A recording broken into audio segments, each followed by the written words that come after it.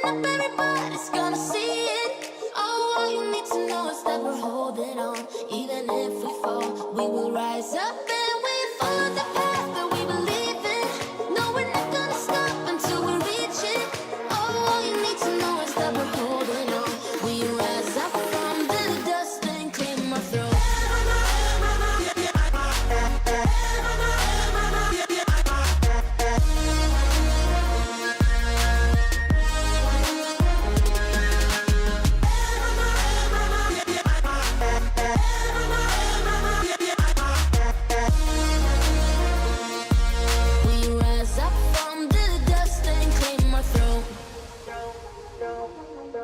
We all have our reasons why we are on this track.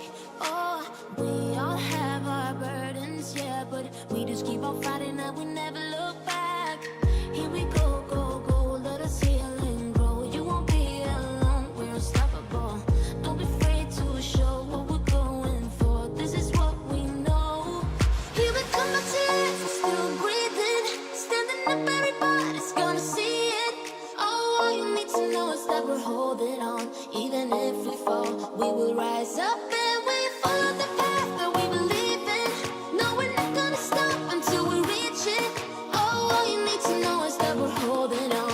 We rise up from the dust and clear my throat.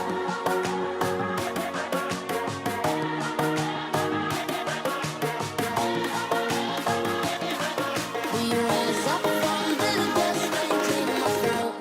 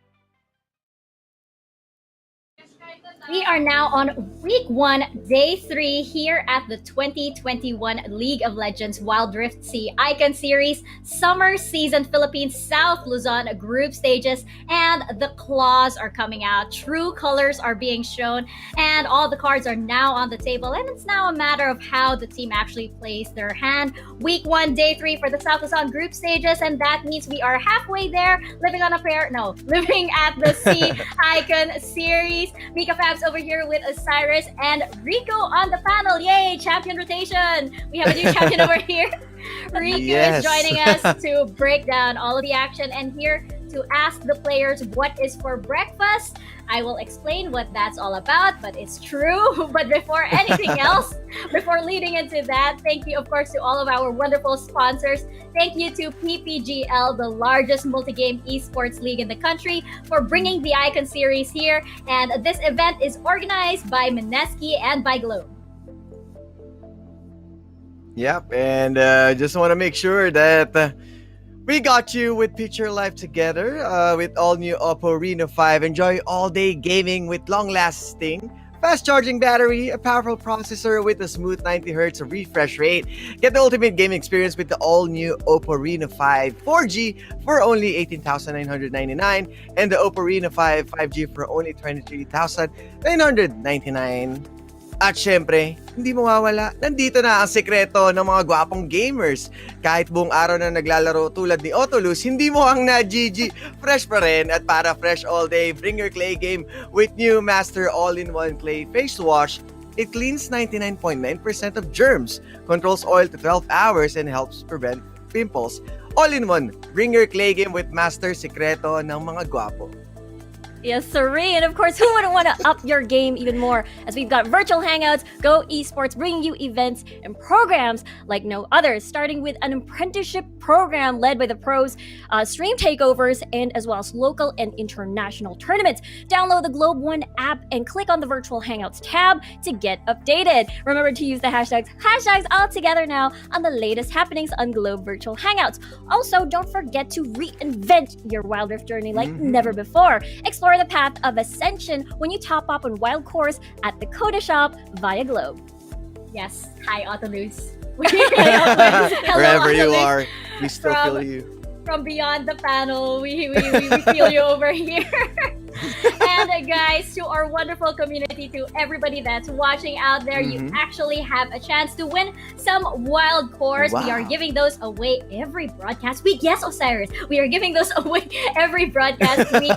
You might have a chance to win 1,650 wild cores simply by watching the Sea Icon Series PH live stream. That is our major prize, and we actually have 10 winners for that. All you have to do is like and follow the PPGL Facebook page. Post a photo of yourself while virtually hanging out with PPGL, all of us over here, while watching the Wild Rift Sea Icon Series PH Summer Season. Make sure the post is public with the official hashtags, hashtag Sea Icon Series, hashtag SISPH, that's SISPH, hashtag PPGL Wild Rift, and hashtag all together now. We'll be announcing 10 winners later today, so just hope that your names are on there because this is 1,650 wild cores. And we actually have our daily winners as well of 380 wild cores. Isn't that right, Osai? Yes, of course. All you have to do is like and follow Oppo Philippines Facebook page. Like and share the stream with the caption of the team you're rooting for. So you know, guys, we're on South Luzon. Drop your prediction, your supporting team, and make sure the post is public and with the hashtags. Hashtag Oppo Game On, hashtag Oppo Reno 5, hashtag Picture Life Together, hashtag Oppo A94, and hashtag Live Life at Full Speed. Four winners will be announced each day, and once the winners are announced, feel free to message the PPGL Facebook page to know how to claim it. The giveaway is only applicable to Facebook, but we are live to different platforms if you wanted to watch also YouTube, TikTok, and Twitch. So stay right there. That's right. But of course, this giveaway is only on Facebook. So just in case you're watching in other platforms, just head on over to Facebook really, really quickly. Just do the whole like and follow and tag and use all of the hashtags and all. And then just hop back onto your platform of choice. So convenient. We have so many platforms to watch from. Yeah. And yes, speaking of which, we had quite an exciting day yesterday. I do believe there's a lot to talk about over here. Riku, I know you were behind the caster's desk yesterday. Can we even call it a desk at this point? Caster's desk? I'm not. desk, I'm panelist not. desk. Mhm. I'm not really sure how to call it in this virtual setup, but I actually want to know your thoughts on all of the series that went down yesterday and what this could possibly mean for our matches today, and checking out the series highlights as well while discussing this. What were your thoughts? I think it's a really good indicator again on what transpired in day number 2. I remember when we were talking about with co-casters, especially with Kaisaya releasing like her top power rankings, where it's usually just the top 2, Liyab and Omega, but we suddenly see a huge gap between the Omega versus Liyab series. We thought it could go beyond game number 2. It went towards just a very fast 2-0, and it's pure domination from Omega. The biggest question is, will it set the trend for the the next BO2s and the second and third round robin? So who knows? It could still change. Yeah, and you know what? Speaking of 2-0s and everything, we were discussing this yesterday as well. Just saying that it is a 2-0 doesn't exactly tell how close the match actually is. And we've been experiencing a lot of really, really close matches throughout the South Luzon group stages. Down to the millisecond, down to one skill.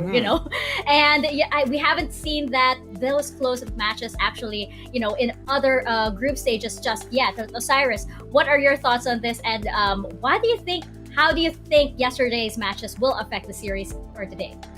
It feels like there are teams that got their own surprise. So they got their own approach, and it puts a lot of identity to those teams, and that changes the pace of the game. Because all you were studying about is from North Luzon, how they play, what are the possible drafting. But right now, there are cards playing right now into the table that kind of opens up the diversion of the champions, and as well as the approach.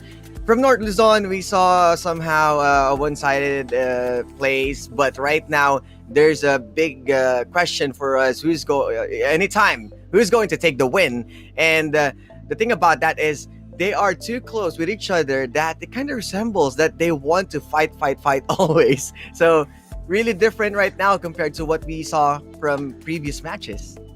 Yeah, definitely. And we've mentioned about there aren't ever any super one-sided matches here at the South Luzon group stages, just because when you look at the post-game charts, you actually see it swinging one way and then swinging the other way, so you really can't tell. And it also means that the teams can't ever drop their guard against each other. There is never a moment wherein a team can just be complacent or hang back. Everybody just kind of has to put their best foot forward every single time. And just to remind, of course, everybody, winning each series, that is 50,000 Globe Cup points at stake. And one Globe Cup point is equivalent to 1 peso. So that is 50,000 pesos. Wow. That is quite a lot. That's just per series. That is per series. So, and checking out the series highlights that we have from yesterday, I want to ask you actually, Riku, I thought that Execration, they actually really impressed me yesterday. It was kind of a different Execration that we saw so far. We'll get more into that a little bit later, of course, them being the first series of the day.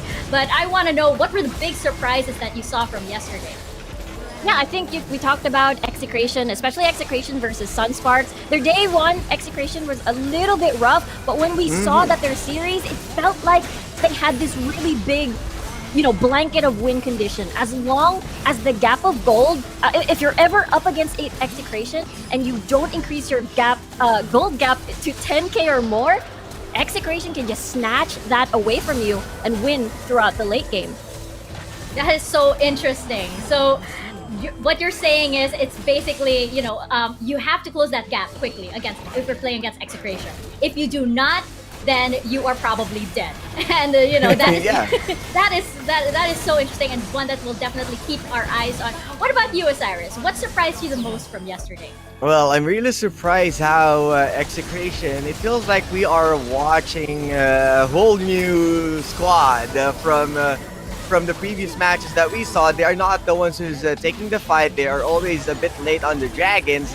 But this time, it's all about going back, fight, fight, fight. That this guy is bringing the war in front of your doors. So you're having a hard time answering them because you already got the gold.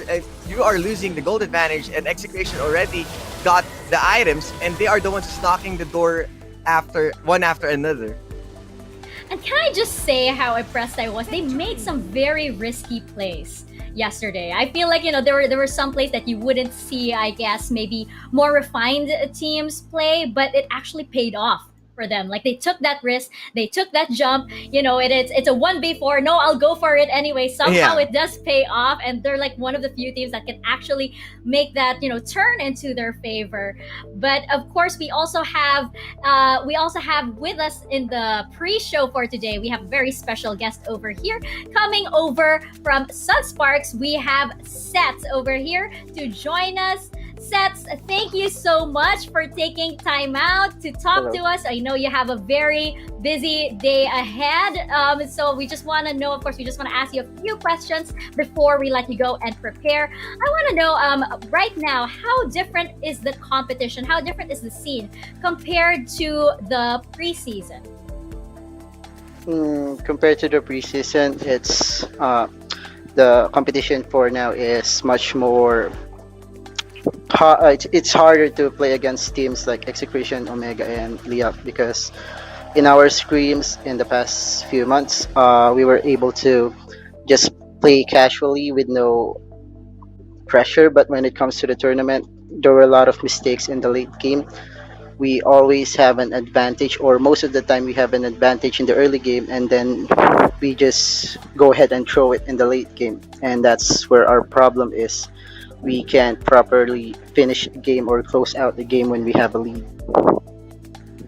But that's really interesting that you guys have now identified the mistake, because it means that now it can be fixed and it can be, of course, remedied. Osiris, what about you? Do you have any questions for Sets over here? Yes, as a captain, who's the secondary, or I mean the primary, of course, and the secondary shot callers, and what do you think what's need to be fixed for you to speed up the process of your scores?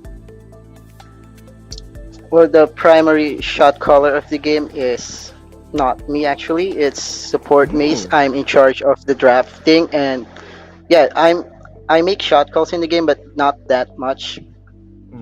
It's just when it comes to calls like Baron or Dragon, I make those calls, or split push. But when it comes to team fights, we usually all five of us get a say in what happens in the fight, what we need to focus on, what we need to prioritize on killing. That's very interesting. Rika, what about you? Do you have any questions for Sets? Oh yeah, that's actually super good. It's like a collective shot calling system. But my question is, yes, you guys are super great during the early stages of the game, even making giving Omega a hard time.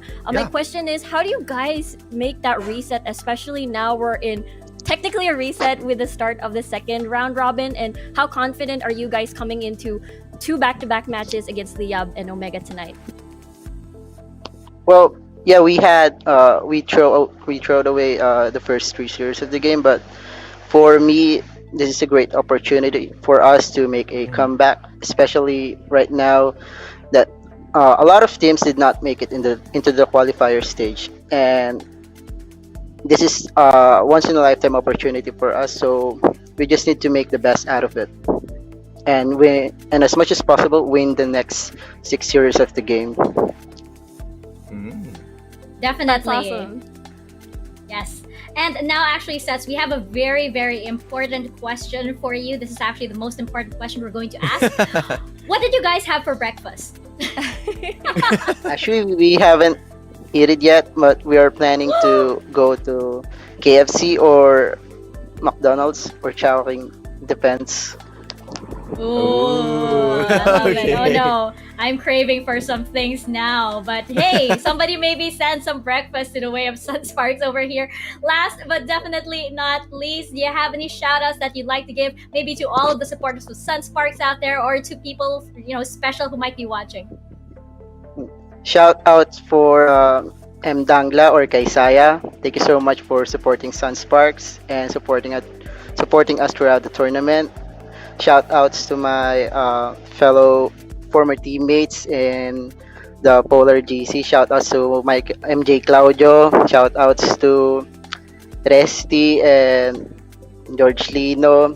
And shout out to our sponsor Lenovo. All right. Thank you so much, Sets. We won't keep you. Don't worry. We know you have a long and, very exciting day ahead. So we will let you get to your preparations and hopefully some breakfast or lunch. It's already afternoon. What time zone are you on, Mika? Well, hopefully you guys get something to eat before going into your series for the day. Thank you so much. Good luck later. And Good luck. Thank you. good luck. Oh, I hope they get some breakfast. I keep saying breakfast. know. It's already like, Breakfast it's or brunch. Wait, is it Well, technically, brunch? it's already snack time, so It's closer to dinner than it is to Brunch breakfast. I'm on a different time zone, you guys. But yeah, I thought it was really interesting that Sets mentioned that they have a collective sort of shot calling. It kind of means like they have all eyes at any one time. They don't need to depend on one person to suddenly make the decision. It kind of shows a lot of flexibility around the team to pull the decision which way depending on what circumstances they find themselves in. Riku, I know Osiris, that was your question that we had, so I thank you so much for that. It kind of gives us a bigger picture of how Sunsparks works as well, and it should be really interesting to see that going into their back-to-back series against Omega and Liyab later on. But let's take a look at the standings so far that we have over here for the South Luzon group stages. Of course, we have Omega Esports so far in first, Liyab Esports in second, Execration in third, and Sunsparks in fourth. Now, this will shuffle around, of course, to going on later into the day and of course going into the second week. But just a reminder for you guys, we do only take the top two. Only the top two will be advancing over into the playoffs, which will be happening a couple of months from now, I believe, set for early June. So stay tuned for that, and hopefully we will see Sunsparks finally get that elusive win for today. But just checking out our overall standings over here. Of course, you guys know what went down over at North Luzon. We had Team Secret and Next Play Esports come out on top. And so far here at South Luzon, it looks like Omega Esports and Liyab Esports are the teams to beat. Execration and Sunsparks, though, really bringing those games so close. And as we mentioned earlier, it comes down to, one skill. It comes down to, 1 millisecond. It comes down to one step even of the champions in game, just because the games are so close, and, the teams cannot be complacent at any 1 second, just because, these teams are really amazing and just really know the game inside and out and are just on a whole other level. And you know what? We do have, of course, this is I know it can get very complicated just looking at the overall system of the Icon series over here. But just so you guys know, each series win has 50,000 Globe Cup points at stake. And 1 Globe Cup point is equivalent to 1 peso. So that means that we have 50,000 pesos at stake for each series. That's each series. So that's 150,000 at stake every single day since we have 3 series. And as it shows on your screens, Omega Esports currently have 150,000 Globe Cup points. Liyab Esports with 100,000 Globe Cup points. Execration with 50,000 Globe Cup points. And Sunsparks yet to get on the board, but we're hoping that will change within the next few days. And you know what? I do believe that the prize pool that we have over here at the Icon Series Philippines is actually one of the biggest that I've seen so far for each season. For the summer season, we actually have a prize pool of 5 million, and going into the fall season much later on in the year, we have 5 million as well, with a total of 10 million. And as I mentioned, I know this can get a little bit complicated, so actually, why don't you guys check out this video to see the whole thing as explained very succinctly by Globe.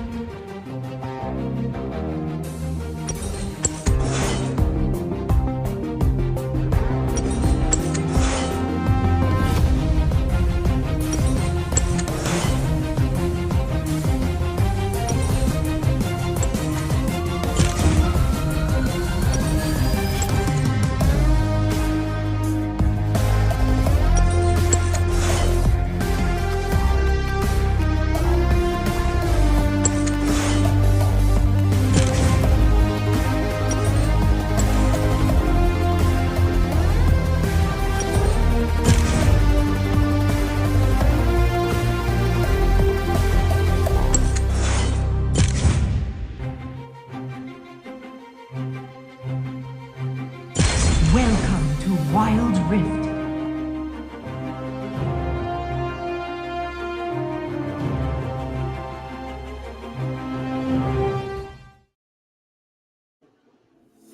Take a chance at glory indeed. So many teams taking their chances at glory. And by the way, I do believe that the Visayas and Mindanao qualifiers are ongoing. So good luck to all of the Yes. teams participating. Then we will actually see you very, very soon. And we're so excited for that. But in the meantime, of course, we are going into our first series of the day. It will be Execration versus Omega Esports. And you know what? As I mentioned earlier, I think we saw a really different Execration yesterday in a good way, by the way. We were all really, really impressed. So this should be really, really exciting to see. Checking out the schedule that we have so far. Omega Esports versus Execration up first. Then we have Sunsparks versus Liyab Esports. And then last but definitely not least, Omega Esports versus Sunsparks. It's quite a big day for Sunsparks. So I'm really glad we got to talk to Sets earlier and see the way the team ticks and the way the team, goes through all of these clashes and all of these games, just so that we can get a better, sort of like bird's eye view into their mindset. And, we are hoping definitely the best for Sunsparks over here, but Liyab Esports and Omega Esports, they are really looking like the teams to beat over here. And, going back into our first series of the day, Execration versus Omega. You know what? Execration, I believe they were one of the few teams here in the South Luzon group stages that were able to take the game off of Omega. Correct me if I'm wrong. I believe on day one they were able to take one game off of Omega, and I think that is definitely a big deal. And but Omega though, they are looking like the team to beat so far here at the South Luzon group stages. And Riku, I will start with you as we check out the lineup of Omega Esports, just because Osiris is here all the time. Osiris is here all the Go time. ahead. So I'll start with Riku, just checking out the lineup for Omega Esports. Riku, what do you think is the the key to their success, or sort of like their secret sauce? I think their secret sauce is not giving the enemy team to breathe. Like some of the teams in South Luzon, okay, they're like waiting for the late game power spike, waiting for the mid game power spike. But this team, Omega, they do not allow time to breathe. If they get a lead, an early game lead, they look to balloon that up and just finish the game with very methodical. It was very methodical, very clean, very patient. So I think that is the strength of Omega. No, nothing extra, but just enough to win the game. That's really interesting. So it's sort of like a chokehold, I guess, on all parts, whether it's early game, mid game, or late game. They're kind of like cutting you off at the source, which I think makes them incredibly dangerous as well. Osiris, what about you? What do you think is their secret sauce? Well, secret sauce right now is Omega knows how to fight whenever there's a big objective. They don't back down. There is no lates, no delays. Yes, they might be on the back foot, but it was again impressive, proving that he's one of the jungle that you need to take note of. Yes, and speaking of impressive, by the way, he is our solo player highlight for the day. And you know what? This guy just stealing barons and dragons left and right. And I think I said this, yesterday. We know the mother of dragons. Can Impressive be the father of dragons at this point with how many times he has been stealing, these objectives. Rigu, what are your thoughts on Impressive?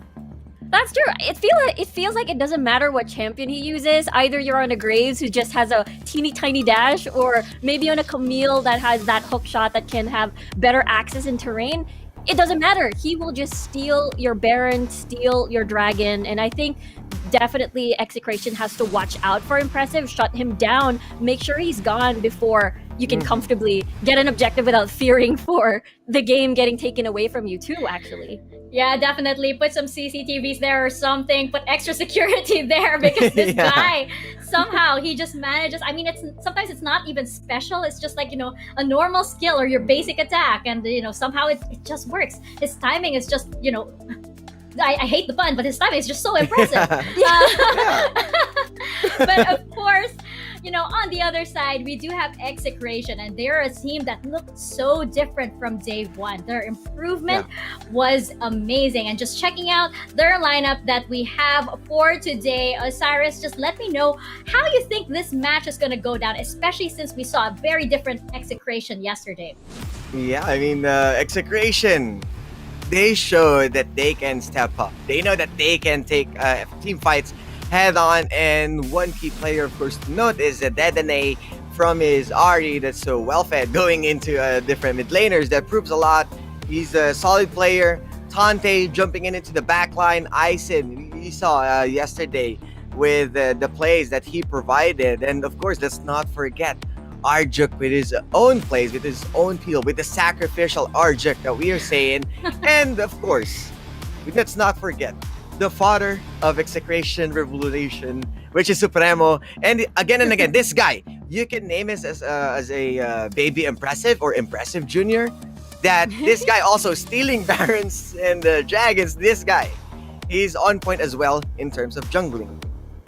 Execration, the revolutionaries over here. And I do love that, we did ask Eisen, I believe, yesterday. Arjuk was the sacrificial lamb. That seems to have worked, though. The sacrifice seems to have worked, and Execration seems to be online. And actually, just checking out, as Osiris mentioned, the father of the revolutionaries over here, Supremo, in our solo player highlight. Riku, what do you think? I mean, like, we compared him to Impressive a little bit earlier. How do you think he stands up to Impressive? They do have similar champion pools. I mean, you've got the Camille as well on his pool. But I think the biggest difference is, as we can see, the Olaf and as well as the Vi, definitely able to, synergize with these are champions that will rely heavily with your team. So I think that is the biggest difference. And Impressive likes to go solo. He's the one split pushing. So I think that is the contrast between these two junglers. Very interesting. Very interesting. Are they actually better together, or can Impressive actually handle it all on his own? We're gonna see the answer to that in this series. But another key player clash that we have to look out for is our Globe key player clash, which will be, I believe, between JLC and Tante over here. Osiris, how do you think this matchup is gonna go down? Yes, I mean, Tante, we saw the Akali popping off, wanted to focus onto the back line, but JLC, this guy is the, what we call Mr. Consistent right there. There's a big reason why there are teams who's favoring the Garen, and we may not be seeing a lot of a big plays or flashy Baron laners from South Luzon, but JLC, this guy's the one who's bringing in the tanks, zoning 5-man, just making sure that the objective is safe, while Tante is the one who's executing the backlines. And there's the difference. You can see the damage per minute, the damage percentage, which is mostly favoring the Tante, but you have the kill participation from JLC and KDA for the reason that this guy is tanking a lot. He's joining the fights. He's trying to peel for everyone. Yeah, and I like how you mentioned that we don't have a lot of flashy Baron plays, in the South Luzon group stages, but we're seeing, a lot of sort of like bodyguard plays. Yeah. We're seeing, the 1v4s, even the 1v5s sometimes coming in from these Baron laners, which is also a treat to watch. Now comes our least favorite part before we jump into the series. This has been so... I swear it's like getting more and more difficult as the days go by. But Osiris, Execration versus Omega, which way do you think it's gonna go?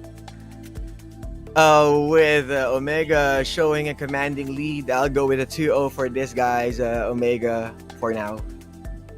Interesting. Riku, what about you? Well, Execration really did show promise last night. It is definitely a newborn Execration. So I'm gonna say 2-1 Omega. I will also agree with Riku. I do think that Execration is going to get one game off of Omega, but in the end, I do believe that Omega Esports will prevail. But let's see, getting into our first series of the day, Execration versus Omega Esports casters. Let's jump into the rift. Thank you very much, panelists, Des, for that incredible opening today, kicking off the Wild Rift Sea Icon Series Philippines Summer Season South Luzon Group Stage Week 1, Day 3. I'm Infinity, this is Kaisaya, and we are moments away from Game 1 of Execration versus Omega Esports, in which I hope comes to 3 games to determine if this will be the revenge game of Execration, if they could bring down the undefeated team Omega Esports. Yes, could this be the revenge? That is the question we have yet to find out. Our panelists have mentioned what their predictions are already. Infinity, I'm gonna be the first one to pass the ball to you, I guess. Yeah, for my prediction, I think it's going to straight to game 3, and I do agree with Mika Fabs and Rico from the panelist desk. It's gonna go 2-1 in favor of Mega Esports.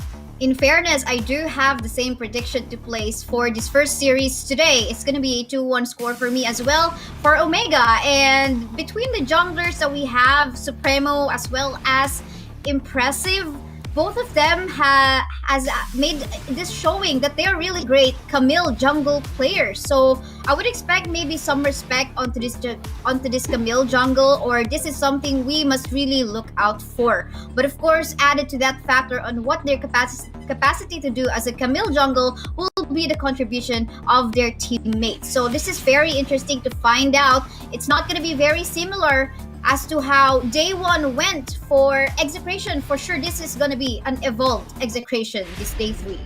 And now, with everything already set and fab for Omega Esports and Execration, we're now diving into the draft and all eyes on set, because this is going to be very interesting. This is going to be the beginning of this series. Lee Sin going to be the priority ban on Omega Esports, and Ziggs now being hovered here for Execration. Yes, indeed. That is still a respect onto the Lee Sin of Supremo. Just how we know him, really, really great in making use of that as well as the Camille. Now, the question in here is it going to be a Camille ban next for Execration, or will they let that slide onto the hands of Omega? Because if that is the case, then we know that the Kaisa will be open as well. But no, they're gonna leave it open just like that. Akali, Braum, we know Oppressive, very impressive player when it comes to a Camille, and there is a potential to be picked up. And Omega Esports is now hovering into it, and we may expect it into the Baron lane or even the jungle at this point being used by Impressive. But at the same time, a Gragas is going to be open, a counter pick onto the Camille. They could match it up into the Baron lane, and Execration also has the opportunity to go for Kaisa if they want to punish against Omega Esports. But I also have this feeling that this is not gonna be a Camille in the Baron lane, but instead it is most likely going onto the hands of the jungle of Impressive. But at the same time, I do agree in terms of team fights, this Gragas can be a great counter up against the Camille, just displacing all the opponents and not allowing the Camille to go for a proper Hextech ultimatum onto a particular target. But the Diana in here actually has having this great amount of bans for the past 2 days of the Icon series for South Luzon is going to be picked by Execration, and they have a lot of steals in here. The Garen is going to be secured by Execration this time. Yes, the Garen was brought up by the side of Execration, but Omega Esports now has locked into Galio. Galio could go anywhere, mid, support, Baron, but Lux now being hovered here from Omega Esports. Galio is now speaking to me that this is going into the mid lane, but Fiora is now coming through as well, a potential to go for the 1-1-2-1. I just noticed in here the Saya has been placed once more, as well as the Galio, both of which having a super low win rate so far for the South Luzon group stage. But it doesn't matter, still will boil down onto the execution, as yesterday Omega Esports proved that maybe Galio still can win into the proper hands, just like how they showed it from yesterday. But this is the first time, I guess, that we see both the Camille and the Fiora gonna be in the same composition. The lover duo. We have Sai and Rakan coming in for the side of Execration. This is gonna be very interesting, but I like it because this duo is gonna be strong when it comes to early game. I think they really want to match it up against the Kaisa and Lux when it comes to their early game clear of waves, right? So I think this is gonna be very interesting. They have their pros and cons, but Execration, I think, when it comes to the early game, has the advantage of getting that grand entrance inside follow through with the roots and potential to punish a Kaisa, because Kaisa is not that strong at level 1, level 2, level 3. He needs a BF sword, he needs that Acacian Rain upgraded ASAP. So I think that is where Execration is looking forward into to try and counteract Omega Esports when it comes to the game number 1. Yes, and let's see how fast they can do that as well. I might see in here a potential 3 to 4 man gang going towards the bottom lane part of the map of Omega Esports just to go for an early shot down onto the Kaisa. But one thing we can take note as well onto the playstyle of Omega Esports is that they usually go for a 1-to-1 setup when there is a utility support onto their hands. Maybe this is something that we can see as well, but not too sure because the Galio, not too sure if gonna be that viable alone in the bot side part of the map. But yes, very interesting. We'll see how this one goes. Yeah, I mean, they have a lot of champions that they could utilize. Flex champions to be more specific. A Galio can be brought into the mid lane, can be brought into the dragon lane if they prefer to go for the 1-1-2-1 setup. So I think, Kaisaya, you're truly correct, and I do agree with that statement. And having that Kaisa and having that Lux as well, you have the potential to go for an easy clear wave when it comes to the mid lane. And afterwards, you can now position yourself into the dragon lane later in the game, into the 4-minute mark, into the 5-minute mark, to try and set up onto the first objective, into the first dragon. Now, for the side of Execration, I like what it's looking like right now. Because you have the Diana, and they showed up before when it comes to a Bruiser Diana. It's sort of a tank, it's sort of a damage dealer that was brought in for a hybrid. So I think Diana will be set to try and punish a Lux, try to punish a Kaisa, and in the end, try to get the pickoffs so that they can get whichever member advantage that they could have when it comes to the 5v5. I think these are some of the expectations that we have for these two teams. And Kaisaya, I want to ask you about the mid lane though. Who do you think is going to the mid lane if ever Omega Esports is going in for the typical type of playstyle? Yeah, so that's the Galio as well as the Diana. We definitely can see in here an upper advantage somehow in terms of clearing the minion waves in the early stage of the game for the Diana. But this Galio must wait for his power spike and just rely on to his first ability to, just poke out either the champion Diana or whoever will go onto him, or the minion waves. Only then, when he gets his power spike, especially his ultimate becoming available, then he can assist into the ganks. And yes, into the late game, however, I'm seeing a balance between the two. I think it will now just boil down onto how they're going to be executing and reserving their ultimates into contributing onto the team fight. So it's going to be very questionable at this moment in time. But in terms of going on a front or a face-to-face team fight, I'm looking into Execration. Looking forward to the team fights rather than the composition of Omega Esports in here, because Omega, they have the capacity to go for split push work as well, other than going for the 4v5 team fights too. Definitely. And I like how you talked about the late game, because you have a lot of counterattacks from these two teams successively against Execration from Omega Esports, and at the same time from Execration against Omega Esports. So it's really a matchup when it comes to their draft. It's a matter of execution. It's a matter of what you want to prioritize when it comes to the in-game. And now we are looking into the game one of the Rift. Omega Esports versus Execration. Yes, indeed. And just like what we talked about in the early stage of the game, the Diana will get an advantage in going for a fast clear. And of course, given that information, an assist can be given onto the other end of the map for the side of Execration, especially if you talk about contesting an early dragon objective. I think a dragon objective is going to be very interesting, right? Because Execration has a grand entrance, Supremo has the explosive cast, Dedenne already has the ultimate as well, assuming that he goes level 5 in the 4-minute mark, which would probably happen. So there are a lot of CCs coming in for the side of Execration, and at the same time, you also have Arise with the ultimate that could have that big AoE CC potential in terms of a team fight. And I think this is favorable for Execration when it comes to the 4-minute mark, when it comes to the all-in. All ultimates gonna be used up, and I think they will have the advantage, while Omega Esports only can utilize how impressive an Arise can move on. But we had first blood from Omega Esports getting the kill onto Arjo. Yeah, that is so true.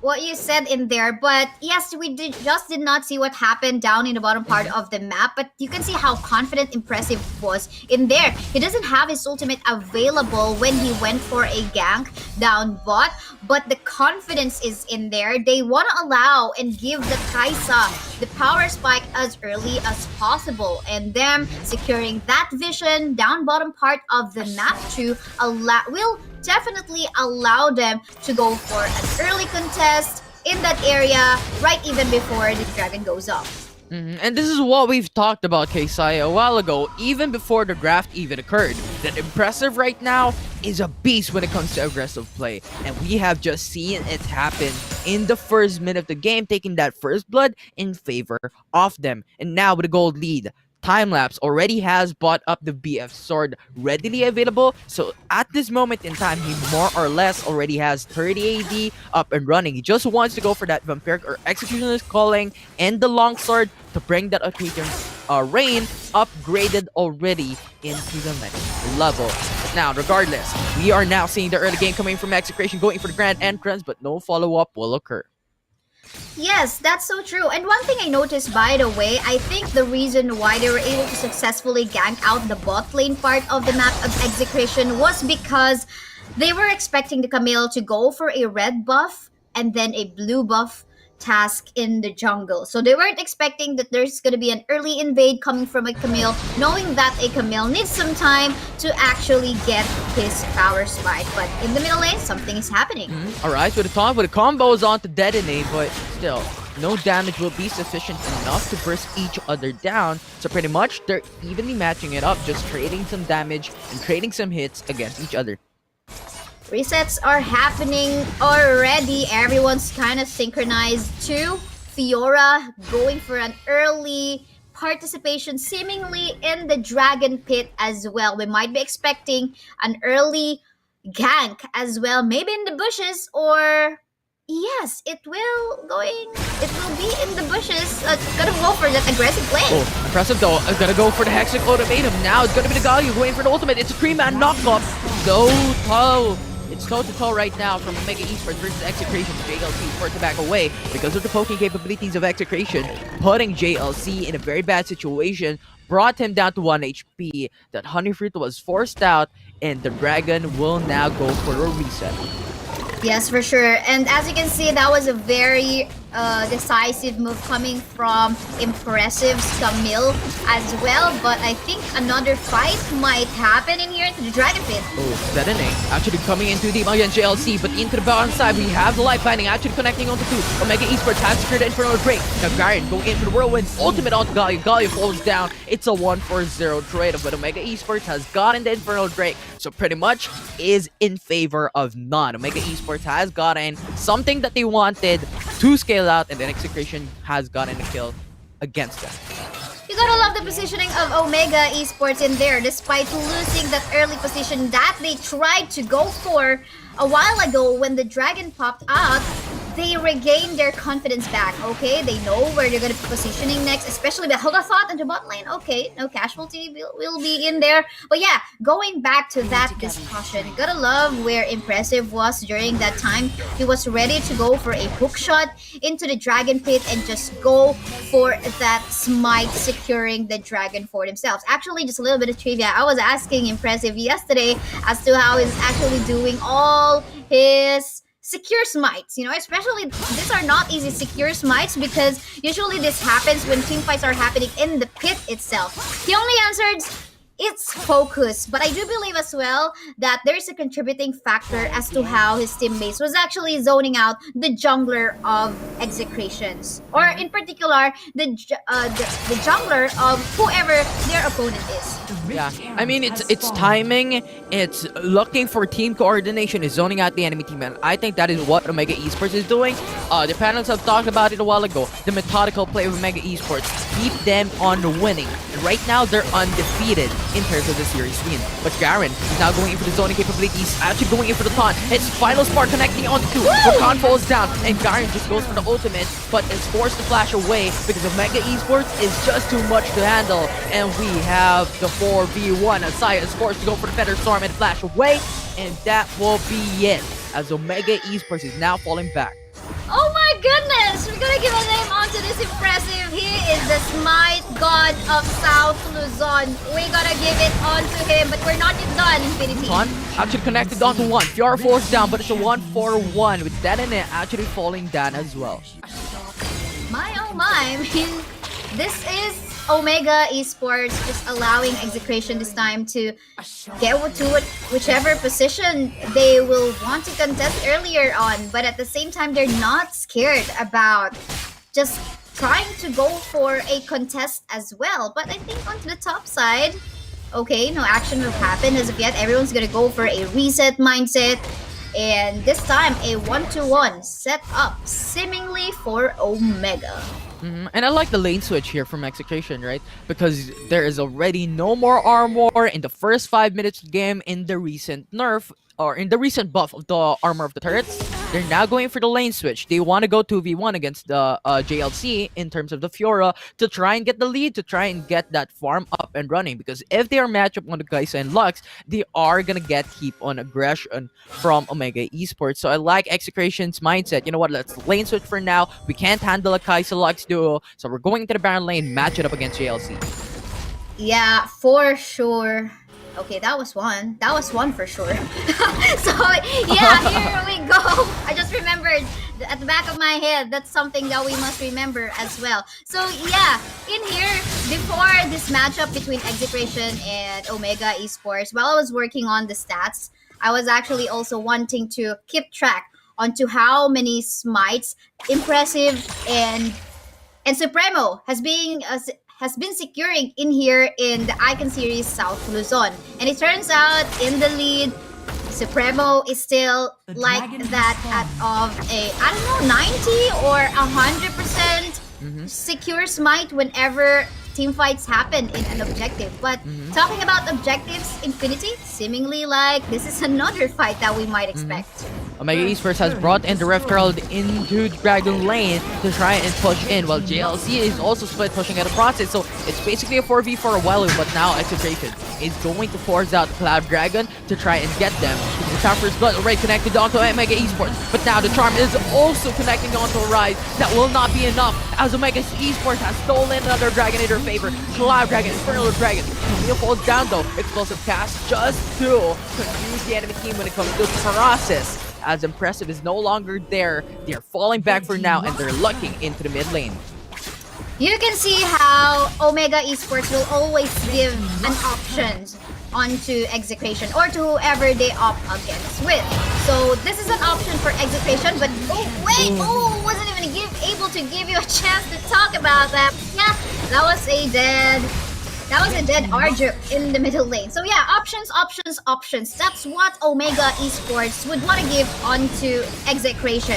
So are you going to be contesting this dragon, or are you going to be defending the middle lane or the top side? You see, those are three options that Execration can choose from. But in the end, they were only able to contest that dragon, which in turn was also able to be stolen by the Kaisa. It's a Smite Wars, and Omega Esports is winning that sort of war in-game against Supremo on this one. So Impressive, really good job when it comes to securing those objectives. But now, let's look on how Impressive is actually gonna act up against 3 members of Execration in the top lane, just hovering all around if ever a fight occurs. But they're opting to back away. They're respecting Omega Esports in terms of their lead, because as you've seen, we have Leandros already for Galio, Trinity Force, and Black Cleaver already for Fiora. Pretty much, they're stacked up in terms of items. That is so true. And in here, we can see the map is turning blue. And I think this is the second game wherein Omega Esports showing on to us that they do not have any turrets down as of yet at this past 10-minute game time. And that is truly impressive. Just like the name of this Camille, Impressive, that is currently going for the Baron Taker. Supremo was not there. They're at the massive lead when it comes to gold, and they have the information into enemy jungle camps. So they were taking that Baron Nashor easy peasy. And at the same time, Execration did not have any information onto the Baron split. So Omega Esports took that for a win, and the Baron Nashor is in their favor, and they're looking for the pressure. pressure indeed. Because pressure and balance of minion waves will allow Omega Esports to keep their lead. And look at how they're still respecting Execration in this one. They are not going for overextensions, they are not going for throws. They just keep on going for their discipline and maintaining that as well. Mm-hmm. I like JLC. You know what? The Scryer's Bloom was popped in by Tante to go into the jungle, and that gave the information from Fiora that there is a person there. So he went back up a bit, tried to see what's happening in the map, to then go for the tower push. And now he's going onto it while Camille split pushes into the Baron lane once again. So another tier 2 turret down for the grab for Execration, and they have to defend the inhibitor turret that is now being brought down in the mid lane. Omega Esports with the pressure all in around. It's gonna be the final spark, producing a lot of damage against the enemy team. Grand entrance with a charm will not connect to anyone, and once again Omega Esports is gonna be safe. Too hard, but Hextech Ultimatum onto Kaisa, and Saya is just there, locked into the ground. What are you gonna do? And you are going to back away as Omega Esports has taken all inhibitor turrets away from Execration. My oh my! If they end this before 15-minute mark, then this is the third game of Omega Esports wherein they managed to already take down all of the inhibitor turrets of their opponent. Tip that to your records. Omega Esports, the most disciplined, most consistent team so far here in the South Luzon group stage. And of course, they are included with that Camille jungle onto Impressive being our Smite God. The Smite God indeed. And speaking of Smite, another objective has now brought into the map. The Mountain Drake is going to be available for anyone to take. And yes, this is not something that is high priority onto the list, but still gives you shield and sustainability when it comes to the 5v5. And I'm thinking, Omega Esports, you're wanting to get this. It gives you extra gold. It gives you extra permanent buffs. When it comes to the long run, it will still help. And Omega Esports is doing the right thing. They're going for the Mountain Drake. They're not overextending, while JLC is just confusing the enemy team on where Omega Esports might be. Yeah, and they starved out the members of Execration with vision. If you take a look at how the thought more fight is happening. Oh, Hextech Ultimatum actually going for the knockback against the enemy team, but Impressive going for the charm, not going to be enough as Rakan falls down. It's now going to be the 5v4 as Arjuk is not going to be available in the fight. It's Impressive, going to be pinned down by the enemy team, but not for long as the J is now going to be popped in. And a golden for the Yana, as Yana will now fall down, and Cheryl will get sustainability up and running with the heals. And now the Nexus, half HP, make it a 0 HP because Omega Esports is gonna take it home for the game 1, and they're gonna bring the advantage for Omega Esports. And we were talking about, okay, if this is another game that Omega Esports did manage to end up just before 15-minute game time, we can even call them the gods in being consistent. And of course, again, this is the third time that they have proved themselves correct and worthy of being in the top position in the power rankings for our team. They're staying undefeated. And Execration, you have the opportunity to change that history and make it happen. But now, Omega Esports, let's talk about what happened from game number 1. Slowly but surely, Execration got the lead when it comes to the first few minutes. But Omega Esports, they got it through and through. They skyrocketed when it comes to gold, when it comes to XP. And I think this is the reason wherein Impressive just went in for the early game, punished the ADC, and punished the support and the Dragon lane to be more specific. And Ison was not comfortable in terms of farming when it comes to the early game, just because of the amount of pressure that all adds up with stronger and time-lapse as there as well. The light binding is just so massive, and Omega Esports with the early lead, they brought in those objectives and won them the late game. Yeah, for sure. Here we go with Impressive again, just going for the decisive move. Seemingly he's telling us that, okay, you want to show up, this is going to be a Camille. Who's got the better Camille in the jungle? I think that's something that is also being said onto Supremo. And by the way, I think this is the first time that we see Supremo in a Gragas jungle, and it was I feel like it's kind of a forced Gragas in the jungle, because maybe they assumed that, okay, would it be a Camille in the Baron lane? But unfortunately, they had to go for that Gragas in the jungle. We're not saying that, of course, Supremo not really being able to use that Gragas in the jungle, but we don't usually see him make use of that, even in his own streams, even in other tournaments, or in other tournaments as well. So this is a very interesting draft that has happened for the first game between Execration as well as Omega. Now I'm curious, by game 2, will there be a Camille ban? You gotta respect being just impressive in his smite fights as well. That is indeed gonna be the question here, but I think Omega Esports is gonna ban out the Camille instead, considering that Execration will now go in to the blue side selection. They are gonna be the first pick here onto game number 2, while Omega Esports is gonna have that first 2 picks because of the red side selection. And now Execration has more of the creativity in terms of the banning phase, because they have the priority in terms of picks. But now, let's look at Oppo Reno 5 play the game on what just happened from game 1. Yes, indeed. In here, we can see in the maps, there will always be options. Just like what we mentioned a while ago, there is this idea coming from Omega that they're gonna starve their opponents out. And all the minion waves will always be balanced, and it's like, give them something unexpected. That was unexpected, the early gank coming from a Camille, because again, what you usually do for a Camille, you go for the 2 buffs first before you even go for a gank, because you usually would want a Camille having his Hextech ultimatum already available before anything else. And I guess that is what led Omega Esports into getting this game. Master of the match, it's going to be Stronger with the Lux as the support.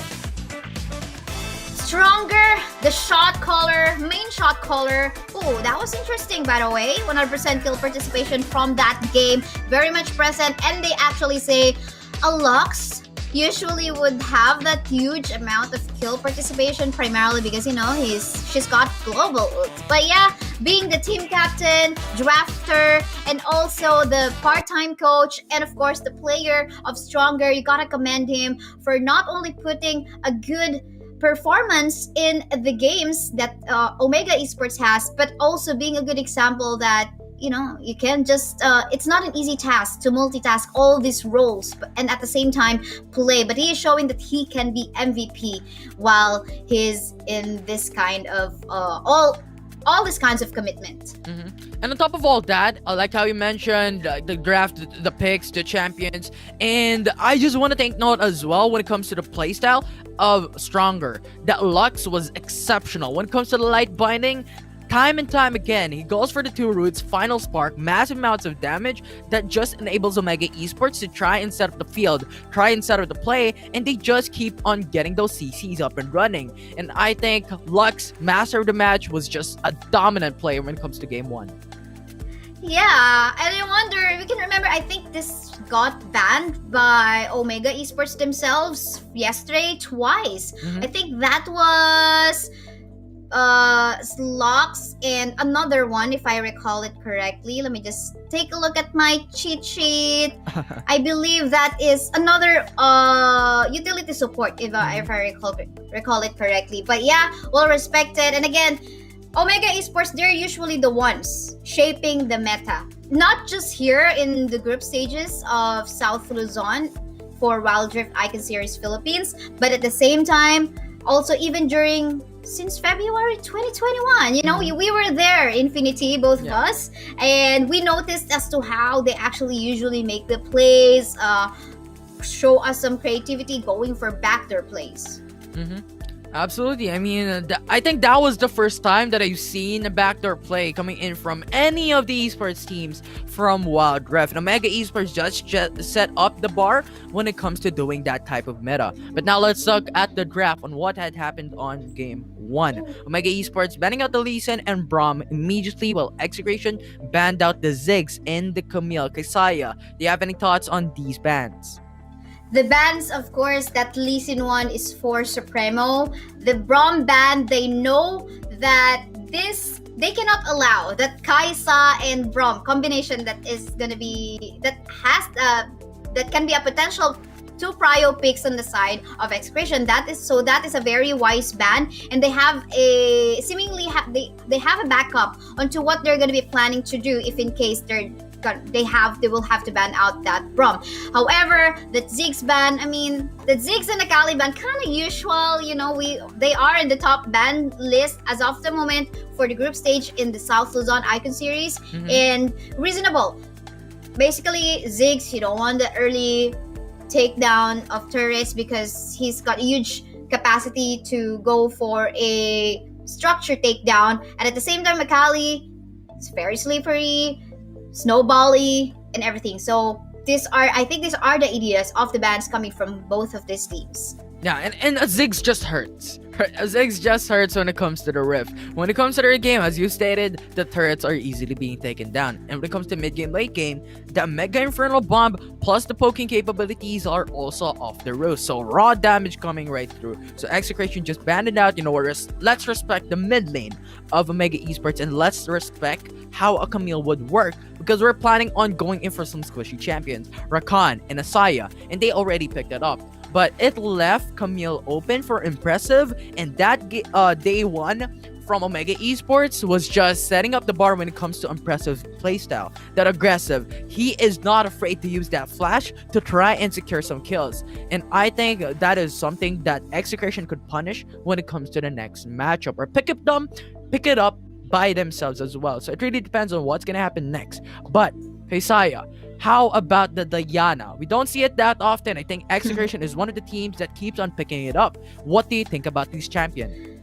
Very situational. Like that of the Katarina, seems like a space must be properly created in order for her to utilize her ultimate and at the same time find a better place into going on to team fights. So Diana in here, I think the reason why she wasn't able to find that space for him to go for a proper ultimate onto team fights, then again, because the setter is kind of lacking. Yes, there is the Rakan who can go for a grand entrance, but usually the Rakan can just get caught off guard by the light binding or maybe even the Hextech ultimatum, and then you have no way to go out, and that was it. So I think that was lacking in terms of the drafting here. No one is able to create an opportunity for the Diana to go for that one. And I guess that problem in the middle lane, not really in the middle lane, but I guess the early snowball of the Kaisa too, because of the Camille gank that started from the bottom lane part of the map.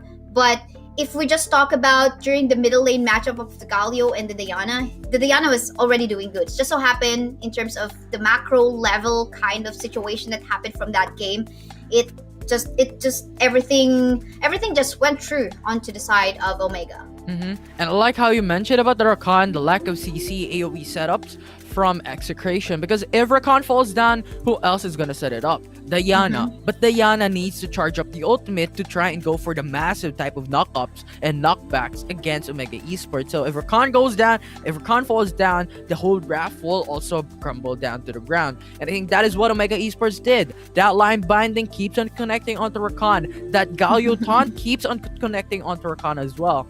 And that latter part of the matchup wherein Rakan was defending into the mid side, grand entrance, Kaisa just went in for the micro play, the mechanical play. He just stepped out a bit, missed out grand entrance, and Galio just went through with a taunt, goes for the knockback rather, and Kaisa just went in for a Kaiten Rain, and raw damage just brought him down. And after that, there was no follow-up after, because they are lacking AoE CC setups.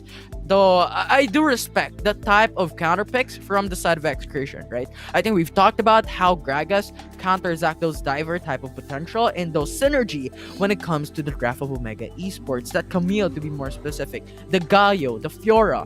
But I think Gragas, when it comes to the explosive cast from earlier, I think there was no follow-up to follow through in terms of the setup, the try and disruption that Gragas did when it comes to the 5v5. And I think they could adjust that later on for the game number 2 to try and go for a Gragas explosive cast, try to isolate one, get that kill, then move on to the next. Yeah, I also think that because Supremo isn't that used to making use of a Gragas in the jungle, maybe there is just some synergy problem as of yet as to when they're going to be making use of the explosive gas in such a way it will not affect the initiates that maybe the Garen will do, that maybe the Rakan will do as well. So that is the problem. So you have to be layering all your abilities into the battlefield properly. But Definitely. I mean, that game was sick. So now I'm excited for game number 2. What's gonna happen next? Is it gonna be Execration? Is it gonna be Omega Esports taking it home? It's really gonna be very exciting. What is gonna be the adjustments? What are gonna be the bans, the draft, and what will be the strategy when it comes to in-game? Because impressive in that first minute was just hyper aggressive against the enemy team. Yeah, hyper aggressive because we can remember again, if I recall it correctly, all from my memory, that first gank, which we did not expect from a Camille not having the ultimate available yet, and at the same time when the dragon came out, it was him, a jungler, poking out the opponents of Team Execration, and you usually gotta be careful on that one because you do not want to die when there's an objective that is available. But I guess he was ready because the hook shot was available anyway and his teammates are nearby, so in particular he wasn't really that overextending, but I guess it was kind of a bait and a way for him to scare away the members of Execration. Luckily enough for Execration, they weren't that scared. They were ready to go for a fight as well because that was just early stage game. No dragon has been contested or secured as of yet, so they were ready to answer back. And hyper aggressive, I do feel like Impressive will just continue going on to that kind of play style because he already has this 100% trust onto his teammates. If there is a king of the jungle, there is a titan of the jungle, and I think that is worthy of the title for Omega Esports. Is Impressive because of how he plays out from day one up until today. He is the playmaker, he is the showmaker for the side of Omega Esports. He does so much things to give space for his teammates to go for certain objectives, to go for turrets, to go for team fights. That is actually quite important when you're talking about the mid-game, late-game type of fight. So I think Omega Esports with a Titan in the jungle, this is gonna be very complacent, but they should not be too much complacent when it comes into the Rift because these teams that are fighting is super strong as well. I mean, these are the top 4 of the South Luzon, right? So this is gonna be very exciting, Kaisaya. Game 2, what's gonna happen next? Yeah. A while ago, I was recalling who was that other ban of Omega Esports from yesterday. So it was played up against Liyab Esports, wherein they banned out both the Lulu and the Lux up against them. So that was those were 2 games which they won up against Liyab. So that was a very interesting one because Liyab Esports then tried up that Garen, Kaisa, and Brum combination up against them, and it was Omega Esports showing us how this can be countered. So it's more of like someone actually told me, some coach from Indonesia actually told me that seemingly for Wild Rift, it is more like not really about the draft. It is really more on how you rotate onto the map. And somehow I do agree on that one as well. If we're not going to be including how proficient they are in particular champions. But then again, we saw because Omega Esports demonstrated that to us yesterday when they had to go through the triple combination of Kaisa, Brom, Garen up against Liyab Esports and showing us how to play it with a different set of champions and how you are going to be rotating onto the map. So basically, it's all about rotations, it's all about mechanics in the game and not really more onto the draft. But yeah, the draft could be the face of what potentially might happen. But this is Omega Esports having to prove us if they can be that consistent still here for day 3. And now it's Ziggs. Akali banned out from Execration. Lee Sin and Raven gonna be banned out. I think Omega Esports is now going in for the priority onto the Kaisa because they know if Camille is left open, Execration is gonna be picked out. And Omega Esports with Kaisa available, they're gonna pick it out with the Brom duo. This is very strong when it comes to the duo lane, and Omega Esports is playing mind games against Execration. Mind games, that is the correct term. I would say Infinity because Omega, they are being naughty because sometimes they will allow the Kaisa and Brom to be into the hands of the other teams, but at the same time, sometimes they allow it for themselves, or maybe they will counter it sometimes by not giving one particular champion onto the opponent by securing it for themselves. So there's a lot to think about as to what Omega Esports has in mind in here. Most likely, we can even point it or lead it to an information wherein they're not really that much of relying onto the draft, but they're just working on finding that best champions that can be executed in such a particular way. So now in here, instead of an early secure on the Garen, they would want to go for an early secure on the Jarvan as well as the Diana. And I like the Jarvan 4 pick here. And this is a potential for them to lock into certain champions against Execration. And yes, they're a mobile champion. Corki, Camille. But when Jarvan 4 locks into a champion, this is going to be pretty massive. But Execration, though, is now looking forward into a locks in a Dr. Mundo. And I think this is a Gragas mid lane for their team on game 2. Now, for Omega Esports, the Baron lane is going to be missing, and Garen will be perfect, as we have Enchanter champions for the side of Execration. Whoa, this draft is interesting. Camille looking like going to be in the Baron. Yeah, I was actually thinking, okay, is this going to be a Camille jungle this time? So at least it will still be onto the hands of Supremo. But instead, they want to go tanky, they want to go chunky, and they want to give that opportunity for the Koki to actually go online and just free hit from the back line. Now we talk about the access onto the back line. So for accessing the Kaisa in the back line, what do they have in here on the side of Execration is the Camille. But for the side of Omega Esports, their backline access onto the Koki could be either the Jarvan or the Diana, if they will manage to see him without any bodyguards with him. So both of the teams, we can say that they have backline access for their ADCs in team fights. Definitely, the backline access I think is gonna be very important, because if you remove one of the backline champions, you remove a major part when it comes to damage. For the side of Execration, you want to remove Corki, you want to remove Lux, and if Gragas goes mid lane, this is potentially going to be an AP build Gragas, and Gragas is sort of gonna be squishy when it comes to a 5v5. So if you have access onto that one, you have a lot in line to try and dominate the team fight potential against the enemy team. And at the same time, when you're looking at Omega Esports, Kaisa, I think, is gonna be the key here for the side of Execration. Yes, for sure. And in here, though, we can see the Dr. Mundo. I think this is the first time that Supremo picked up a Dr. Mundo for himself.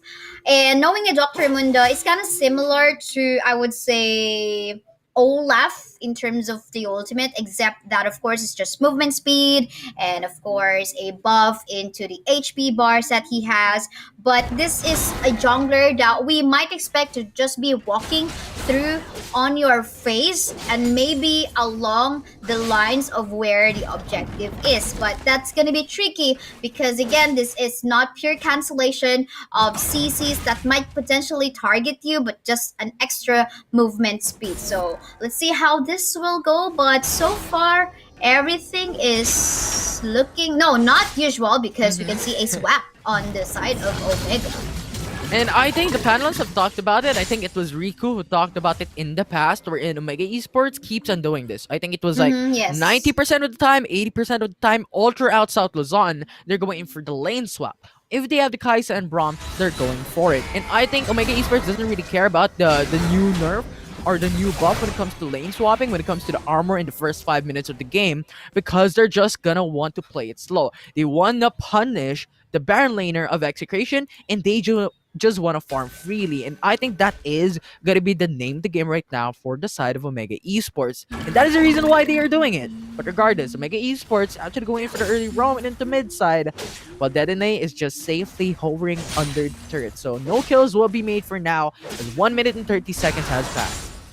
Yeah, looks like the information was transpired by the dual laners in the bot side of Execration that, hey, okay, our opponent here in the bottom lane is no longer present, so please detonate, please take care of yourself in the middle lane. But one thing we can take a notice as of the moment is that the dual lane on the side of Omega Esports, Kaisa and Braum, seems like they are keeping that pressure onto the Camille. Seems like they don't want to let Hante to go online, especially right even before the first objective take.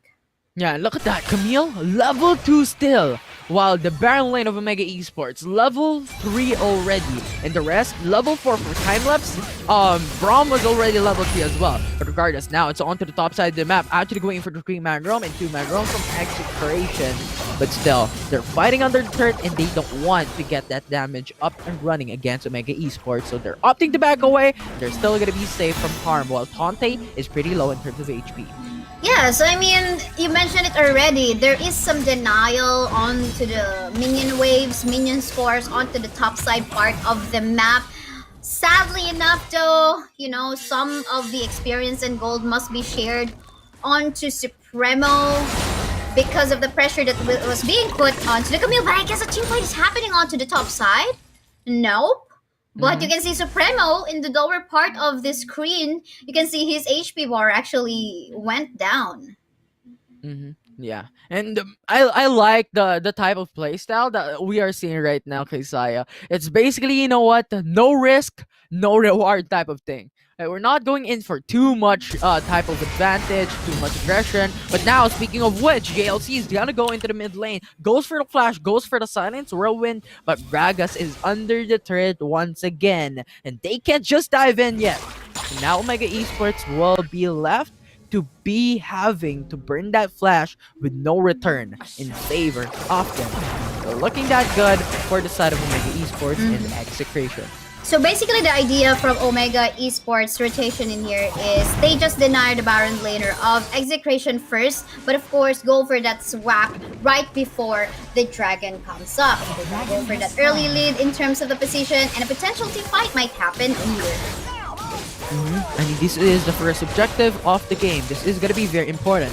But Execration has their sights onto this one, while Omega Esports is going in full force into the map. The dragon, but now it's going to be Kaisa. Diana actually went in for the ultimate, while Execration has stolen the mountain dragon in favor of them. But we have impressive though, going to the backside, killing off Arja. In terms of the support, Blastcone actually just puts in the space nearer against Execration, but Corki will still be safe, and no flash will be burned for the ADC of Execration.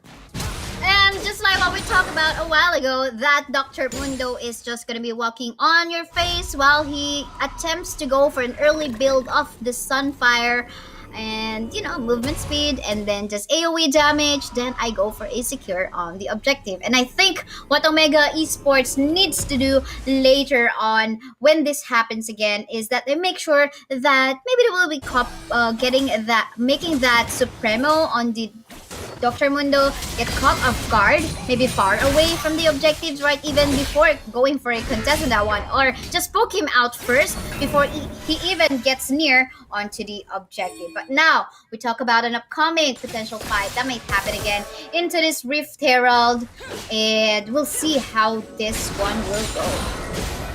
And time to time again, Execration detonate in the mid lane, I think, is just too safe.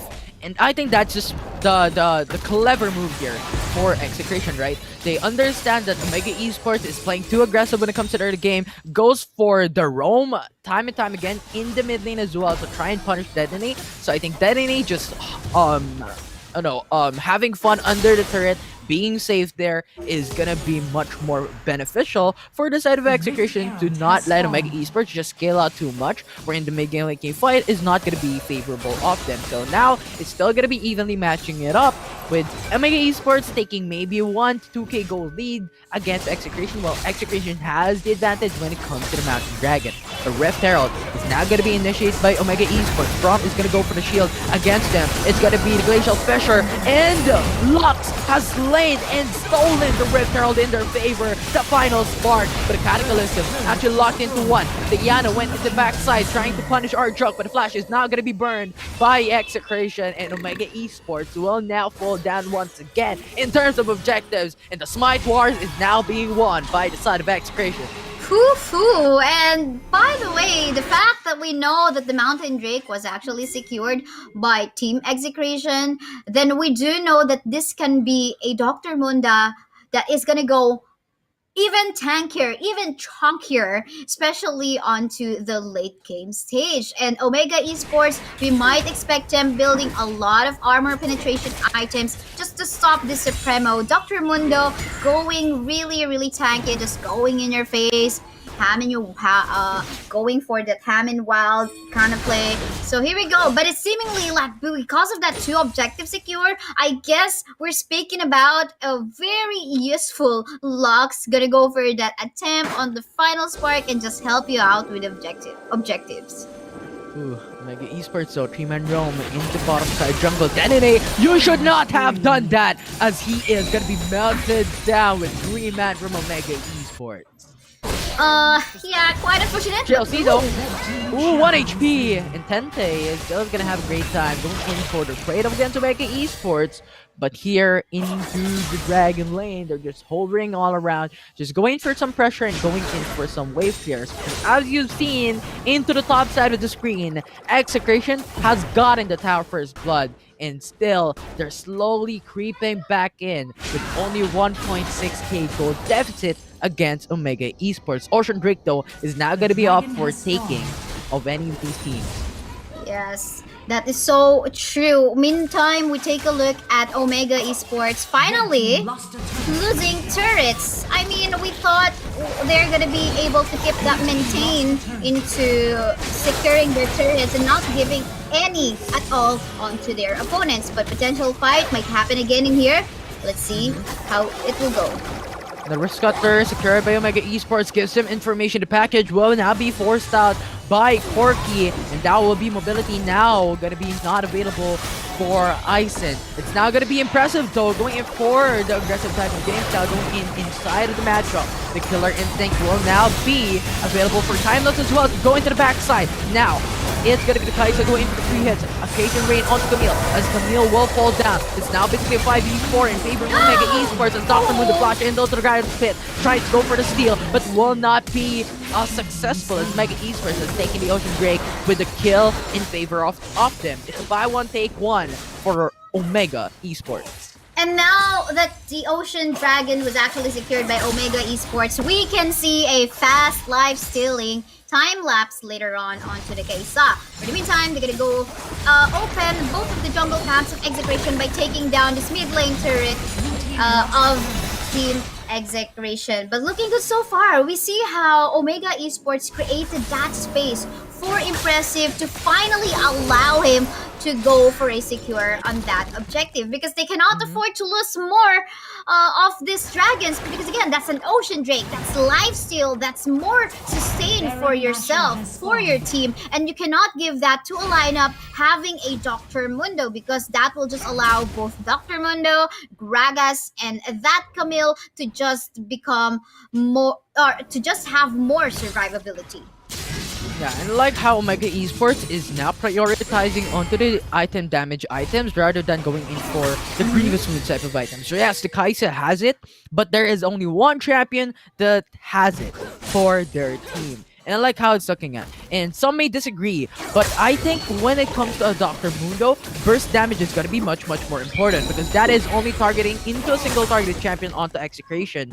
And you can punish it by going full all in when it comes to damage items. And I think Omega Esports is doing just that. But regardless, when it comes to the 10-minute mark previously, I think when Execration got the 2 steals onto the Mountain Dragon and to the Rift Herald, the smart move here from Omega Esports is they make sure they get something in return, and that return is gonna be the kill. And if you're looking at the kill standing, it's a 1-7 in favor of Omega Esports. That just brought up the 5k gold lead for their team as well. So trade-offs is the name of the game for Omega Esports when it comes against Execration. And yes, that's where they are getting their gold lead so far as of the moment, and they can actually even get more because they still have some turrets to take down on the top side part of the map.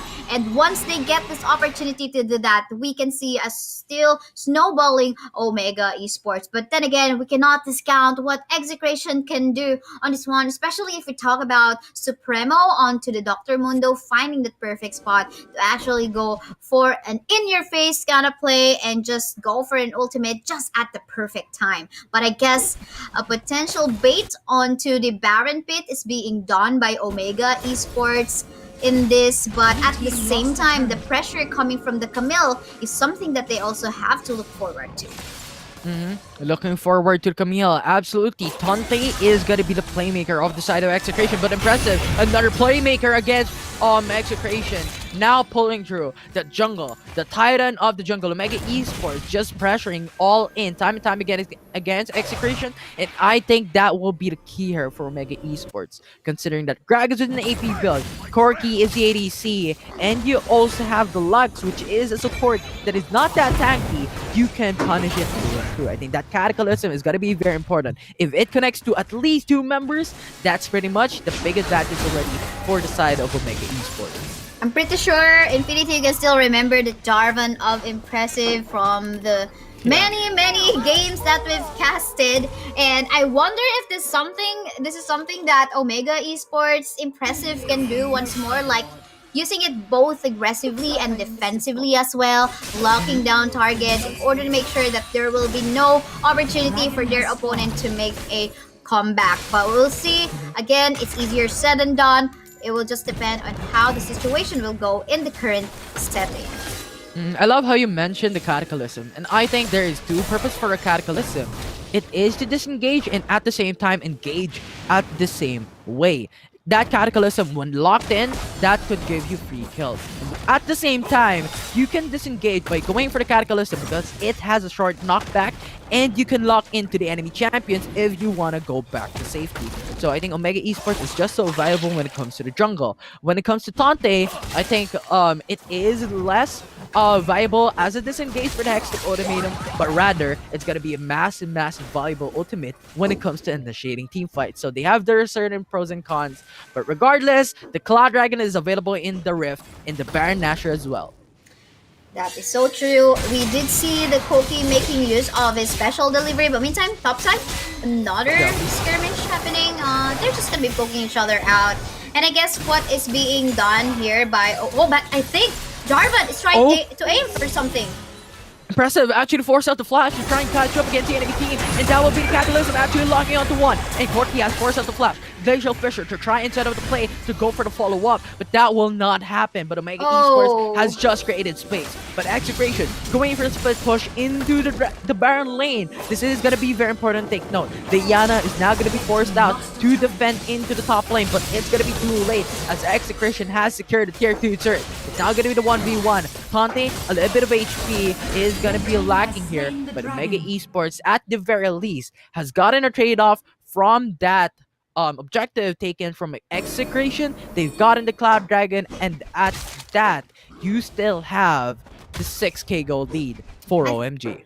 I think Omega Esports was very much willing to give that tier 2 turret. This is the first time again that we see them giving away turrets for free onto their opponents, because we did see that Garen leaving that turret up top just to join the team fight. Kind of a bad timing, I would rather say, though, because the moment in time wherein the Garen joined the team fight, the members of Execration was just backing away. But at least they were able to secure another dragon for themselves, because this game's going on to somewhere late already, and I think that's something that is commendable for the side of Execration. However, if Omega Esports wants to keep that 2-0 score still and become undefeated, they must be patient. They must secure all of the dragons, not to mention that is going to be an Elder Drake that is about to come up as well. And that's just not any Elder Drake. That is the Infernal Dragon. Yes. So pretty much that is extra damage and true damage at the same time. So that is gonna be one of the top priorities right now. When the Elder Dragon comes up, you need to make a play. You need to get a kill. Try to punish the jungle so that you can take it free-handedly against the enemy team. And I think in the same manner, Execration is looking at the same thing, because right now they're really setting up for a toe-to-toe matchup. But Arise now going for the split push onto the Baron lane, I think is actually quite important. And at the same time, we have JLC also defending into the Dragon lane. I think this is going to be the priority right now, as no objectives is really worth taking out for when it comes to the big risks. Just wondering in here as to how somehow, while Camille is actually going for a speed push work, but hold a thought, because we seemingly might expect a gank with the assist of Diana in the bot side. But with Execration having the knowledge that there's two members of Omega Esports into the Dragon Lane, they can now punish against Omega Esports.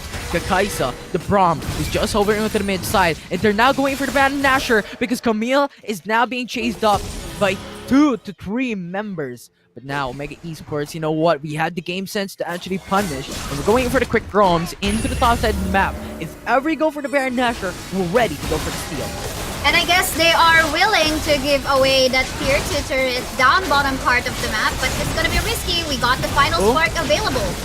Cataclysm onto Dr. Mundo. The flash is still going to be available though, but Omega Esports is going to secure the Baron buff. And now we are looking to punish Execration. Detonate falls down, Supreme falls down, making a 3 kill as Ardruk falls down as well, as Ison and Dante is going to be the only one remaining into this fight. But Omega Esports is going for the 2-man defense into the Dragon Lane, while Ison is the only one forced to defend in the mid lane. And Omega Esports is taking a lot of turrets, and they're going in for the inhibitor turret. Ison going in for the Gatling gun just to delay the fight, just to delay the play. But Omega Esports is looking to go for the Nexus. Diana went in for the ultimate, actually going into Camille, but Camille actually went in for the ultimate as well against that Braum, as Braum falls down. It's a 1-for-1.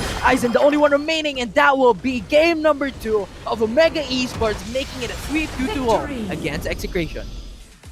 And I do believe that these are some risks that Omega Esports have given onto Execration, giving away turrets for them to secure objectives, because again, that's already past 15-minute game time. So what you would want to look for are the value that these dragons can give, are the value of this Baron buffs can give. But now we take a look at the scoreboard that we have. Look at that, 604 time lapse, kind of like Loki, but he's there, dishing out a lot of damage.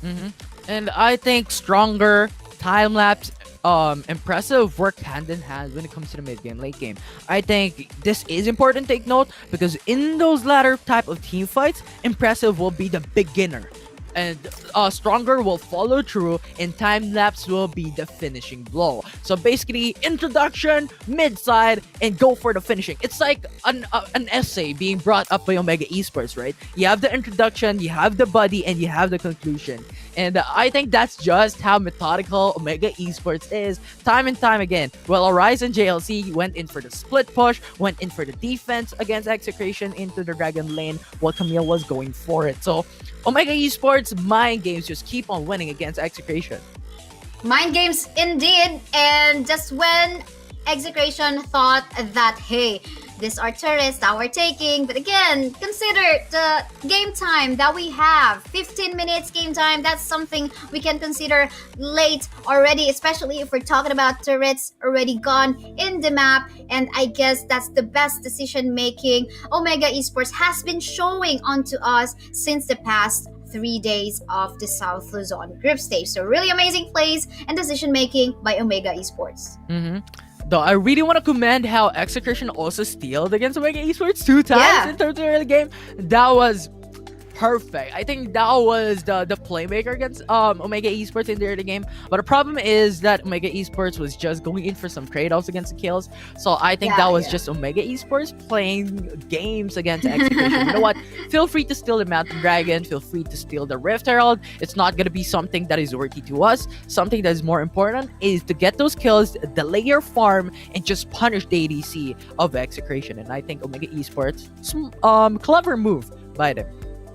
Yeah, for the teams, actually, sometimes this is where you decide or put into consideration, are you willing to give away the first dragon? But we did see in that action, Omega Esports attempted to secure the dragon for themselves. Just so happened that they made a late realization, hey, that this Mundo can just walk in our faces and go for a steal. But we take a look at the play of the game brought to you by Oppo Arena 5.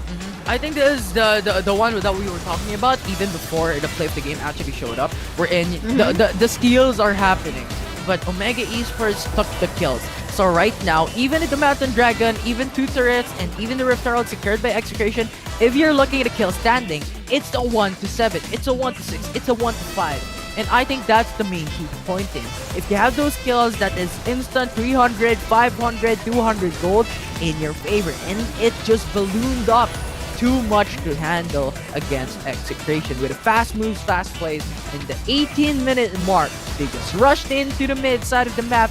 They went into the Nexus, they run it down mid, and I commend how Tante was trying to defend against Omega Esports, but it's a 5v2, it's a 4v2. The master of the match is going to be time-lapse onto Kaisa, the ADC of Omega Esports.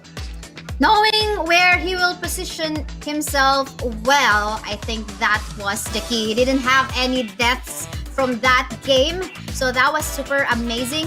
It's like you're not giving a very hard task for your support to give so much protection onto you. In fact, we did see time-lapse being all alone already from yesterday when Impressive had to pick up a Graves in the jungle, and most of the time Stronger was with Impressive to be able to give protection onto this Graves, while time-lapse was all alone in the Kaisa, just doing Kaisa things and making sure that he's not gonna be a point of interest for being targeted. Yeah. Priorities. I think Execration and Omega Esports a very, very good job between these two teams.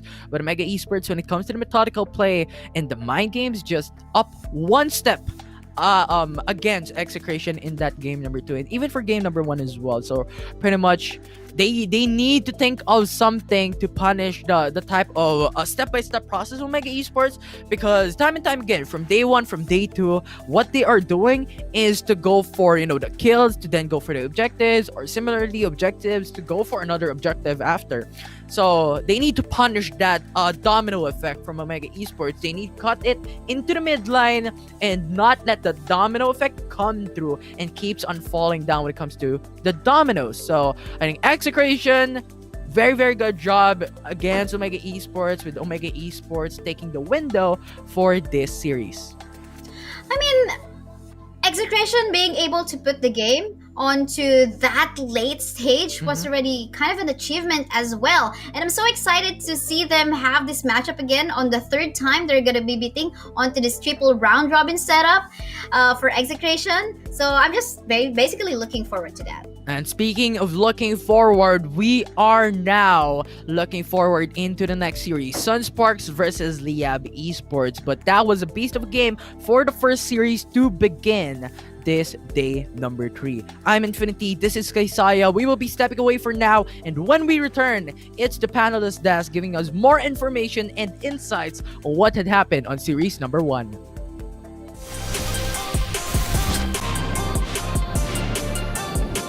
Welcome to Wild Rift.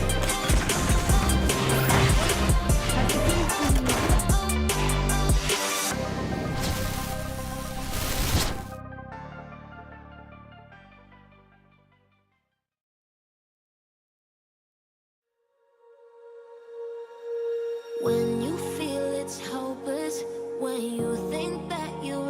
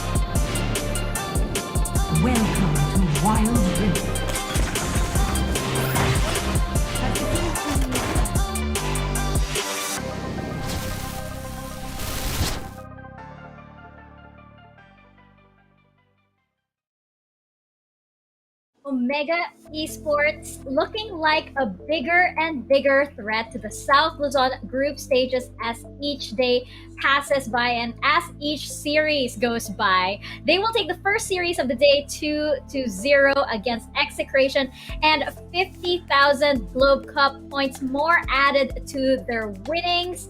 I mean, panel, we were just talking about how Omega Esports just looks like they're too perfect at this point. I mean, for example, game 1 was pretty much a perfect game for them. Not a single tower even lost. And Kaisaya and Infinity were talking about the mind games that they were playing even at the very beginning, at the draft alone. How effective were these mind games, Riku? And what were your thoughts on, let's take the first game first. Yeah, I love the draft because, I mean, Diana was sort of picked up by Execration in the first red rotation, but then, okay, you'll probably go towards the Galio Diana combo like last time when we first met in Friday. We're going to take that away from you and putting that Kaisa Galio on that respawn. So I love the mind games starting from the draft. I also love the invisible mind games coming into Dragon and Rift Herald fights because whenever you're up against Omega, you see impressive across the Rift and you have to put your guard up and that pressure adds up. You're thinking, oh no, will I smite correctly? Will I be able to perform well? What happens if we just focus on impressive? Do we still lose the dragon and stuff like that? So the added invisible pressure is just so good. Impressive, the Phantom Thief.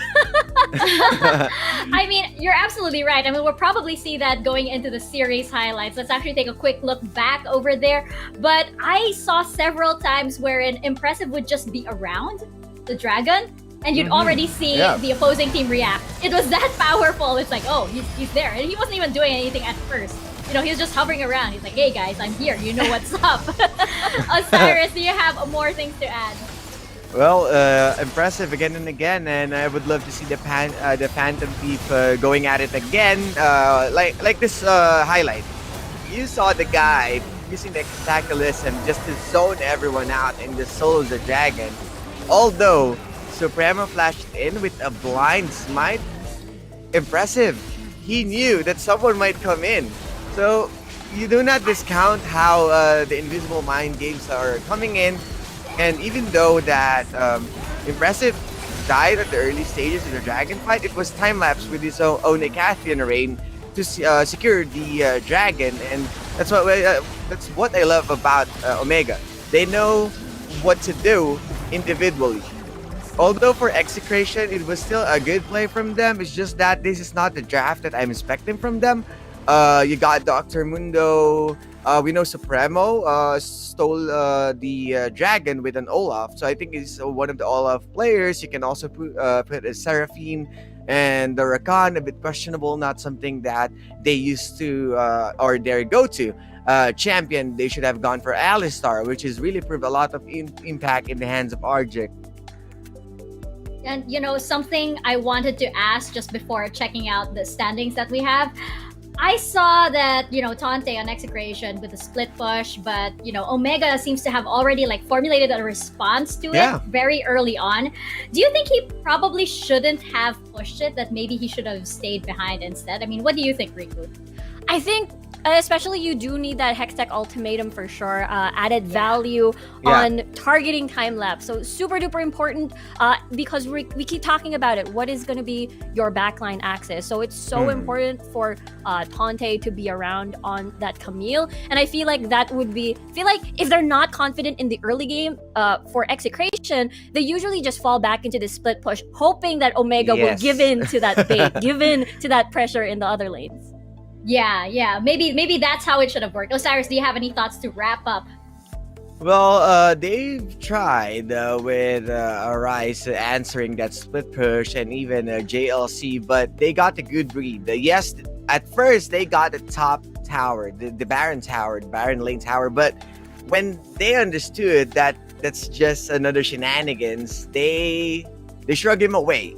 Everyone focus on the Baron, and it should be the same as Execration because they are lacking another Haymaker. You are playing on a Dr. Mundo and you don't have the Camille, so get a little less of an impact in terms of team fighting.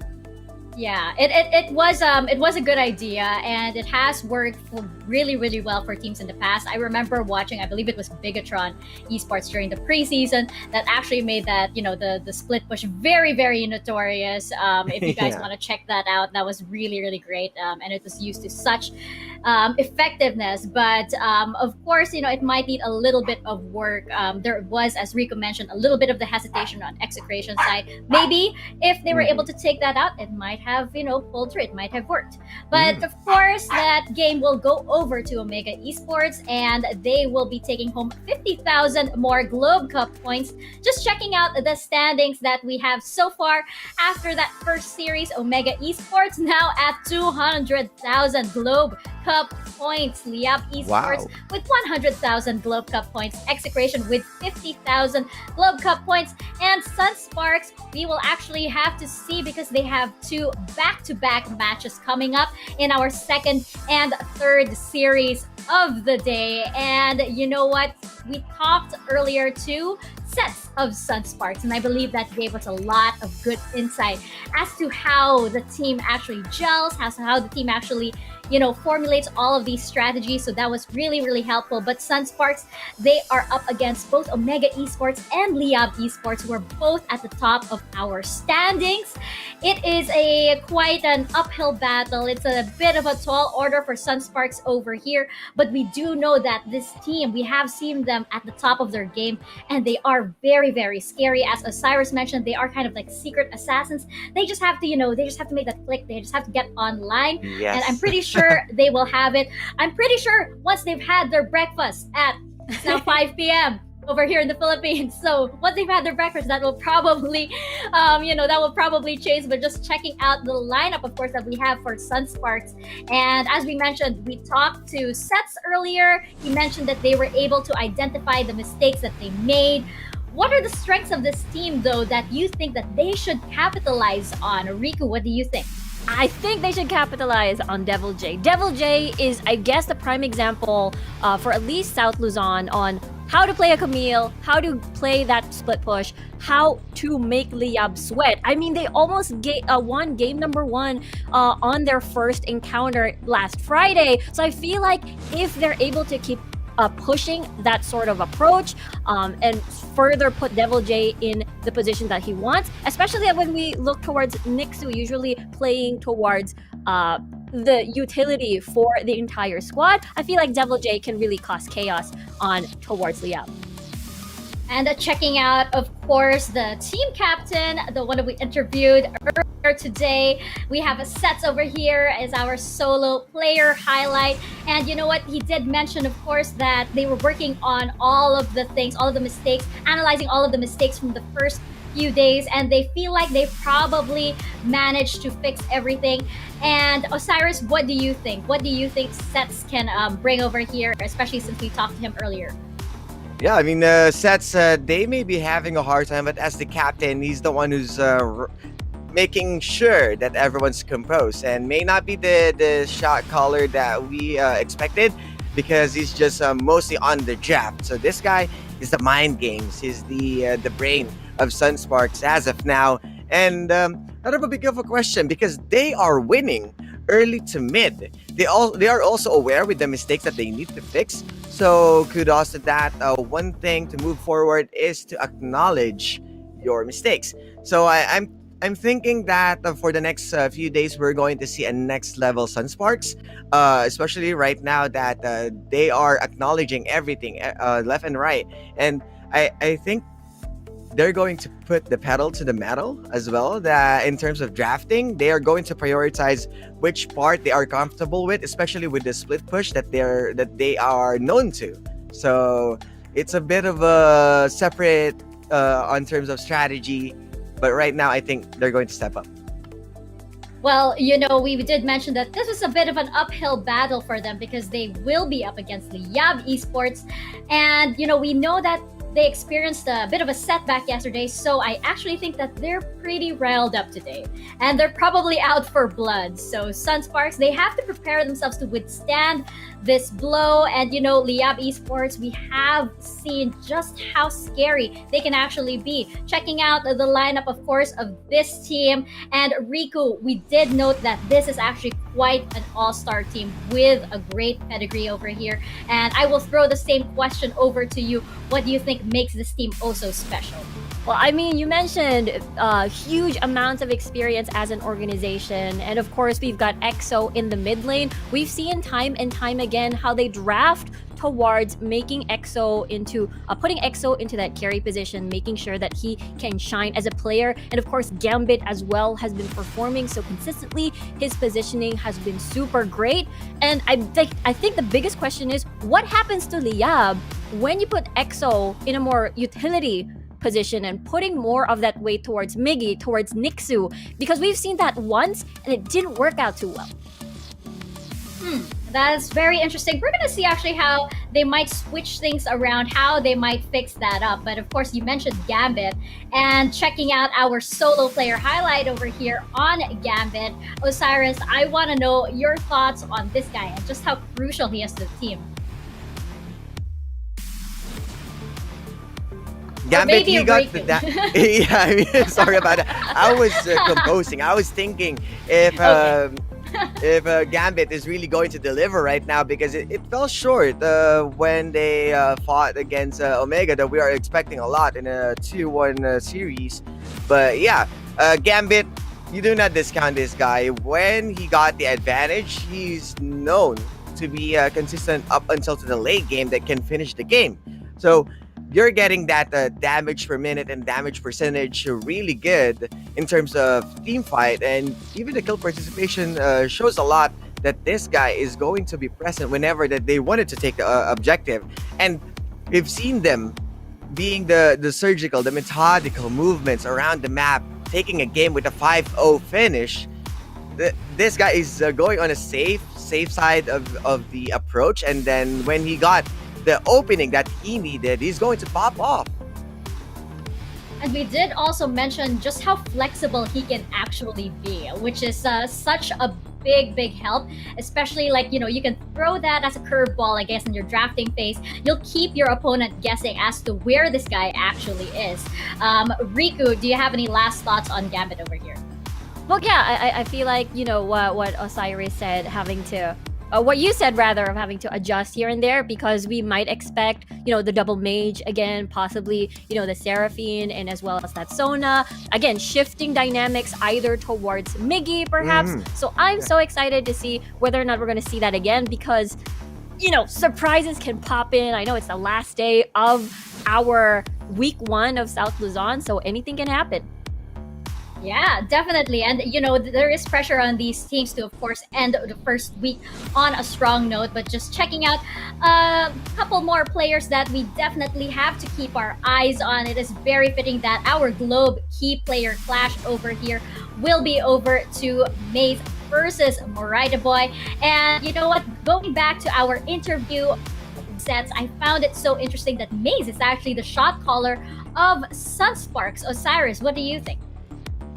Well, as a support, we've seen a lot of League of Legends PC veteran mostly relying on a support, even in other MOBAs, because they got the vision around the map. They got the better understanding what's happening. And as a support, you're technically the backbone of the whole team. So you wanted to call the shots, and right now, Maze, I believe that this guy is also capable on doing that. And Morita Boy, the difference is that Morita Boy is a bit on the flashy side. He's still got the killer instinct of his jungling history. So I believe it's two contrasting playstyle that I will love to see. That's right. You do have a bit of a jungler still in Morita Boy. You can take the player out of the jungle, but you will always go back to those instincts. Riku, any last thoughts before we wrap up this Globe Key player discussion? Yeah, that's true. I wonder if Morita Boy will be on a very highly aggressive, heavy engage champion this time around for against Sunsparks. I mean, we did see him on the Lulu, but he's still like super aggressive flash and as well Yeah. as with the shield in and with Pixie just to try and finish the kill yesterday. So we might see those kind of plays again from Moraita Boy. Well, you know what? If it works, I think, if it works, definitely, we'd love to see Moraita Boy with that kind of playstyle. But here we go once again into our predictions. Sunsparks versus Liyab Esports.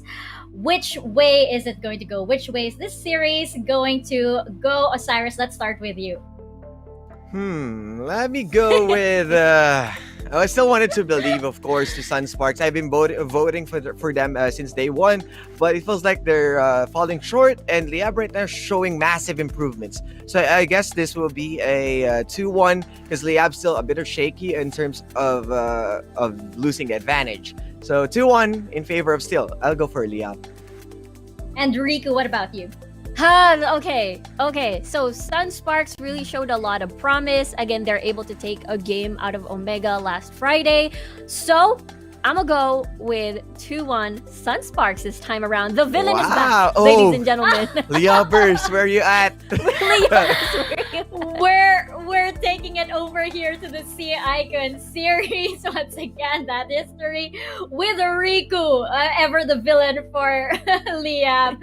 I will actually echo Osiris and think that it is a 2-1 in favor of Liyab Esports. But we are going to see as we step into this series, Liyab Esports versus Sunsparks. Casters, let's jump into the rift. Thank you so much, Mika, Osiris, and Riku. Well, very casters for the second series. Still, sorry, Kaisaya, and of course Infinity with me. Sorry, I was like thinking at the back of my head, okay, what's gonna be the answer later on for the prediction time? And yes, I do believe it is also the transition for us to answer what our predictions are in here, Infinity. So I'll pass the ball to you first. Predictions. I think this is the hardest thing for us casters, right? To predict the games. But for me, I think on this series, I think it's a 2-1 from Liyab Esports, because Sunsparks I was talking about a while ago, they've determined what their weakness is. It's the mid game, late game, and if they've rejuvenated, fixed that already, they could take a game out of Liyab Esports. Yeah, actually, it's super tough to decide between these two, especially during day one of this group stage in South Luzon. I released a power ranking in the totality of so far of what we've seen in the first 2 days of the group stages, and Sunsparks actually fell down from rank 3 to rank 4. But this time, in between these two, between the match between Liyab and Sunsparks, I think I'm gonna give it 2-1 in favor of Sunsparks. Primarily because if they claim that they have identified their problem during the late game stage, and if they are really ready to release that in day 3, then they will have the capacity to win up against Liyab. Again, if you recall their matches from day 1, the games were actually in favor of Sunsparks from the start of the game up until the mid game. But late game, they realized it for themselves. They have been throwing it out, and if they clean it up this time, they can snatch some wins.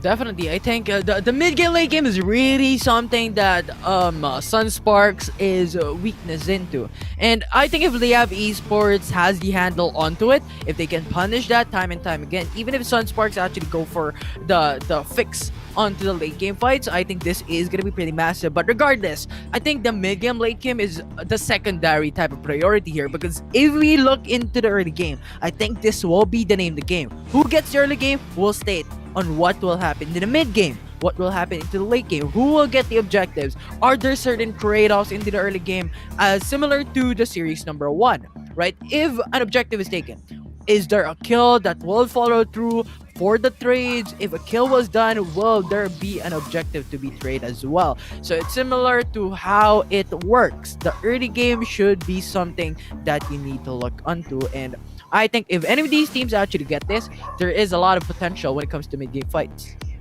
Both of the teams are shaky, just like what the panelists have said as well, especially if you talk about Liyab Esports, sometimes winning, sometimes losing, and it's kind of a question still as to who are we really gonna give the highlight onto who's making the real plays for them. But a while ago, the panelists have talked about the junglers, or rather our shot callers, main shot callers for each of the teams. So for both of the teams, it is the support player that is making the shot call. So Marita Boyd that has a history of being a jungler for Liyab Esports. For Sunsparks, it is gonna be May. So this is a pure support, which we can say as well in terms of competitive, didn't really have a background in jungling. And as for me, my personal thought will be there is of course an advantage if you had experience in jungling and at the same time going for that support role, and it's where you know how should be the mindset or how you should protect your jungler. But meantime, we go on to the draft. Infinity, let's discuss what could be the prio bans and pick between these two. Looks like Liyab Esports is now banning out the Lee Sin Respect onto the jungle of Sunsparks. Diana will be banned out as well. And to follow through, we have Liyab Esports looking onto an Akali. Sunsparks may actually choose to ban out the Camille. Liyab Esports is the first pick here, but they're opting to go for the Gragas, and maybe they have a counter attack onto maybe the Camille that Liyab Esports might pick up. But Kaisa is still gonna be open as well for anyone to take. If Liyab Esports take the Camille, there is a huge potential that Sunsparks may have to take this lead when it comes to picking out those key comfortable champions. This is the usual trend that has been happening. Prio on the Camille when she becomes available, and then sometimes it will be answered back by a duo on the Kaisa and the Braum. But this time, it's kind of different. Infinity, could you explain to us why this time it is not a Kaisa-Braum combination secured by Sunsparks? I think it's just the amount of damage of Corki when it comes to the mid-game, late-game fights, and I think this is going to be the answer of Sunsparks. You know what? We are weak when it comes to the mid-game, late game. This is our weakness. We will alleviate that into scaling champion. Corki is a scaling champion. But that leaves up Kaisa for the side of Liyab Esports, and Sunsparks will now be forced out to put Corki, if in case, into the ADC, because still Corki was placed into the mid lane before. So Liyab Esports now picking it up. We have the Kaisa unlocked, so that is massive clear rate potential that can be placed into the Dragon lane or in the mid lane. I'm kind of worried that Sunsparks gave away the Kaisa to Liyab Esports. First of all, that is the very comfort of stats, and giving it away onto Liyab Esports. And at the same time, if you take a look at the dual lane in here, Kaisa and Lux, that's just gonna be poking the hell out of that Braum in the duo lane. So that is looking scary. But seems like they're still ready to answer back. We can remember the Wukong and Yasuo combo that Liyab Esports made use in the first day of the group stage for South Luzon. It was taken away. What can you say about the idea of the Wukong, Yasuo, and even Braum combo? When Yasuo and Wukong came through for the side of Sunsparks, my eyes went wide open because this is it. Sunsparks, you know what, champions, Yasuo, we were known for it, and 5722 has the potential to use it once again. And I think this is going to be a wombo combo for the side of Sunsparks. You have the Malphite, you have the Wukong, Corki also has the knockback, also has the knockup.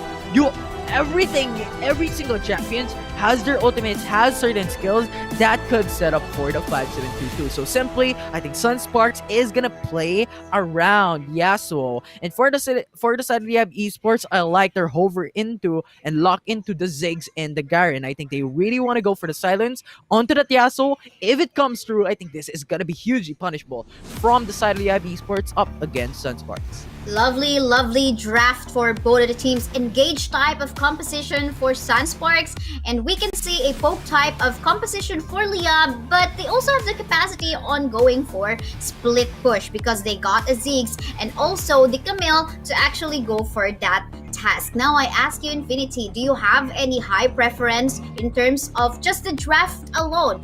Who can be executed better, or which one is easier? That's a very, very hard question. I think when it comes to execution, I think Liyab Esports will have a greater time. But the problem with their draft is their draft is kind of squishy. You have the Garen, sure, that's a tanky champion. You have the Camille as well. Sure, it's a bit of a tanky champion as well because of the passive, right? But when you're looking at Sunsparks, they have the Malphite, they have the Braum, and you all have this to set up from the Wukong and also the Yasuo. So I think this is a matter of what you want to look into. When it comes to, I think, the overall 5v5, Sunsparks will take it home. But when it comes to individual play, Liyab Esports will have the advantage against Sunsparks. I do agree on that one, especially if we ask about which one is easier to execute. I'm gonna call it onto the side of Sunsparks because again, this is just you allow the knock-ups to come through towards the proper target, especially if if that light binding wouldn't connect and not becoming available, or maybe even the Hextech's ultimatum and the silence from Garen not being available. So that's gonna be looking scary for the Kaisa as well as the Six. Now we talk about backline access. We can see that there is a backline access onto the Sunsparks composition. There's the Camille present in there and maybe even the Garen. But for Sunsparks, they have too that Malphite ultimate as well. That's something that maybe can reach the Ziggs or maybe even the Kaisa. But these are these are quite mobile champions too, and of course we might be expecting the Lux to be in there to just go for light binding. But how about you, Infinity? Any thoughts about the backline access between these two teams? I think Sunspark has a lot of backline access, right? You have Malphite to just dive into the backside. You also have the Wukong. You have a little bit of an invisibility time frame, right? You have that. Just go into the backside, go for the Cyclone, and on top of all that, you also have a lot of dash engages from their skill kit. And Sunsparks Yasuo, we all know it, just dives in all around when it comes to a team fight. And also for the side of the Liyab Esports, you have two backline access as well, a Kaisa and a Camille. So pretty much, I think when it comes to backline access, these two teams had certain backline access overall from their draft, with Sunsparks maybe having a one step when it comes to backline.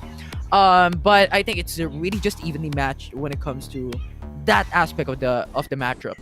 Yeah, it's gonna be very interesting. Though I think I'm gonna give that initiate or backline access onto the Camille because primarily it is a CC lock rather than just knockups and slow. But for the meantime, let's just head on to the Wild Rift. Here we go with the first match or first round between Liyab Esports versus Sunsparks.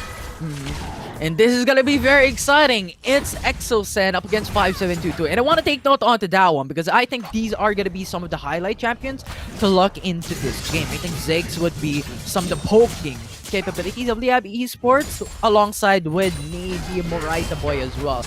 And for Sunsparks, you also have the Hyper Carry. It's the Yasuo. The problem here is you have the Wind Wall. So I think Exocen is not gonna have a great time into the early game. And look at that, right? When it comes to the HP, 5722 is just decimating and melting down the HP of Exocen, and that just forces out the Hunter Fruit in the first minute of the game.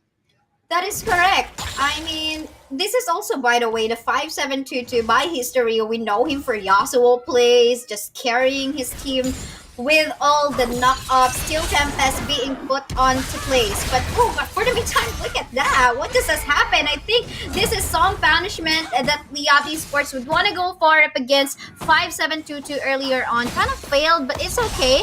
The flash has been burned already onto the hands of 5722. I think that flash was something that is very important for the side of the Liyab Esports. Burning it out, I think, just disables the amount of engage and disengage of Sunsparks that they can do for around 1 minute and 30 seconds, 2 minutes, really depending on the cooldown of that flash. So massive play here coming in for the Liyab Esports side of the team, but the flash is now going to be burned as well. Yes, indeed, and they go for the team fight into the riverbed as of the moment. Wait, it's super low. That Wukong is gonna fall down. Nixie though in a dangerous spot and double kill, maybe even triple kill. No, yes, a total of 3 kills going on to Liyab Esports. That Exocen getting 2 kills and of course of 100% participation so far in that team fight is looking scary because this could be a snowball onto him. Yeah, I think that's the snowball factor. If Liyab Esports take the early game, I think we've talked about this when it comes to the draft, right? The early game will be the name of the game because that will set up the mid-game, late game type of stages. But regardless, I think Sunsparks still has the opportunity to make it a comeback. 2 minutes and 40 seconds, still gonna be too early to say it off for the side of SF. They still have a lot of potential when it comes to the level 5. And now that they reach it, we may expect some massive type of gank or even some massive plays coming in for the side with Sunsparks to try and punish the Esports from the early lead. That was quite an unfortunate contest into the Rift Scuttler alone onto the top side. We do know that Fate during the time doesn't have the ultimate available as of yet. And at the same time, nothing for 5722 as well. So I think that was a matter of decision making if you're really wanting to go for a fight earlier on into that Scuttler. Maybe they should have just given away for the members of Liyab Esports. Okay, let them get that Rift Scuttler. We just go down bottom and take it for us. Yeah. Also, simply right now, I think Sunspark is just, respecting Liyab Esports. You know what? We are scaling champions. We are scaling draft. So when we're fighting against you, especially when you have a lead, we're not gonna fight against you. We want to stay put. We want to save our ultimates so that in the 4-minute mark, we can secure the Mountain Drake. I think this is gonna be the first source of contest here from both of these teams right now. Yes, that is so true, and it looks like the Scuttler is going to be secured for themselves as well. There is a reset going for both of that teams. Pretty sure both the Malphite as well as the Garen is going to be assisting onto this 5v5 fight. Not going to happen as of yet, just waiting and waiting. Malphite is just now gonna come through. It's a bit late to the party, but they're now fully in. Zets actually goes back potentially to go for the package, but Liyab Esports has all the information. Folks are here and they are quite too far. The Hextech ultimatum has been committed on 5722. The rest of the members of Sunsparks are not yet in the proper position on the trying to go for a contest on the Dragon again without the presence of 5722. That Cyclone coming from the Wukong is not going to be something useful already. In the end, look at a Killer Instinct coming up from Gambit with the assistance of the Garen. The members of Sunsparks in here is going to be taken away. Sets will get a double kill, however, right after that fight. Yeah, and I think that's the problem when you have a huge dependence on a single champion. And Liyab Esports was so smart to stun the Yasuo alongside with the ultimate of Devil J. So when that unstoppable force connected to 3 members of Liyab Esports, there was no follow-up from Yasuo. And at the end of the time, you also have 5722 already killed by Liyab Esports as well. But regardless, I think that was a smart move coming in from Sunsparks with Zets actually getting that 3 secured kill as well for your team. More fights happening in here. Oh, we can see the special delivery used already. Final Spark in here has been used, actually contributing, securing that Dragon for Liyab Esports. The fight not yet done because you see more silences, more Icathian rays, all going throughout the faces of the members of Sunsparks in here. That combination that Sunsparks has been looking for wasn't used once more again because they came from dying. They doesn't have their ultimates available anymore. Apart from them giving more kills onto Liyab, they lost a turn in the lead as well. Miggy, what was that? Sunspark was just a tiny bit longer into taking that Mountain Dragon, but that 100 HP, Liyab Esports just stuck it out. Miggy just dived in onto the Dragon Spit. Yes, he died, but they got the Mountain Dragon, and they are now sitting at 7k goal lead in the 6-minute and 30-minute mark. So that is pretty massive. And at this point, when you're looking at the items, Moraidobo and Nixu, Gambit, Miggy, and Exosen is stacked up. And Sunspark is not gonna have great time against the Esports. I guess the missed opportunity in here from Sunsparks always is that the 5722 Yasuo always goes down or goes into half-life already, right? Even before they go for a combination of the Wukong Yasuo play. Because most of the time we would see Miggy just going for a straight Hextech ultimatum onto 5722. So a while ago we were talking about backline access, but right away look at that Rift Herald secured again. Talking about Hextech ultimatum, Devil J will fall down onto the hands of both the Kaisa as well as Camille. Really nice chase and very decisive move right over there by Team Liyab Esports. Yeah, absolutely. Sunsparks took 1 kill, but Liyab Esports took a lot more in favor of them. But Sunsparks, you know what? We're baiting you out and we're getting the meter. And fight happening. Cyclone has been used already, but it seems like 5722 isn't ready with that without his ultimate not becoming available. But in here, more kills given on to the members of Liyab Esports. This is looking quite frustrating for Sunsparks already. This is not the usual Sunsparks that we've seen from days 1 and 2. Seemingly, Liyab Esports is showing what instead they have learned from this past 2 days. And again, during the draft, Infinity, we're talking about the backline access and who is gonna be their target. So in fairness to Liyab Esports, Miggy, instead of going for the Corgi, he is actually going for 5722. What do you think about this idea onto going on to Yasuo instead of the Corgi? I think that's very smart. I think in the early game, in the first minute of the game, I think we've talked about how heavily dependent Sunsparks draft is onto the Yasuo.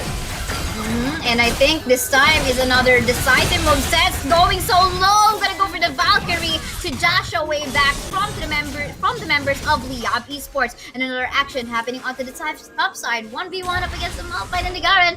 Nothing else is gonna be happening next, but you see the decisive move from Miggy. Just everyone, whatever target is in there. If it's a team fight, it's gonna be a prio on 5722. But if there is someone to gank, then let's just go for sets. But in here, my Ikathean range from Gambit is just way too massive.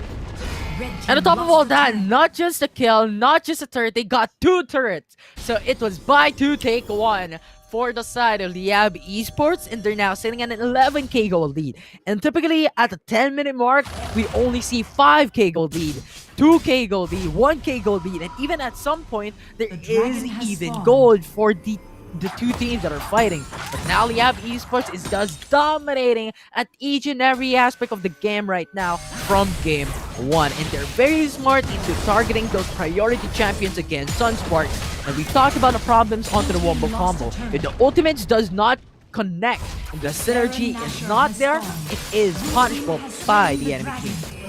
I guess by this time, what we can ask is as to how Sunsparks could potentially go for a comeback play, given that this situation they are put in. But before we talk about that, oh my, 5722 in a really bad spot, overextending onto that area where his members are way farther.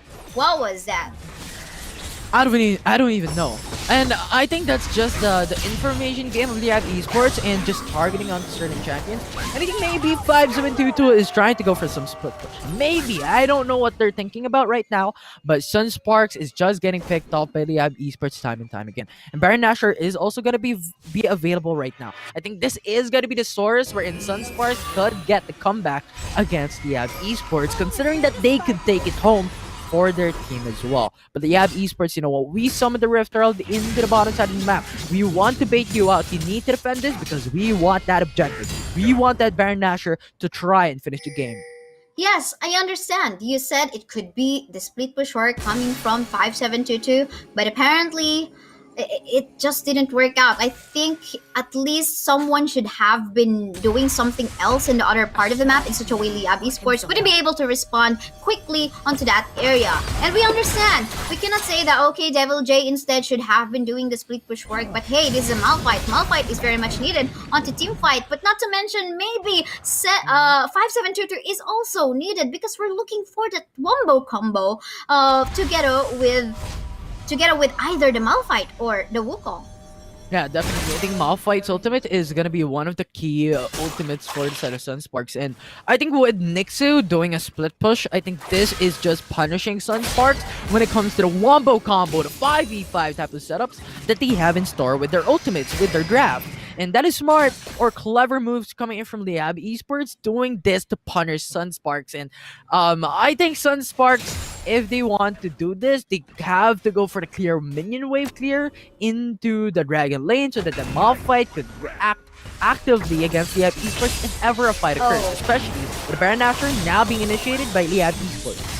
Now this is gonna be tough without the blast cone being available. And talking about that, the fight has happened. Hextech ultimatum has been used. So as is the final spark, the Braum will fall down. No more protection coming in from that Braum as well. But in here we can see a free hitting Quirky Corky from the backline. But the problem in here is that he's getting targeted by the rest of the members of Liyab too. In particular, that was Miggy zoning out the Corky, not being able to make it out all alive. Oh, that last code apparently though will put the Garen away. But in the end, that was an ace, of course, coming from the side of Liyab Esports. Respectable play from Sunsparks. I think they did a great job into punishing Morida Boy and Gambit, the dual lane of Liyab Esports. But a problem is just a lot of item advantage already for the side of Liyab Esports. Maybe if they're playing evenly against Liyab Esports, it could be stolen. Oh, nice try onto that one, but in here we can see the fight happening. They're trying to cancel out all of the Baron buffs that they were able to take. Two members, Miggy as well as Execration, no longer having that buff. But then again, do take note that the rest of the three members are still in here to give that minion wave some buffs. This is it, Sunsparks slowly pushing through to the comeback into the mid-game, late game. They punish Liyab Esports from their mind games. You know what? Take the Baron buff. Because we're gonna go for the TPs into the Baron pit as well. Punish two members. So pretty much, they got Miggy, they got Exen. The jungler is not gonna be able to carry out Esports. And Sunsparks has Fade already. So Smite is there. So Ocean Drake is favoring onto their team. And in here, Final Spark is actually in there! Gonna go for that too! Cycle after units to back away. And here, the Malphite is also having a way hard time to back away because of that Hextech ultimatum locked into him.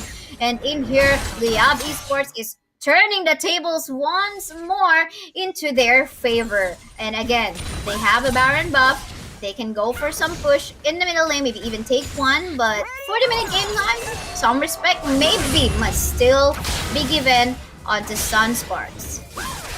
And with Exo 76 as well, it's gonna be a little bit much easier when it comes to turret being taken from Sparks. You know what? Let's defend the mid lane. Let's have a priority on this one. This is one of the important lanes to defend onto. But they're gonna lose two tier 2 turrets in the Dragon lane and in the Baron lane. These two champions are now pushing into the inhibitor turret. That's so true. And in here, inhibitor turrets, we might expect this one going down already, given the fact that the buffs in the minions are still present. So, you know, gotta love all of what has been happening so far. Cyclone is forced to be used once. No, that was Garen's, but I thought that was the Cyclone coming from the Wukong. But in the end, two inhibitor turrets on the top side as well as the bottom side. Really, really nice takes. And again, this is even what the Ziggs can easily take down. But in here, we can go for more fights. They're not stopping in here. They're finding that combo to actually work out. But then again, seems like Yasuo wasn't even that ready as of yet to go for the Steel Tempest. And in the end, seemingly like Exos and Miggy as well as Gambit is just gonna go for that obliteration up against Sunsparks. And Liyab Esports now going into the Nexus turrets. The TPs are now falling through the final spark to just clear the wave. But the Team A is coming in from Oppo Reno 5. That will be game number 1 to the side of Liyab Esports. Two Team Ace by Liyab Esports, something really worthwhile for themselves. And I feel like what the mistake was in here is Sunsparks not utilizing the combo that they can do. And again, during the draft itself, it's kind of questionable as to why, you know, they gave away two power picks onto Liyab. First, the Kai'Sa, and secondly, the Ziggs. And Ziggs has been getting a lot of prio bans too, and this time he was available. And again, no prio from the side of Sunsparks. So that Corky prio was questionable, but I do understand that maybe, okay, we can work it out, but I just feel like it wasn't enough. And maybe instead of Corky, I think it was better to go into a Kai'Sa, Braum first 2 picks, get Wukong, then Yasuo, then maybe, you know what, a very, what do you call this? Flexible Baron laner, maybe for the side of Sunsparks, because they changed their game style drastically from what we have seen from day one and day two. They're very big when it comes to the early game, but now they're lacking behind when it comes to the early game. And when it comes to mid game, late game, that is gonna be their starting point when it comes to dominating. But with the advantage of Liyab Esports taking what 2-3 Dragon Buffs already with 11k gold lead in the 9-minute mark, 8-minute mark, that's just too much to try and punish. In Sunsparks, we've seen their late game potential, right? They TP'd into the Baron split, they punished 2 members, and initially on that team fight as well, they punished the dual lanes, Lux and Kaisa. Morita Boy was lost in that fight as well. So I think Sunsparks, great job when it comes to the late game, but you need to balance it out when it comes to the early game as well. I do believe that Sunsparks can go back to the type of play that they are more comfortable with. During day 1 and day 2, we've seen them going for their own play style, even going for a was it them who went for a copy of, you know, this, remember the Sona Seraphine type of play? That's something that they have been pulling off just alright. But before we dig deeper into that, let's take a look at the play of the game brought to you by Oppo Reno 5. What do we have in here, Infinity? Yeah, this is, I think, the 5-minute mark where Liyab Esports was already dominating. He got the Matron Drake in the steal with Morita Boy's final spark. And this is what I'm saying when it comes to the big potential of Sunsparks to dominate when it comes to the late game. They have a lot of CCs, but the ultimate of Yasuo was a tad bit late. Because the Wukong ultimate was already downfall, the Malphite ultimate was already gone, Corki's already gone as well. So pretty much if Yasuo went in for the ultimate at that point, he is just gonna get melted. So the Liyab Esports just took the win with a lot of early objectives in their favor in this game 1. I do agree. I was actually waiting for the Steel Tempest to kick in, but that didn't happen. I mean, the Cyclone, just like what you have mentioned, was already there. But for the meantime, Master of the match is going to be Exos and Eric Kubatan on that Ziggs. Look at the kill participation, quite massive. And seemingly, I feel like it is also matching the kill participation of what the Lux has in that game. So, really going for an all-out damage. And of course, some stasis enchant in his kit to add some sort of survivability in case someone tries to go onto him. But all in all, Ziggs, this is the reason why he's getting a prio ban to lots of very objective plays that can be done. And not only that, the pokes in there and even the assistance and contributing AoE damage onto objective takes. Really amazing. MVP or Master of the Match. 93% kill participation. It's just pretty massive when it comes to the Ziggs. Exosen doing a great job to supporting his teammates. And you talked about the Stasis Enchant, and I want to bring that back because I think Stasis Enchant is one of the counters onto diving compositions, right?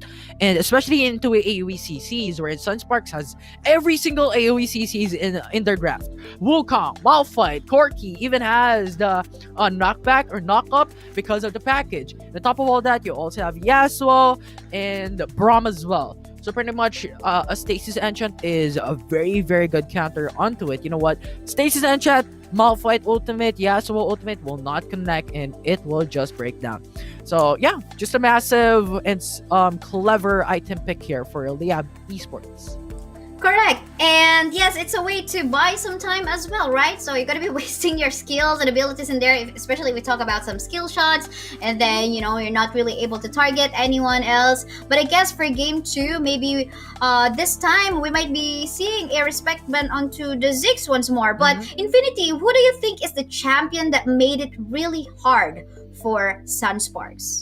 That is a difficult question. Now, when we're looking back into game 1, I'm thinking maybe how Exosen played it out very, very well, but I think it's just the early dictations from every single member of Liyab Esports. I think they worked hand in hand, so there is no single specific champion that just brought through the win for Liyab Esports. I think it's a collaborative work from each and individual member of their team. So I think that's my answer. No specific champions or players specifically that really just, you know what, outshined when it comes to individual matchups.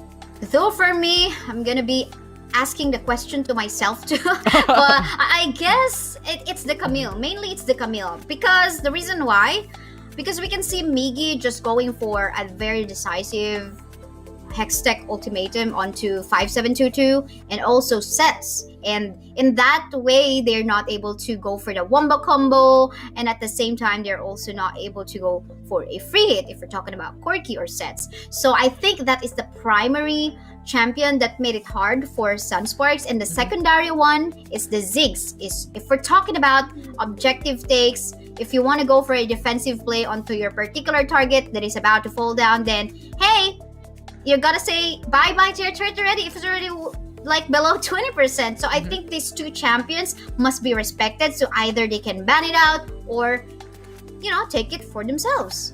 I see that happening. I think Camille as well did a great job. Especially when it comes to the first Mountain Dragon, to be more specific, because Camille went in for the stun of the Yasuo, Malphite went in for the ultimate, Devil JJ went in for the setup. That was a 3-man knockoff.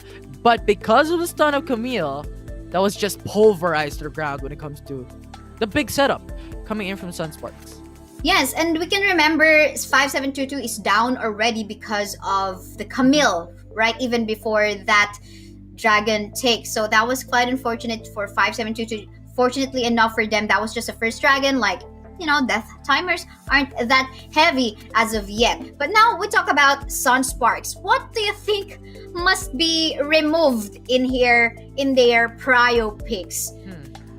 I think they could switch up Corki into a Kaisa. We talked about it a while ago, and maybe change up Malphite into a Camille instead. Or maybe, an Akali. It really depends on them, but preferably, it's gonna be more of a Camille instead. Because it was open a while ago. They were the first two picks earlier. They could pick up maybe the Camille and the Kaisa, leave maybe Braum open for Liyab Esports if they're opting into it. I really don't know. But yeah, I think Corki and Malphite could be changed up. Yasuo and Wukong, if they're planning to go in for the Yasuo wombo combo type of setup, is already there. They could pick it up into the latter part of their draft. So Yes. yeah, I think that is something that I'm looking forward to when it comes to changes. For Yeah, Sunsparks.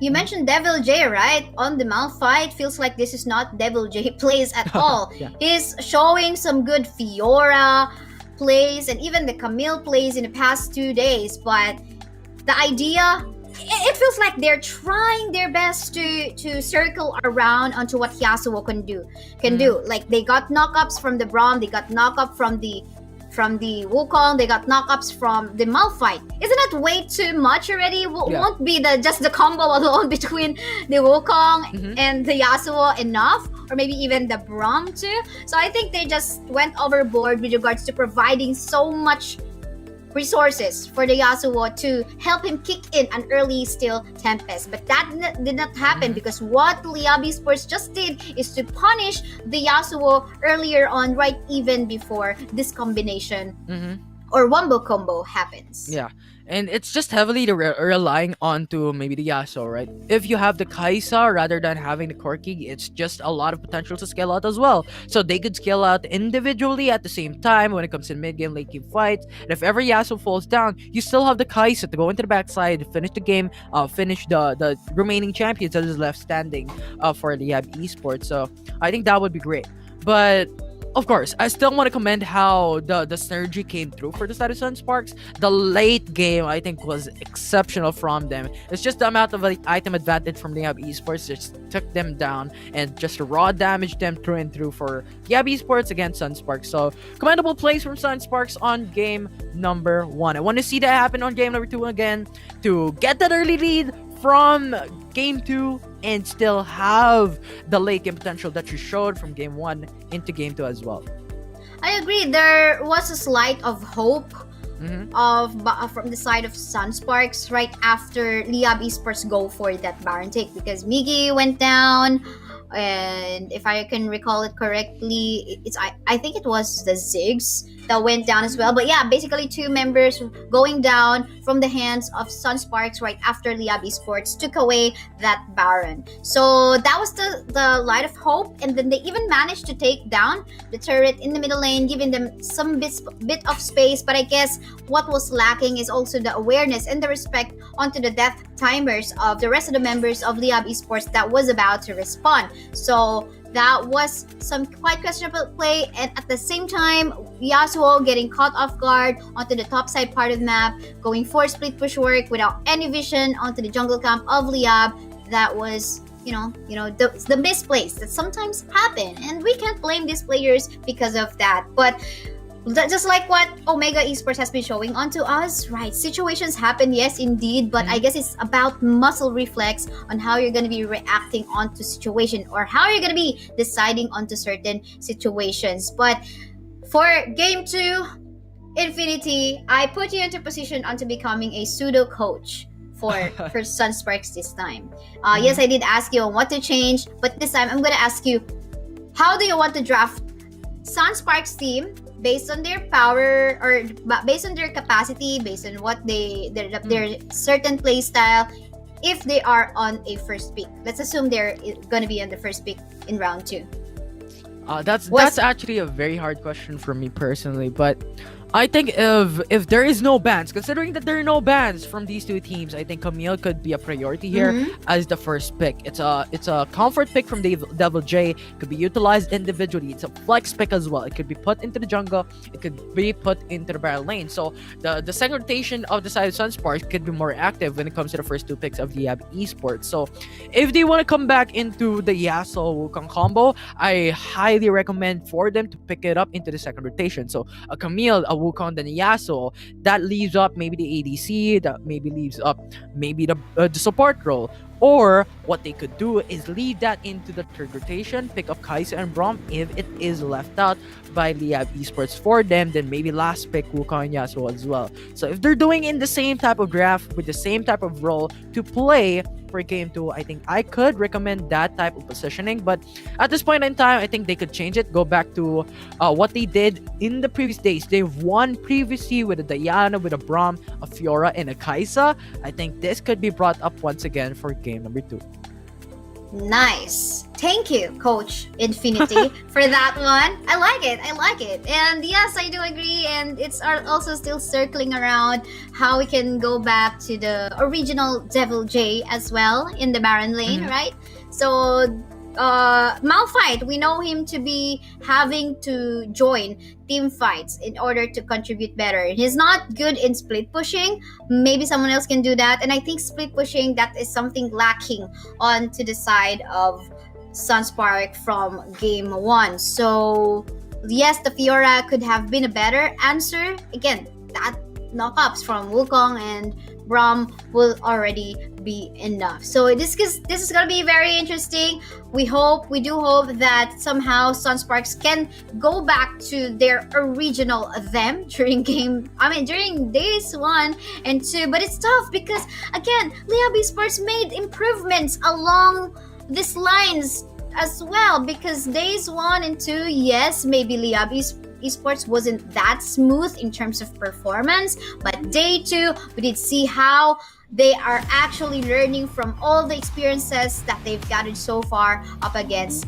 these 3 other teams in the group stage for South Luzon. But how about you, Infinity? Speaking about Liyab Esports, what else do you think they can bring? Can we identify already their play style in general?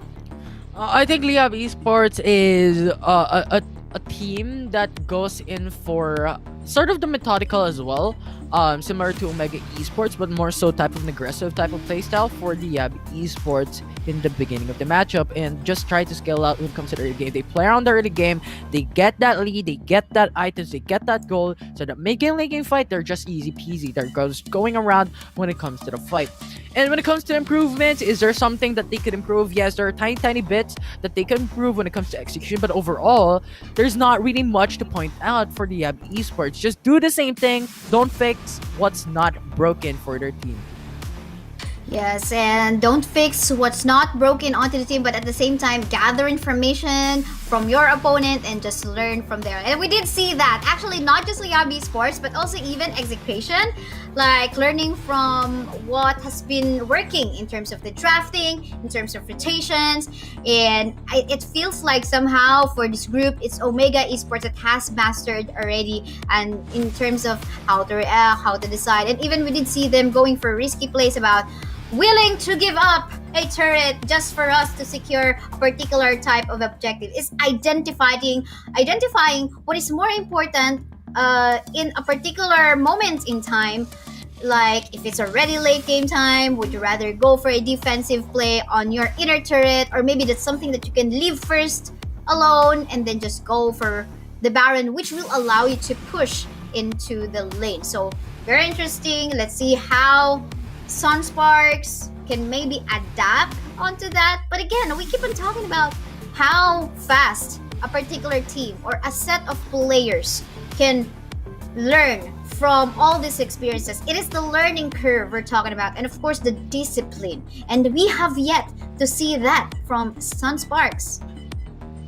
Yeah, I do believe so, and there's a lot of things to actually take note and just to bring into your minds right now for game number 2. But we already have talked about the foundations, the expectations for game 2. Now I want to talk about something like the champions.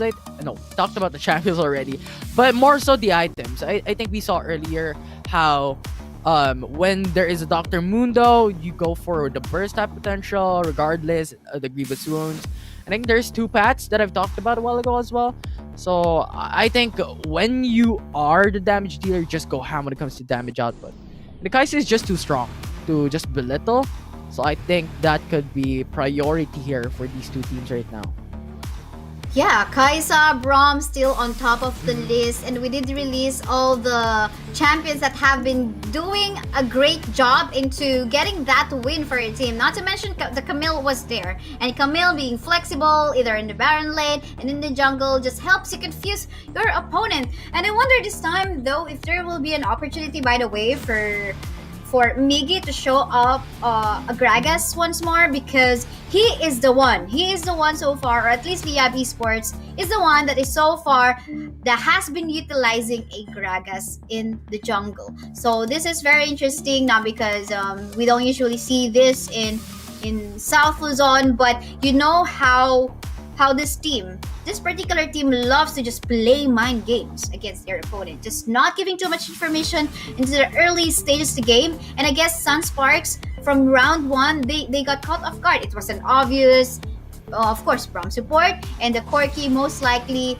going for either just the mid or the duo lane. So it's all about mind games, I guess, this time for these 2 teams. I wonder what could happen in the second round.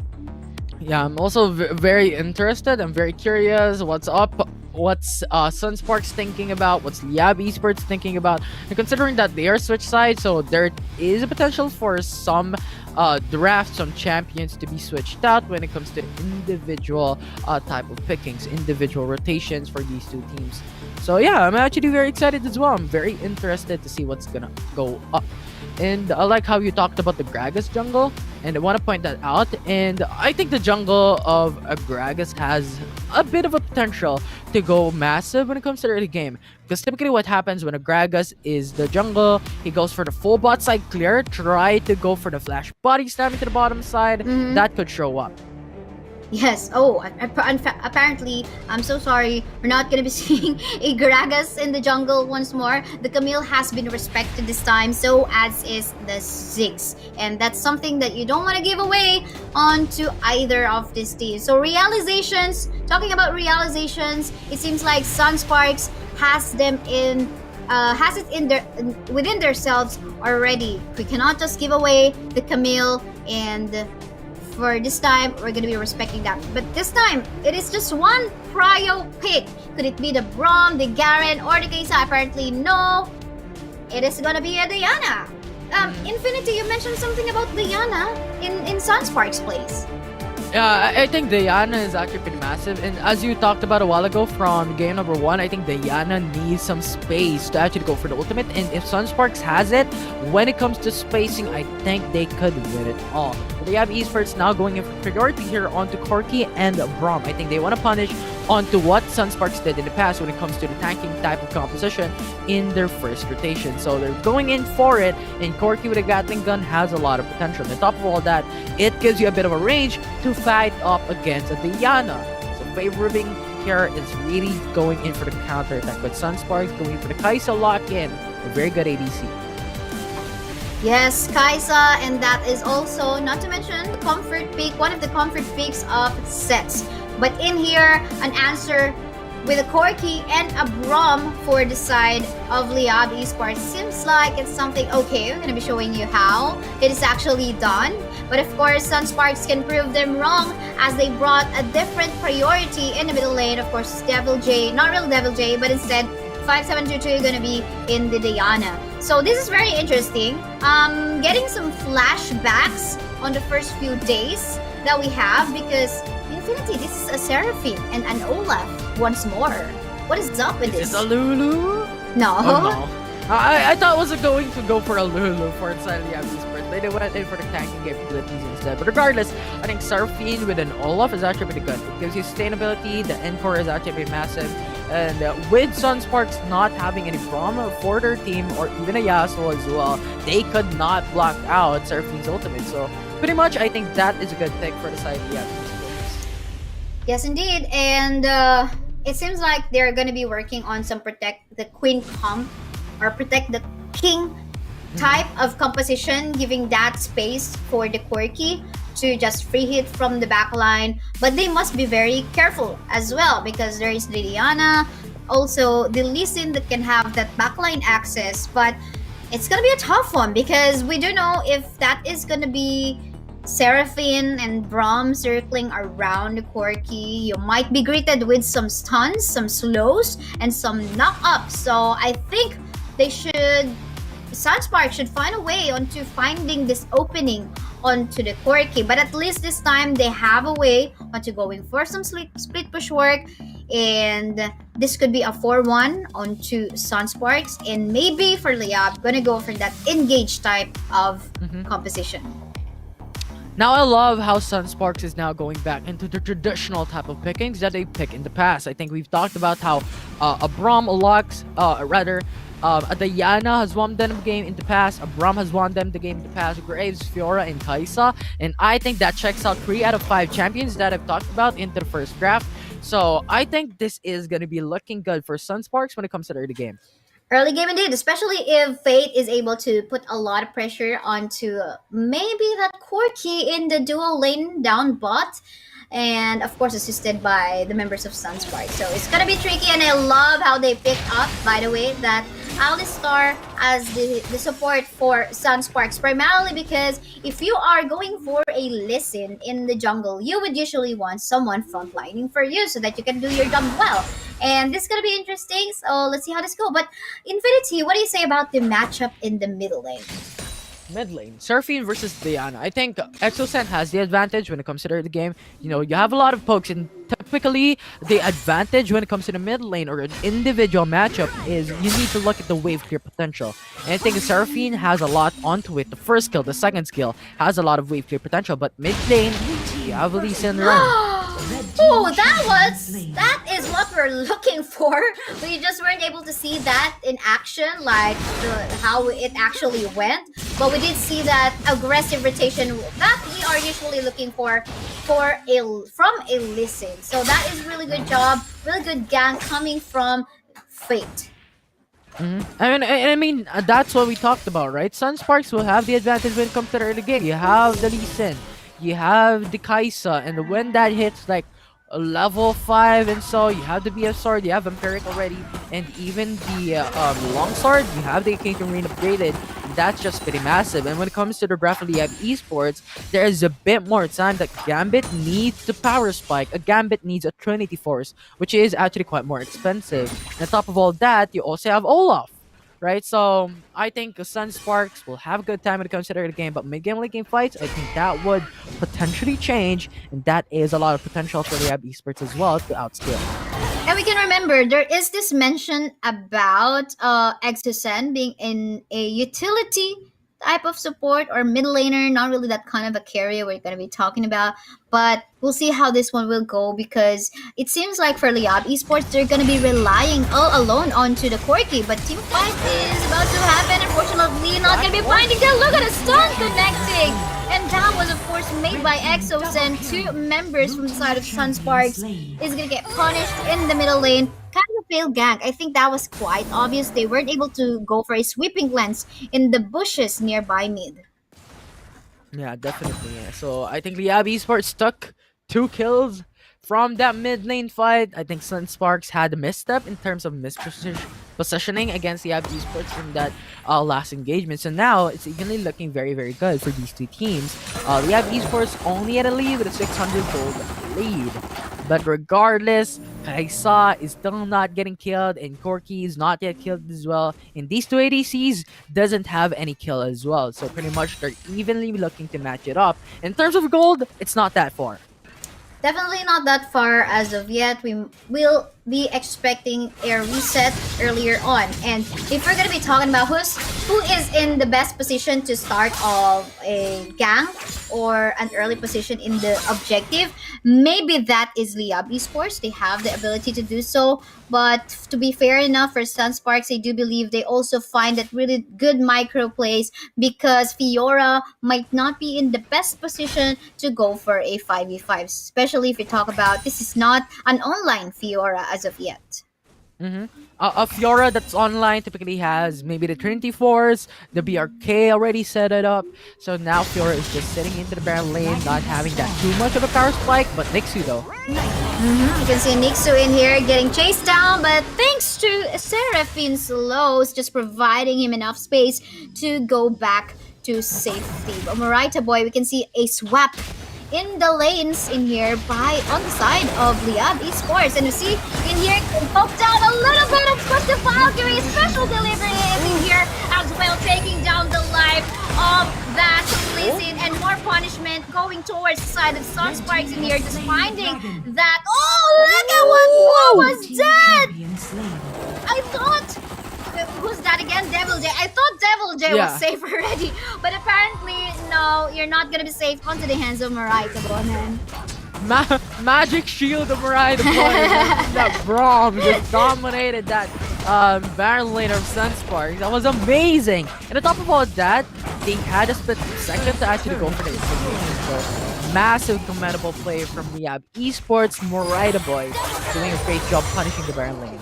And don't worry, that's not a kill steal. It is just a kill secure. Secured. I mean, yeah, no one else was there. So basically, just make use of your Winter Spite and go for that last hit onto a dying Devil J. So that was pretty interesting. But look at that. There's already a slight gold lead by Liyab Esports. What can be done in here? Should we just be patient, wait for the Ekathean Rain to go for the upgrade? What must be done by Sunsparks? Because we're not kidding on this one. There is quite a lead already onto the hands of Liyab.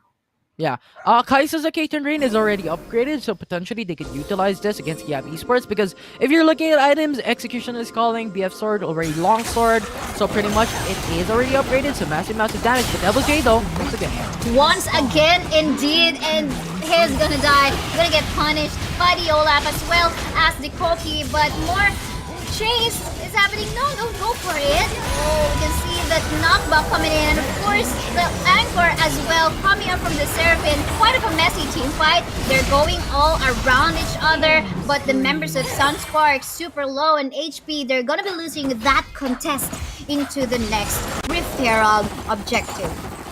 No, that was a 1-for-1, and Migi died in process, so Sunsparks had the advantage onto that one.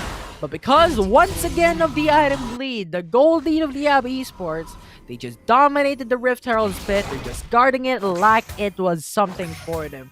And they valued that life as well. So Liyab Esports just once again taking the lead when it comes to the game. And when it comes to the mid game, you just have items to just deal massive amounts of pressure against Sunsparks, which is just too much to handle for the side of SS. I like the counterplay that Sunsparks did in this one. Just take away just one turret in the bot side part of the map while they are busy onto that Rift Herald. Everyone's just gonna be settling down back once more onto their own lanes. But in here, we can see that really Seraphine is gonna be acting more like a support. So just basically providing that space for Gambit as well as Migi to go for the kill. So I love this. This is Liyab Esports showing different set of strategies into their pocket during this group stage. So yes. Definitely. So right now, 2-6 in favor of Liyab Esports with a 2K gold lead in favor of them as well. The dragon will spawn up soon. Let's now look at the items for now. Sunsparks, Fiora, 24, it's already with teleport as well. I think this is gonna be massive when it comes to the 4-1 setup.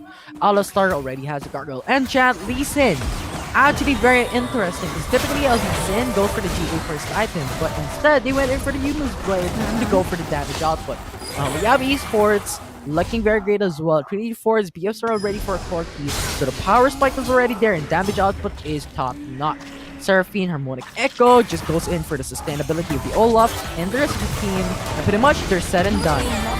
Set and done, just like that. This mid lane turret on the side of Sunsparks gonna go down as well. And seems like they're not gonna be giving so much space for Mace to be put into a safe place, knowing that the support inside of Sunsparks is super low. But hold the thought, because look at that kick going onto the Corki, but apparently Corki being very slippery and receiving so much protection by the rest of the members of Liyab Esports will be still all alive. They're not yet done. The chase is still on, but look at a missile barrage connecting onto the rest of the members of Sunsparks, forcing them to just back away. But look at the aggressive plays coming from Sets, finally taking down Exosen and getting one kill, and is not yet even backing away as he tries to go for a clear on the mid. Gotta love that kick onto Gambit.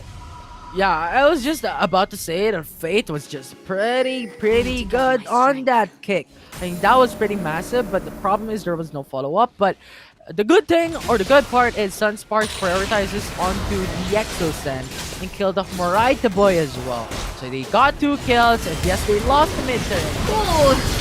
And yes, here we go with a 2 fight, and Hero's gonna get the last hit onto this dragon. They try to focus off the champions for the meantime, but in here we can see some punishment going onto the side of Sunsparks, and it seems like Liyab Esports will try to go for an almost ace, but I think the dragon went onto the side of Sunsparks, right?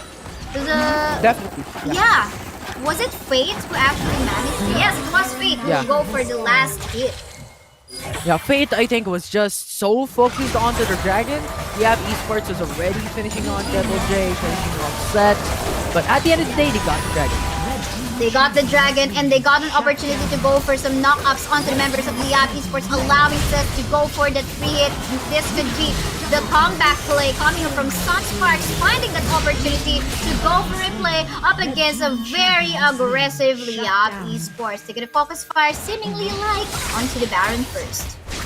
Liyab Esports, I think, went too confident in that fight, and they overextended. They knew, you know what, you took the dragon, we're going for the tier 2 turret, but Sunsparks is already stacked up as well. They got in for the reset on top of all that. Liyab Esports is now going for the TP. Here we go. The TPs are in there as well. They were actually able to stop the members of Sunsparks to go for a Baron. This is what we call the problem sometimes. On Sunsparks, they try to go for a very early take onto the Baron, onto objectives that I think they should have just tried to push the lanes into the middle lane as well as onto the top. But maybe I don't understand. Maybe if it's like past 15-minute game time, okay, we go focus on the Baron. But I think, again, that's another misplay that Sunspark showed to us in this game. So I think at the 11-minute mark, I think Lee Sin or Fate, to be more specific, on the Sunsparks should prioritize building up the GA, and that just enables you to have a second life, and on top of all that, to deal more aggressive against Liyab Esports, because Lee Sin will fall off into the mid-game fight, and if it's not utilized that very well when it comes to going in for some pickoffs onto key champions Gambit and Exosan, to be more specific, onto the Dragon's Rage, I think it would not be looking that good into the further late game of Liyab Esports up against Sunsparks, so they need to punish her. It is true that it's not looking good, but they tried to go for another attempt onto going for a Dragon's Rage onto Gambit. We can see Gambit falling off already despite still having that weapon to the Baron. Continue the team fighting here. Oh, the anchor did not connect onto the proper target, and we can see Mace just zoning out the Seraphine onto the backline part of the Liyab Esports team. And here we go. More casualties seemingly being in here, but it's buying so much time. There's so much shielding, there's so much protection provided by the Seraphine, but now the Seraphine falls down, and the rest of the members of Liyab Esports will go back away, while the rest of the members of Sunsparks this time will go for an attempt onto going for a push. It's like their Baron buff was rendered useless. Yeah, by yeah. Sunsparks against Liyab Esports. So I think that was an overall win for Sunsparks, getting like 4-3 kills against Liyab Esports, taking down a lot of Baron buffs. And on top of all that, had the kill onto key champions. Execration died, Gambit died, Miggy died. So pretty much good kills coming in from Sunsparks. Now in here, a chase is happening. Kaisa needs to be very careful about her positioning as well, but the teleport has been present onto Devil J, just zoning out that Corki, not allowing the Corki to actually go for a free hit, but a team fight is in here as to where the Kaisa set, still going for a free hit onto the other end of the map. We can see the Fiora has fallen down onto the hands of the Corki, but double kill, was it even a triple kill onto the side of Sunsparks? No, but in the end of the day, I think Sunsparks is finding some light of hope. That was an interesting encore from Exosen. Maybe that was a mistake, maybe that was a mispress, because he went in for the encore with 0 stacks. And typically, if you want to further the range of an encore, you need to have 1 stack or even 2 stacks, to be more specific. And I think Exosen was thinking to go for that one, but instead mispressed and just fell short of the encore and disabling just how Liyab Esports could try and make a play against Sunsparks when losing that fight. So regardless, that was just a time mistake. Liyab Esports still has the 5k gold lead. They have the Ocean Drake, so sustainability is still going to be in their favor. And Mountain Drake is going to be available in Baron Nashor, 15 seconds until it goes up. Yeah, you mentioned about the anchor, and I guess that was the second time Exosen missed out the anchor of the proper targets, and this shows us that maybe he's not really used to using utility supports just like this. But for the meantime, seems like a fight is happening right over in there, somewhere in the middle lane. We just did not see that happen, but Nixu is down while Liyab Esports took away that Mountain Drake. For the meantime, fight is happening as of the moment. Look at that backline access. Again, the Lee Sin tried to go for a Dragon Raid onto that Corki, but then again falling so short. But seems like he knows that he's gonna be in the end gonna be a sacrificial lamb for as long as they take down the Corki, even though he will die for as long as Kaisa sets will be preheating. Okay, what happened in this fight is Sunsparks did a good job. He went in for the flash, he went for the 2-man knockout. On top of all that, went into the backside, went in for the Dragon's Rage onto Gambit. So pretty much 2 key champions of Liyab Esports was not available to go for the contest, and Sunsparks just took the win 1-1. 1-1 indeed, and again 3-7-10 onto Fate, and it seems like he is not yet still building a GA or a Guardian Angel for themselves. He wanna go all out damage, seems like, and try to just take down the hell out of the life of Gambit. But I do agree on your point. Maybe this time he needs to start building some defensive item, GA, and just for him to be able to sustain the damage Gambit has been pulling off, because this is gonna be dangerous. Yes, they are allowing a free hit onto Sets, but the moment that Sets is taken down, they have to start worrying. Yeah, and speaking of worry, I think Liyab Esports needs to worry as well, because from a 7k gold lead down to a 5k gold lead, and now down to a 2k gold lead. So the trend of the gold is looking in favor of Sunsparks at the moment. And if Sunsparks can utilize the same thing, keep on doing Maze into the front lines, getting that pickles onto Gambit, that could be hugely utilized by them as well. So yeah, I think pretty much they're looking at even level playing field with the Liyab Esports, maybe looking at a baby step ahead of Sunsparks.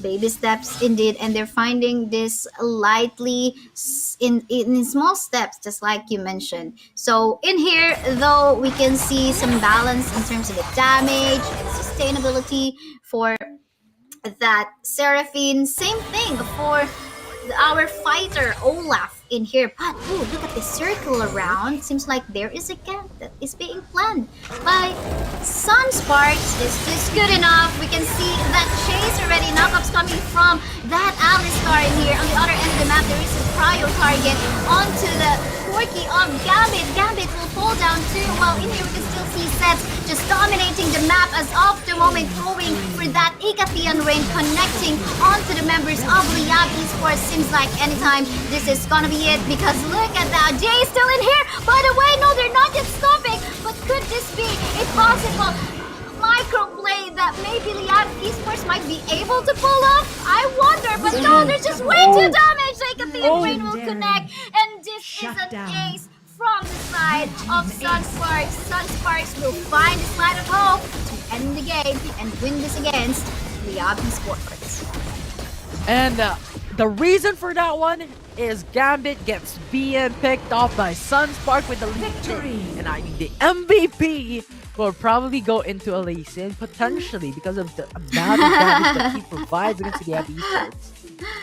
I don't know. I mean, he was a sacrificial lamb there as a listen, but I'm pretty sure they are aware of their role. Okay, despite me, I'm gonna be dying a lot in this game, but for as long as I take down Gambit earlier on, then it's totally fine. We can look at that. Well, not really a good-looking KDA for SS Fate, right? So 3 deaths in total for him just to allow Sets to free hit. Yeah. And you know what? Yeah, I think Set's deserving of the MVP. But for me personally, when it comes to team fights, I think Fate has the MVP on my heart. Hey man, despite, what a good job. Despite the deaths, I mean, he knows that he's gonna die for sure. But for as long as the damage is there, okay, Sets, by paper, I mean, at least by documentation in the game, you're gonna get the MVP. But we need to do this as a team. We need to win this as a team, and that worked out.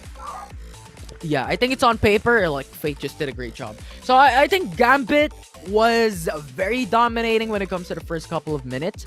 Trinity Force was already built up, Infinity Edge was already there as well.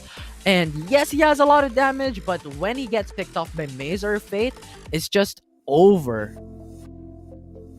Over indeed. And if we try to recall the backline access that is present in there from the side of Liyab Esports, who was there? I mean, I think we did not see a time wherein Liyab Esports was wanting to go for a target onto the Kaisa. Never was in there. And I think, I mean, this is the second time of Exosen failing in the in the Seraphine in the middle lane. So I think this is not really for him. A while ago we were expecting or requesting Sunspark. Okay, Sunsparks, you can go back to your usual playstyle where you are more comfortable with, or what you have been training for during scrimmages. And this time they returned and it worked out. But again, a Seraphine for Exosen, I think it's currently not working out. Maybe need more time to perfect that. But this day 3, I think this is not just for Exosen. Yeah.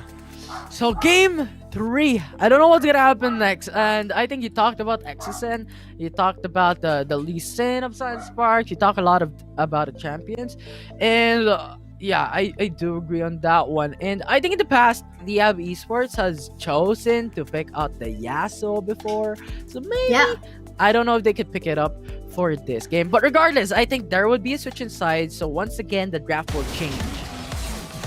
The draft will indeed change, especially the bans and the respect. For the meantime, let's take a look at the play of the game, brought to you by Oppo Reno 5. Infinity, what are the crucial moments that we have seen from this game 2?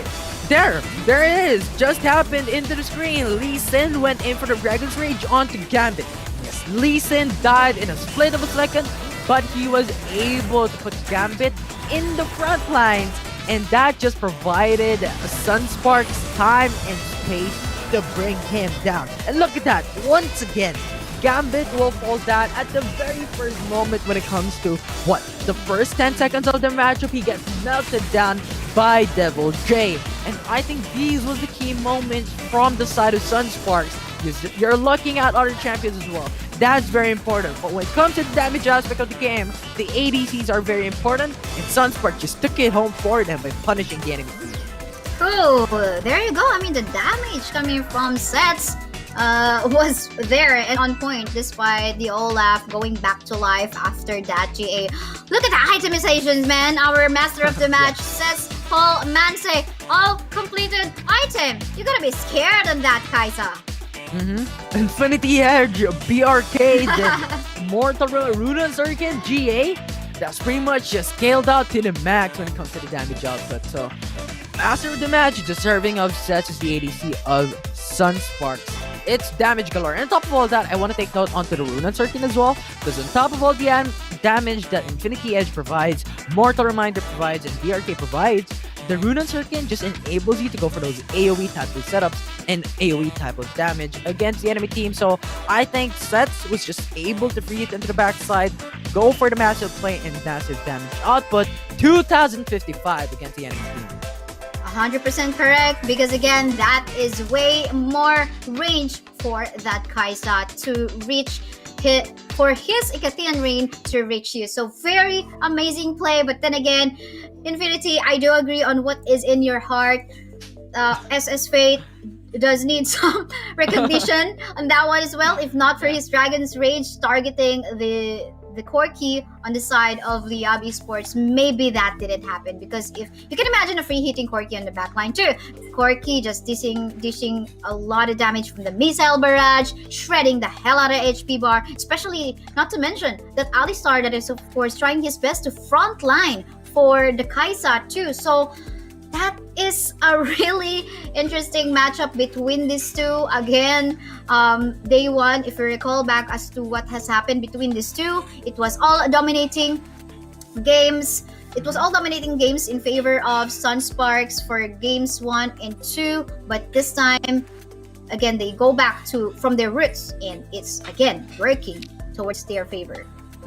And I think Liyab Esports could go back into the traditional type of setup, because when you look at it, their Seraphine pick in the day 1 or day 2 was not that looking that great for Liyab Esports. They lost using that Seraphine, and they won 3 times with that Corki in Exocen. So I think they could change it up, maybe bring out the Corki once again, maybe put up another ADC onto Gambit. Maybe the Kaisa gonna be available. Ezreal is something that they've used as well in the past. So I mean, they could bring back the traditional type of setup or do the same thing on what they did from game 1 for today. Yes, do the same thing, but it could be, it's easier said than done, because their draft might affect because of the bans that might be placed onto the table into this third round. But again, it's very interesting. Sunsparks was very patient from that game. They know that they have to sacrifice a little bit, not to mention the sacrifice is actually in terms of lives. The lives of of that Lee Sin, and I think Fiora too, somehow getting caught off guard many times by the members of Liyab. So they were just like waiting for the Kaisa to go on full items, and that will basically be it. Yeah, so now 1-1. Liyab Esports, Sunsparks, we're going straight to game 3. And I think our both our predictions are still up. Right? I said 2-1 Liyab Esports, you said 2-1 Sunsparks, and it's a matter of a do or die type of matchup. It could go anywhere. It could go to Liyab Esports, it could go to Sunsparks. We really don't know. It depends on what they really put onto the table when it comes to game number 3. And I want to see that happen. I'm really excited to see it. Because Sunsparks, I don't know if you're going to bring out the Yasuo once again. Successfully seen from not a Yasuo type of composition from game number 2, right? And you can bring it out once again for game number 3. And similarly, Liyab Esports could do their traditional type of pickings in the past and not put Exocen and maybe the Seraphine, because it was not that great when you look at it. But yeah. Yes, indeed. And I guess it's more on like trying to find what is really working for them. Again, I think Liyab Esports should have made that realization already, but that maybe Exocen is not yet ready on the Seraphine. But I get the trust that they're also putting onto their players. But if it's not working and we have data that is not really working for them as of yet, then maybe it's time to reconsider going back to what has been working. But it's tough to judge because, again, during the first day of their matchup against Sunsparks, yes, Exocen was in a carry type of champion, but we can recall they had to wait for super duper late game for them to make a comeback against Sunsparks. And that only happened because Sunsparks was quite overconfident onto getting their position onto putting the game onto an end already. And then there you go, it's still fresh in my memory. Wukong will be flashing in with a cyclone targeting the damage dealers on the side of Sunspark, punishing them out and just going for a reverse sweep. So very interesting, but I guess this time Infinity we can talk about since we're not too sure if who's gonna be on the blue side or red side, but I guess whoever is on the losing side from, or I think it is a toss coin again. So let's just assume maybe Liyab is on the blue side. What could be their first prio pick, and how should Sunsparks answer back? First pick. As usual, I think it's going to be potentially Camille, because that's just so flexible into the rift.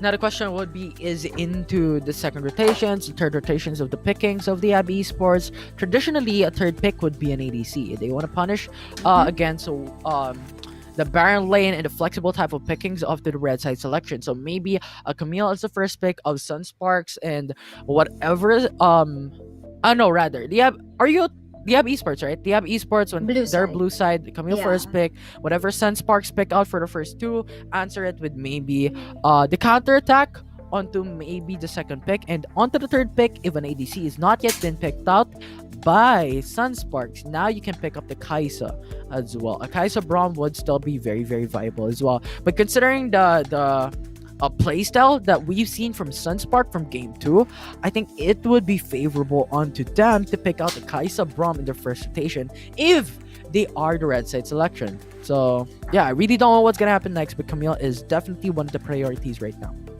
I agree, but if Sunsparks don't want to get or give that Camille away onto Liyab, then they should ban it out. But of course, that will open up some other options. But I guess what I'm seeing in here, the power of Sunsparks is actually sets on the Kaisa. Whenever that happens, they would win the match. Sometimes yes, if they would end up losing, but always the light of hope is it there when they have the Kaisa online already and just free hitting from wherever. So I think they should circle around on what's working best for them. Just go for the protect the queen composition, and that's it. But I guess some suggestions onto how they can improve it further. Just like what you said, Infinity, listen, I think should go onto a balance first, onto putting up some defenses for himself.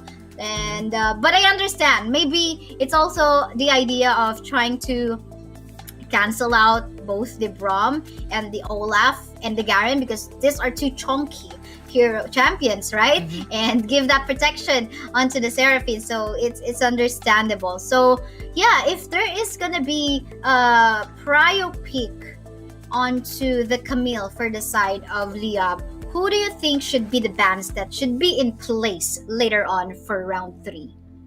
Bans from Sunsparks? For both of the sides, what should be it? For the bans of these two teams for game number 3, I think if you're the red side selection, I think a Camille would be good. And after that, maybe a comfort pick against the enemy team. And if you're onto the blue side selection, you can now ban out those obnoxious supports, those obnoxious mid laners against the red side selection. So typically that happens since we really don't know who's who in terms of the side selection. I can't really tell on what's gonna be the priority here onto the bans, onto the picks, because we really don't have an idea on whether who is gonna go where. Yes, but I guess the idea now in here is what's working for both teams are basically just their comforts, all right? So we'll see if they're gonna be that naughty in the list again, because they keep on trying, oh, it's working for Omega, let's try that one out. Maybe that will work as well for us. Sometimes it does work out, right? Especially in certain types of situation. But if we're trying to talk about a team that is in a certain level kind of play, both as a team and as individual players, then it is very risky. It will always just boil down onto whatever draft you have in there. It will still boil out onto execution, because you're having a match up against a team that is almost at the same level as you, and at the same time, again, you're not comfortable with this kind of composition, so why bother? Yeah, it's down to, yes, there is a lot of champions in the meta pool, but what is your active practice champion pool? Because if you consider, you know what, let's just pick up some meta picks, let's just pick up some tournament power picks, but you don't know how to use it, it's not your comfort pick, it's not your active practice champion, it's not just gonna work out. You need those comfort picks for your team to scale out, you know it like the back of your hand, and use it against the enemy team. And it may not seem as maybe that powerful in the current meta, but if you're still gonna be comfortable with it, you know how to use it at another level. Because these champions has a certain skill ceiling. And if you maximize that out, you could utilize the champion at its peak level. And I think that's gonna be much more important than getting those meta picks that you don't know how to use. One thing, by the way, that we just did not see a while ago in the matchup between the Baron laners was that the Fiora usually taking advantage of when the Garen was away. If we compare as to how fast a Fiora can split push up against a Garen, definitely Fiora has the advantage as well. I think that time Sunsparks was pretty much busy onto just trying to go all out 5v5 fight, but then again, we have to realize the capacity of what the Fiora can do into just taking down turrets and going for her power spikes. But nice try still, they won the match. Just so happened we are able to discuss how they can further optimize what they have done in that to win. So optimization maybe is still the key. Yes, there may be factors if we're saying we're in, okay, if it's not broken, do not fix it. But if you can optimize, sure, why not? And talking about optimization, I think the most optimized team still is gonna be Omega Esports. I mean, gotta commend how disciplined they are, gotta commend how, I mean, the muscle reflex is always there. Seems like very few times we'll see them in a situation wherein they're gonna be making it on a wrong decision. And I guess this comes into how experienced they are in the competitive scene here in the Philippines. Not just in the Philippines, but also across Asia. Being able to perform similarly like that of Next Play into the competitive scene for the past few months, actually in particular since February 2021 this year. So, and again, this is just a start, I do believe, for Icon Series Wild Rift, because it's not even past 1 year yet since the competitive activities started, but it's just the start. And I do believe, and I actually personally commend, especially all the teams that are having, that doesn't have any coach. In particular, Sunsparks doesn't have any coach. Also, who else? Execration. I'm not sure about Execration, have to confirm that. But also Omega Esports doesn't have a coach. So it's just as players. And when the players themselves are coaching themselves, it's also quite an advantage. Yes, it is a quite a tough task because you are multitasking a lot of things, but the advantage is you are the one experiencing whatever it is in the battlefield. You are the one understanding the capacity of your play, the capacity of your teammates' play, and that will allow you to, to draft better. But we're not saying that, okay, that's a greater advantage. It has its pros and cons. A team having a coach definitely will allow the players to just focus on their craft while someone is guiding them. Not to mention the motivation factor that they can contribute into the players. Oh, okay. So yeah, I do. sorry, I was just, just processing in my brain. Oh, okay. So yeah, I do agree with that statement, Kaysai. There is a lot to really take note when it comes to Liyab Esports and Sunsparks. And I think you talked about coaches, and I think that's the thing. I think there are a lot of teams right now that doesn't have a coach, but when you have a very, very good coach to just guide you through and through, to teach you what is the better thing to do, what is the better draft, because I think the coaches right now is the one that watches all the games, that thinks of a better draft that can come up. So I think, yeah, I do agree with you, Kaysai, when it comes to the coaching type of potential, when it comes to teams right now. When you have a better coach, that is going to reflect onto the playstyle, onto the gameplay, and possibly even the win rate of your team. So yes. Right now we're just... Yes, yeah, go ahead. we're now waiting just for the lobbies to come through, for the draft to come up. So I'm very excited. I'm very excited to see Game 3. It's a 1-to-1. It's really just toe-to-toe right now.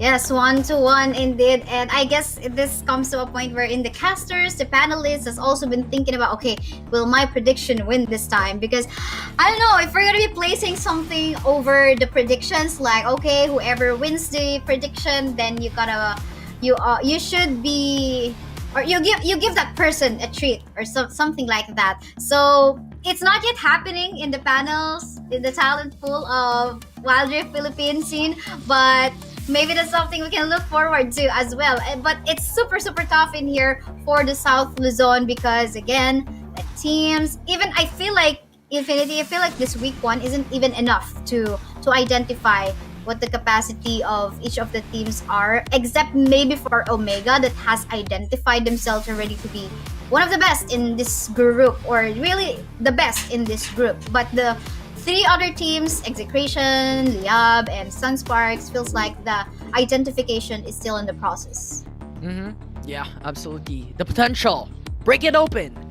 If you break it open, it's just massive. Release the beast into the rift.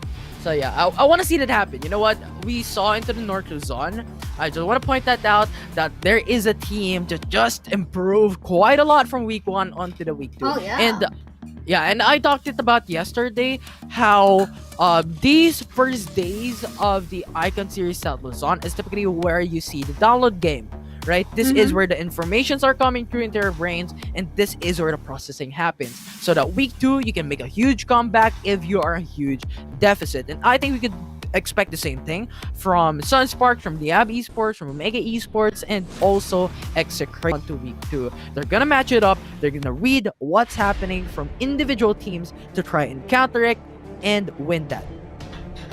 Yeah, from Execration in particular, that was massive improvement from day 1 to 2 alone. So really commendable. Like even I was working on the power rankings of these teams, and I think the power rankings itself will be given up by how the match results came out. So maybe that is one of the bases, but we can see that the capacity of Sunsparks is still out there. Again, they just managed to get a score or a point from Liyab Esports, and this is them saying that, hey, we're not yet done, but oof, Infinity, what is this? What is this biopic that has been given again? I mean, that's what we talked about a while ago, Kesaya. Regardless of whose team it is, Liyab Esports went into the blue set selection will prioritize onto the Camille.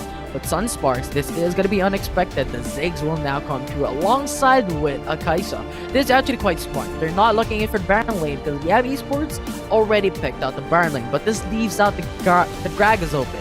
And Gragas was previously played into the mid lane or into the jungle by Liyab Esports, and they can pick it up and punish Sunsparks in the process. Yes, indeed. And this could be Migi in the jungle, Gragas again. And I like that first 2 picks from Sunsparks. Since Ziggs is open, yes, they can pick it up for themselves. And Kaisa is very powerful, especially in the hands of Seth, so commendable. They're not lacking that one. They don't really have to prio the Braum, because if in case the Braum has been taken away by Liyab Esports, then they still got an Alistar if they're looking forward for a tank support. But instead, Braum will not be contested by Liyab since they want to go for more pokes, just like what has happened a while ago. If we recall it correctly, game 1, they just keep on utilizing that final spark to both clear off minion waves and secure or help out in taking out objectives. Ooh, but Sunsparks though is going back into the classic type of setup. Lulu, Olaf, they're bringing it in for game number 3, and Kaisa and Ziggs as well. And typically, this is not what we see in an Olaf Lulu type of setup. This is where a Seraphine and a Sona comes up, or a Seraphine rather will come up, than other tag team champions. But Sunsparks is gonna do like a Ziggs, Kaisa, Lulu type of setup. And I think this could be utilized very well. Considering you have the Kaisa, that quadrille could go anywhere. A Kaisa and an Olaf can utilize it. But Liyab Esports, now going into the party, they want to punish onto the armors of Sunsparks. Very squishy comp for Liyab Esports, but this is them going for a poke type of composition. And we do know that a poke type of composition doesn't have to be in the objectives early on, but instead they can just let their opponents start off objectives and they just poke them out Mhm. down to their HP bars. So this is very interesting. What do you say about the completed lineup so far I love by it. both of these teams? I love it. Liyab Esports. We talked about how Liyab Esports could draft their game a while ago, as you've asked me. And what I've talked about is how Ezra can be picked out by Gambit because this is their comfort pick and not pick out the Corki instead and maybe put the mid lane onto Corki, Exocen to utilize it. They won 3 times in the past and have not lost with the Corki before. Miggy with the Gragas has won 3 out of 4. And it's just a matter of your comfort picks. And Liyab Esports has heard us, Kinsaya, and they're bringing in the comfort picks. Ezreal, Gragas, Camille into their graph, and this is pretty massive. And we've seen as well the potential of a Lux Ezreal. With Lux going for life binding, Ezreal could follow through with the poking potential and could just dominate when it comes to the dual lanes. So we might expect something big when it comes to the esports. And for the side of Sunsparks, I like it as well. Kaisa, this is something that they've used into game 2 that succeeded very, very well. Sets used it into the late game potential. Full locked in items, deal massive amounts of damage, and defeat the enemy team with a huge comeback. And I think this also had the potential, Sunsparks, to punish the esports for game 3. Yes, and with all the things you mentioned, it's tricky. It's so tricky to tell who's gonna win this game basing on the draft. But it is clear that Liyab Esports gonna go for the poke type of composition. I did mention, I think yesterday, that Fiora has been picked a lot, has been picked a lot, but kind of falling off in terms of win rate. So despite the yes that the Fiora is able to clear off the minion waves faster than the Camille, but the Camille has such huge amount of win rate. Especially we go for the utility that he also provides, that Hextech Ultimatum locking onto target. But the question in here, who's going to be the primary target of Liyab Esports? And this is going to be the Six, it's going to be the Kaisa, or whoever just basically overextends. So I love it. I love the draft by both of these teams. We just have to make sure that their win conditions is up there. So talking about win conditions, what could be the win conditions of these two teams that we've got, Infinity? Another hard question has been asked. I think Sunsparks. That's my role Yeah, as the anchor. definitely. I think Sunsparks' winning condition is to go for the 4-1 setup successively. Because if you're going for the Fiora, typically this happens for the 4-1 setup. And the reason why you've talked about how Fiora is going down when it comes to the win rate and is not being picked up that often if you have another choice is because Fiora's role is to go for the 4-1 setup, and that alone, when it comes to the team fight, is actually pretty bad, right? Because if the launch is there, sure, the riposte is there, but if the riposte actually goes out and that will fail, you have a lot of potential to be bursted down by the enemy team, and that ultimate would not be that great when you have a lot of CCs coming through from the enemy team. And I think that will be the reason why Fiora is not that evident and not that big when it comes to the win rate potential. But still, when it comes to the Fiora, the winning condition is the 4-1 setup. You need to go for the split push, get a lot of objectives when it comes to the early game. Considering you have a Ziggs as well, a turret is gonna be the name of the game for Sunsparks taking it home.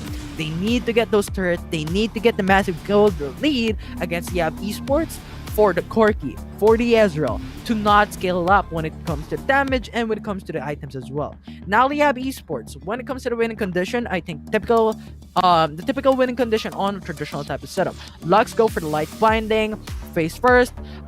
Camille needs to go for the Hextech Ultimatum on key champion, Ziggs and Kaisa to be more specific, or even the Olaf if the Ragnarok wasn't actually spawned up. It locks in Olaf into a 1v1 setup onto the Camille, which just disables the potential of the Ragnarok to just go ham and defeat Ezreal and the Corki. So I think that is gonna be one of the key here. Gragas as well, that explosive cast onto maybe the Kaisa, disrupting Lulu far away, and the nerf of the Lulu just decreasing the amount of rage and the radius that her spells can connect to his teammates would be something very important. So if Gragas goes in for the explosive cast, disrupts the backline, push Lulu far away from his teammates, that sustainability is not even gonna connect from his teammates. So I think those are the winning conditions individually from Sunsparks and Liyab Esports spontaneously. I love it. I love it. All the points that you have mentioned, it definitely are those of the definitely those are things that we have to look forward to. But of course, they know their win conditions themselves as a team, as individual players. But of course, what is not gonna be missed in here are the plans of their opponents to cancel these win conditions, to stop them from reaching all these win conditions that they've got. So we'll see how this will go, but I think one vital factor or one thing that will contribute is the first gank that we might potentially see. We do know that the Camille is super slow in the jungle, might be needing some hard leash coming from the trio in here, looking yellow. The Lux and the Ezreal, maybe even the Corki can help out too if they really want to help the Camille jungle fast in the first phase of the jungle camp. But at the same time, I'm also taking a look at the possibility of an invade from the Olaf, the Lulu, the Kaisa as well. That's massive amounts of ability damage. But then again, we can recall as to if Morita Boy will go for the light binding skill first. So that's gonna be dangerous and risky if they attempt to do so. So we might expect instead a passive start of the game. Yeah, I do agree with that point. I think a Camille, when it comes to the jungle, needs a hard leash from his teammates, and I think Liyab Esports is doing that exactly. Lux and Ezreal just putting their might, their strength, their damage onto the red buff. And I think if Miggy already has a red buff, it's already all good in the hub because the extra damage that it provides from Camille. And yeah, level 2 is required for the fast clear onto the Raptors as well. So I think red buff is actually pretty good from Liyab Esports. But Olaf will get a lead here when it comes to the jungle, right? Because of the true damage that it has and the type of spammy skills that it also provides. So I think when it comes to the 1 minute and 25 seconds mark, I think Olaf will have the better opportunity to get the Scuttler first. But if Liyab Esports punishes maybe the mid lane as they did in the past, they could now force in Olaf to go into the mid lane as well, to go for the support while Miggy actually goes for the ref Scuttler. Yeah, and we can remember game 1, they got punished by a Camille in the Rift Scuttler fight. But yes, here we go with the Olaf already restarting off the red buff into his own camp, and just actually he is rotating as to where Camille is actually rotating towards too. So there could be a potential meet up, but oof, no, actually Camille will actually go for a Scuttler first before the buff. Now Exocen, 1 HP remaining, and 5722 is just going in for some pressures. And I think I really, really like that. But Nixu and Double J, just trading off some HP. Now let's talk about something that has happened right now. Liyab Esports really just even up against Sunsparks. Only a difference with 300 gold. And I think when it comes to the 20-minute mark, this is where the fights will occur. Level 5 is going to be very important. And Fate, I think, to be more specific, is something or someone that we should look at in the 3-minute mark. The level 5 that Ragnarok just woes into the Dragon Lane, potentially onto Lux and the Ezreal to punish them. And considering that they are kind of a squishy type of champions, it is easily punished. And at the same time, Liyab Esports level 5 Miggy is going to be something that is very destructive as well. Willing to take a risk into planning a gank somewhere here in the middle lane for 5722, but May is gonna be in there and hoping to start that poke onto Exocen. And you can see that I think he just poked out Exocen again, forcing Exocen to be slow and to get that delay. But level 5 Miggy already going for the Hextech ultimatum onto 5722. The backup is in here coming from Maze, but look at that barrage coming from the Ezreal, putting the life of Maze as well as 5722 into less than half-life. Can you imagine if that ultimate coming from Gambit is already at a higher level, then that could be the end for Maze and 5722. With Liyab Esports and Sunsparks actually failing their gank into the mid lane, I think now it's gonna be the play onto the Infernal Dragon. 3 minutes and 30 second mark.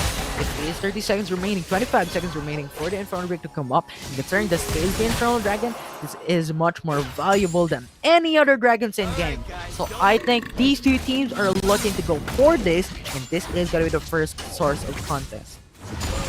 We can remember if it was Omega, maybe sometimes they are even willing to give away that Infernal Drake or that first dragon if it's not Infernal, of course. But just like we mentioned, this is Infernal one that they can utilize, especially onto the late game stage because of the additional damage that it provides. Sunsparks, or rather Liyab Esports, knowing that they, it's fine if they don't start this contest, but in here we can see a final spark going for a connect, and that's him coming from Anigi as well. More abilities being thrown out on the battlefield, and in here as well, you can see that dive coming up from Devil J2, but in the end, it is Liyab Esports seemingly getting that advantage because of this steal. Yeah, you know what? Miggy died, but sure. Fade also died, but we got the Infernal Dragon. So technically, we got the advantage against our side. And currently, I think Liyab Esports is falling down behind when it comes to the gold lead because of the first kill from Sunsparks. But regardless, they're at a good playing field for Liyab Esports because they have the Infernal Dragon that scales out exponentially when it comes to the mid game late game fights. And when you have Ezreal, when you have Camille and Corki, these are scaling champions too. So that Infernal Dragon just spots them on in terms of a synergy when it comes to the permanent buffs. Lovely, lovely. Camille. Yeah, I think Camille just did a great job when it comes to the team fight. Went in for the steal, but now into the top lane, we have a 3-man roam from Sunsparks, hovering into the top side of the map, looking to pressure onto Marita Boy and Gambit.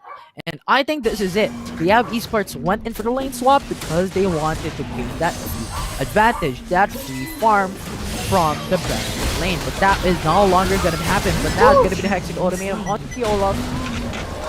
Yes, indeed. Apparently, though, Camille will fall down onto the hands of Olaf. I mean, that was 3v1 situation. Even if you're under turret, but if there are shields coming in from that Lulu, then no question asked. I mean, that number advantage will still be on the lead and on the win.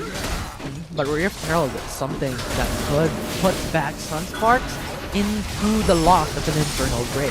Now the question would be, how can they do so? Or Liyab Esports is not going to contest it. So Sunsparks taking the Rift Herald, very, very massive. And after that, taking a kill as well. So 1-2 is the standing. Sunsparks taking the lead. Gotta love the space created by Lulu right over there. In such a way, Fate will just go for a free Rift Herald take into that game time, and I think that was paying off so far. I just can recall about Sunsparks going back to what is working for them. And this is it. I think this is it. Now they get the slight lead, having that 1k lead for their pocket, and even that kill. And I think it's still just a little bit of balance because they still got a Rift Herald that they can utilize later on into going for pushes. And speaking of pushes right now, still no Tower First Blood coming in from the map. 7 minutes into the game, but Sunsparks I think has the more potential to go for the Tower First Blood because of the Rift Herald. But here into the Dragon lane though, Oh, that was 5-man members eyeing onto going for a push down bottom part of the map. Let's see if this will happen. Look at that. Lots of abilities getting thrown out. They're having a fight under the turret in here. Ooh, almost to the life of that. Olaf gonna go down, but with the help of the ultimate coming out from that Lulu, it saved his life. Wild growth indeed is such a good way to help out your teammates. But seems like this is just gonna be a 1-for-1 exchange. Infinity, because the Gragas is looking busy up top. yeah, they really wanting you to get that trade-off coming in from Sunsparks. They want to get that 1-for-1 tower, and they got it. Liyab Esports has now went in, but the difference between the Tower First Blood and the First Blood kill, and getting 3 more kills in favor of Sunsparks is a lot.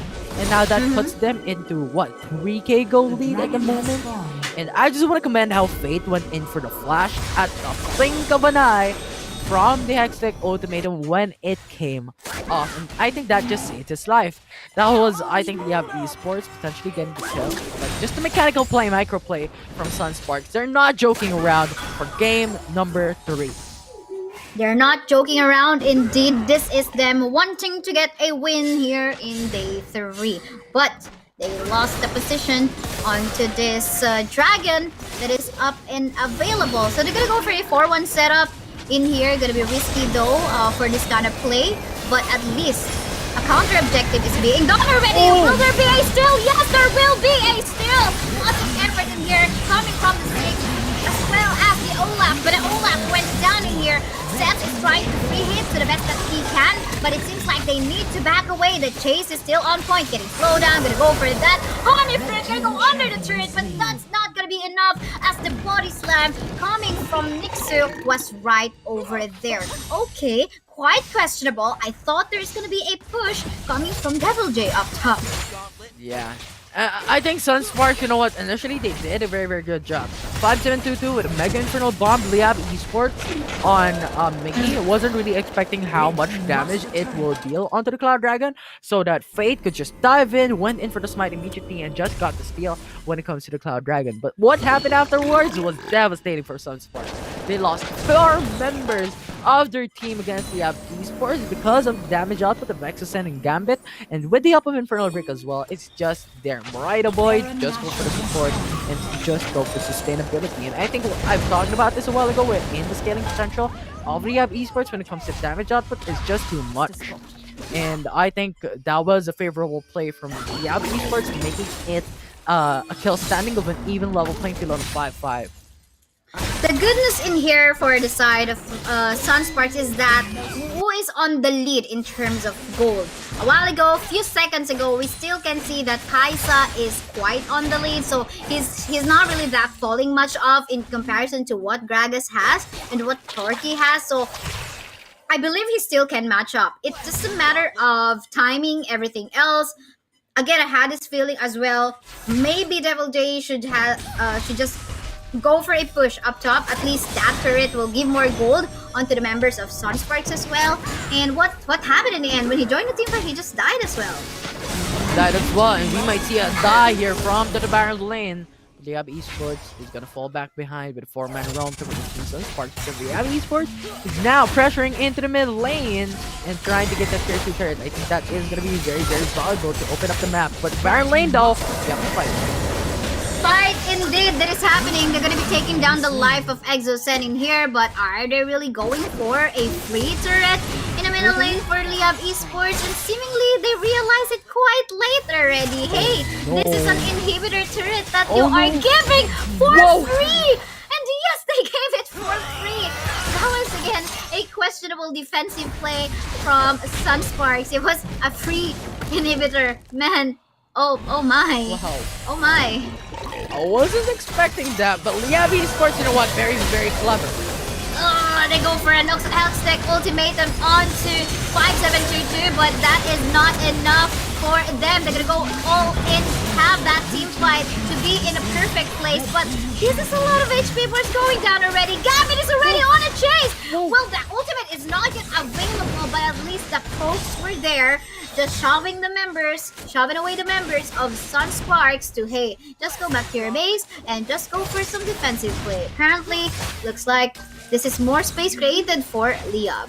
When you have the Matamuna and you have the Trinity Force, that's just damage galore from Gambit. Just, you know what, just go for pokes, go for basic attack, go for pokes, basic attack, and it just deals so much. And on top of all that, you also have the second skill of an Ezreal to emphasize, to increase the amount of damage that it provides. So Gambit right now is a damage galore type of champion, but a BRK increasing the amount of sustainability that it provides when it comes to the team fight. And Corki as well, Matamune, and a Trinity Force. So simply, they're going in hard when it comes to spamming out skills for the Liyab Esports. Sunsparks, to be fair, is not falling off in terms of gold. And in terms of gold as a team, as an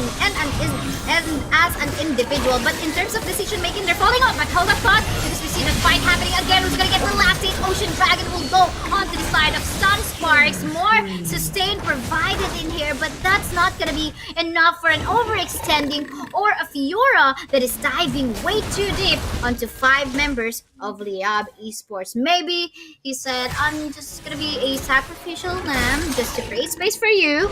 Let me die all alone and you guys be all alive. Massive play. Sunsparks getting 2 steals in a row when it comes to objectives. Getting a steal onto the Cloud Dragon, getting a steal onto the Ocean Dragon. And what's next? The Elder Dragon for a steal of Sunsparks? And I think that is just so much to handle. But we have Esports. Regardless of losing 2 objectives, I think the main key point here is in the 11-minute mark, they got the inhibitor turret for free. That is natural lane pressure into the mid lane, and that is the reason why Liyab Esports doesn't really focus on into the mid lane. They try to go for the split push into the dragon lane, they go for the split push into the baron lane. That is actually quite important. Just the flexibility and just the versatility of these champions is something to take note.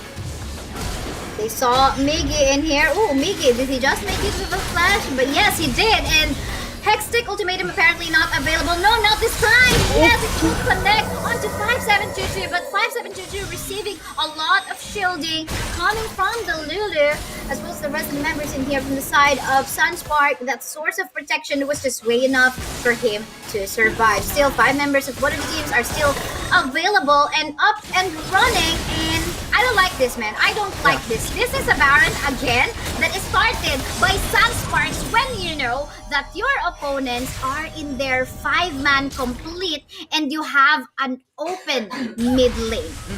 And that fight actually looked favorable for Liyab Esports, but I tell you, it's not.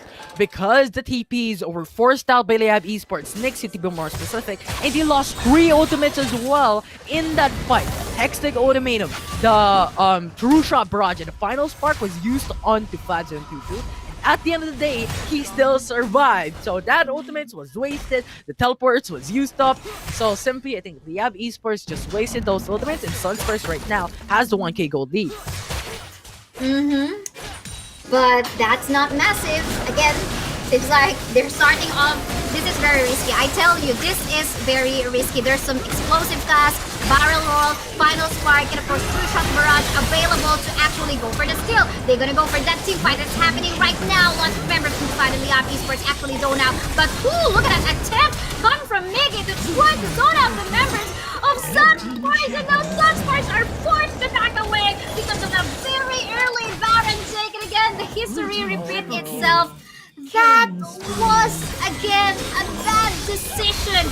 Your opponents are in front of your face. They have 3 sources, actually 4 sources, and capacity to go for a steal, and you are starting off the Baron. And it's not just that.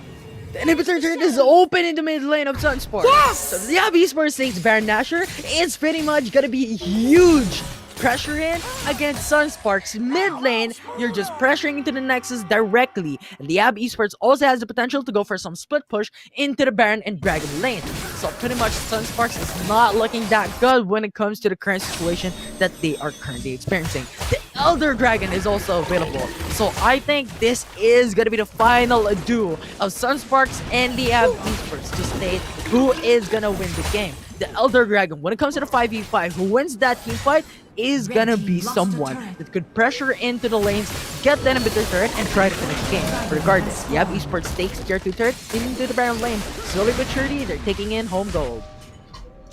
And I feel like, of course, they're just gonna be going for a pressure up top while they prepare for an Elder Dragon take. And we can see more team fights happening in here. The Olaf popped up his Ragnarok already, but in the end, just dying on to all the pokes coming in from Liyab Esports. And I guess this time, Liyab Esports doesn't even need to take the Elder Drake because this is gonna be a wipeout on Ace by Liyab. That is, of course, brought to you by Oppo Reno 5. Oh my! Misplaced from here and there, and I don't know, maybe week 2 will be for Sunsparks up next, or maybe for later against Omega. But that was a lot of crucial moments that they have missed. But in the end, Liyab Esports got some better decision making, or maybe it was Sunsparks just not really finding the best decisions in their lives as of yet. And I think that's just the draft. Liyab Esports drafted really well when it comes to the scaling potential, and I think I repeated this a couple of times already. Exosen with Corki, Gambit with an Ezreal are scaling champions, and those damage are gonna be so massive. So when you're looking at the graph, I think Sunsparks had the advantage when it comes to the early game. That is expected. They have the Ziggs, they have the Kaisa. These are very strong when it comes to the split push potential. Devil J also has it in their favor.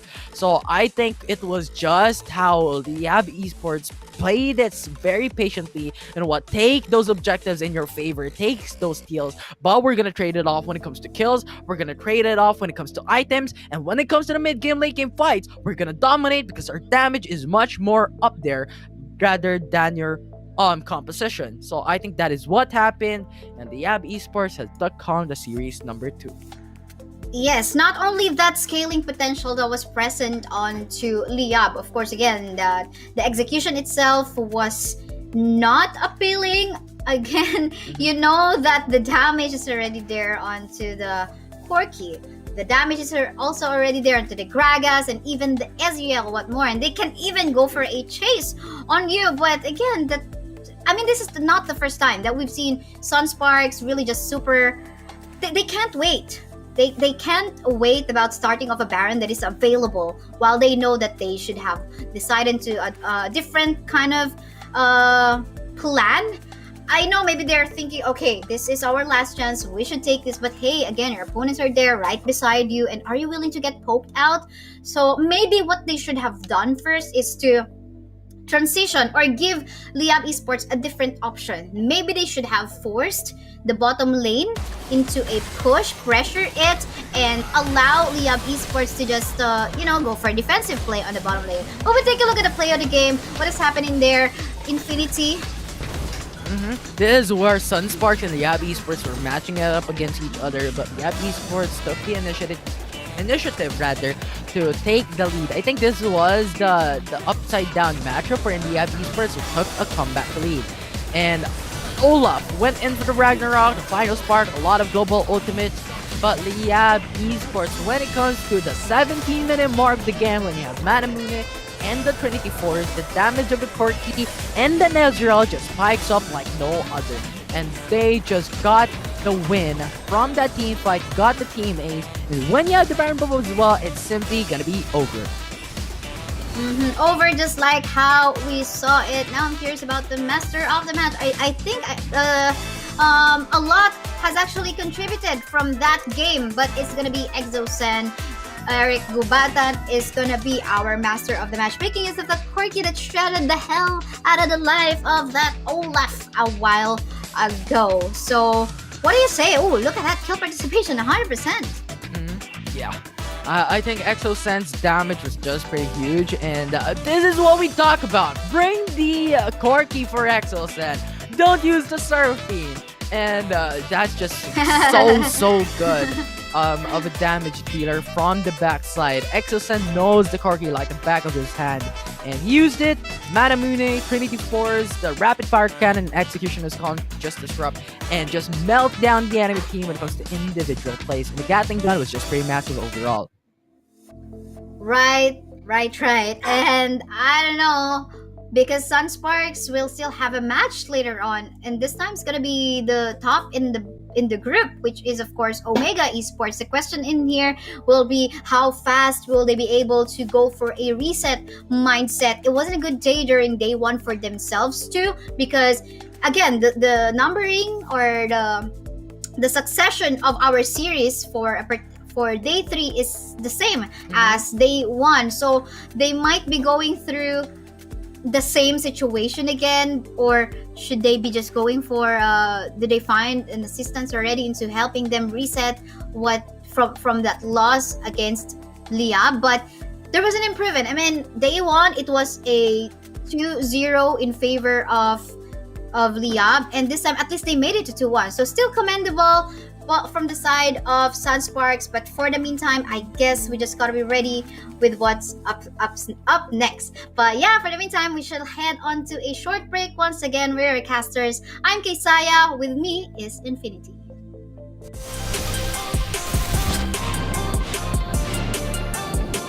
Welcome to Wild Rift.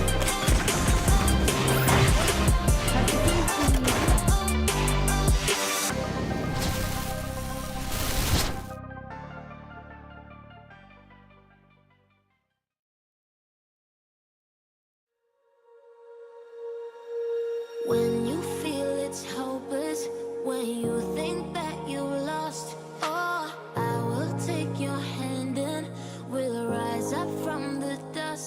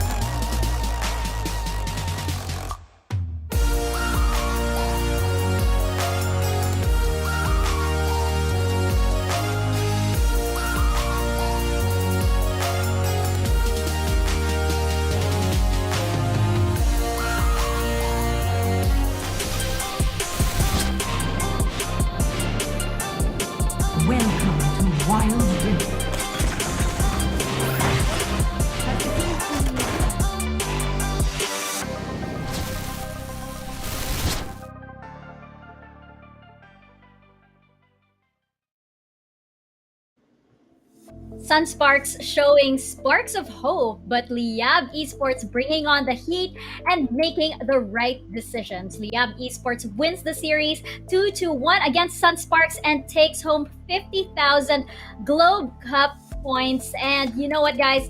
I feel like this series revealed quite a lot.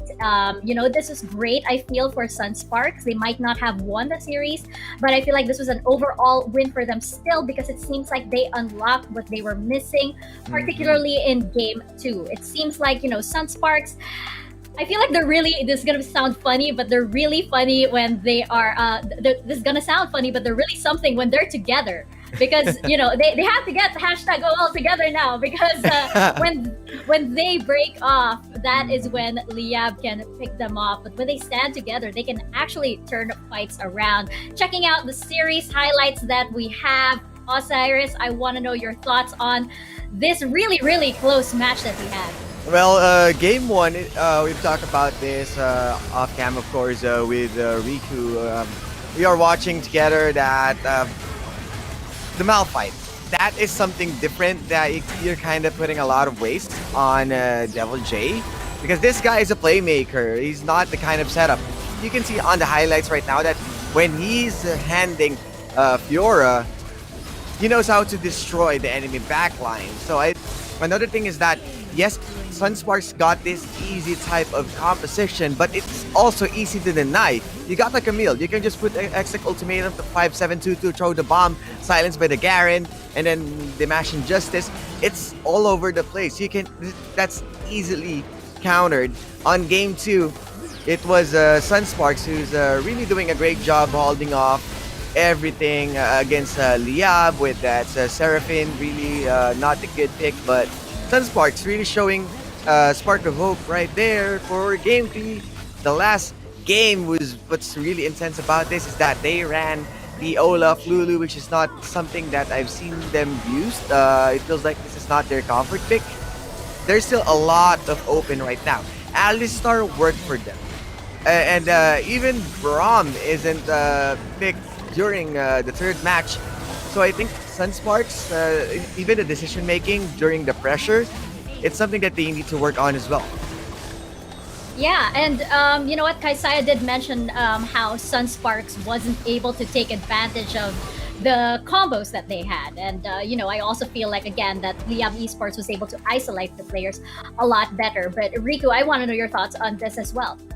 Yeah, I mean, we looked at the Yasuo composition before, the South Luzon group stages started. When we saw Sunsparks, we were just basically equating it to the 5722 Yasuo. But just as Osiris mentioned, we've seen how Devil J plays as that split pusher, either on the Fiora and the Camille, and he shines brighter. RTG is usually what we see on towards that utility tank frontliner that sets for the whole Sunspark squad. So unfortunately, that did not work. But what did work is sets on the Kaisa time and time again. So now that they've figured it out, like, okay, this is our chance. Late game scaling, Kaisa on sets. But unfortunately, when they move to game number 3, it's the Lulu Olaf pick that unfortunately has been picked 4 times already in the entire South Luzon tournament, but it's still sitting on a 0% win rate. Yeah. Why do you think they choose to push for that though, the Lulu and Olaf? I think it's because Lulu and Olaf can easily snowball. Therefore, if you're able to get the lead, then at least you can try and finish the game there and then. Unfortunately, I believe Kaisaya brought this up. There were a couple of decision making that weren't fitting of their style of that composition, and it just fell into pieces. Olaf really falls hard downwards on the damage level at the later stages of the game. Therefore, sets had to carry all that weight, which is definitely not enough. Yes.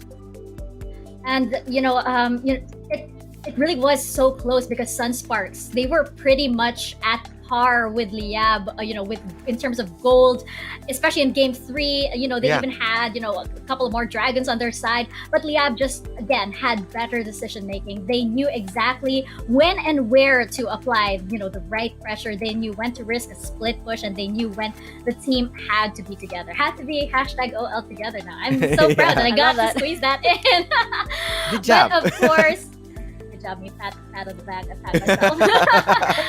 But of course, 50,000 Globe Cup points will be going over to Liyab Esports, securing the second series of the day. That was just the second series. I know it was pretty intense, but we still do have one last series remaining, and that will be between Omega Esports and Sunsparks. And you know what?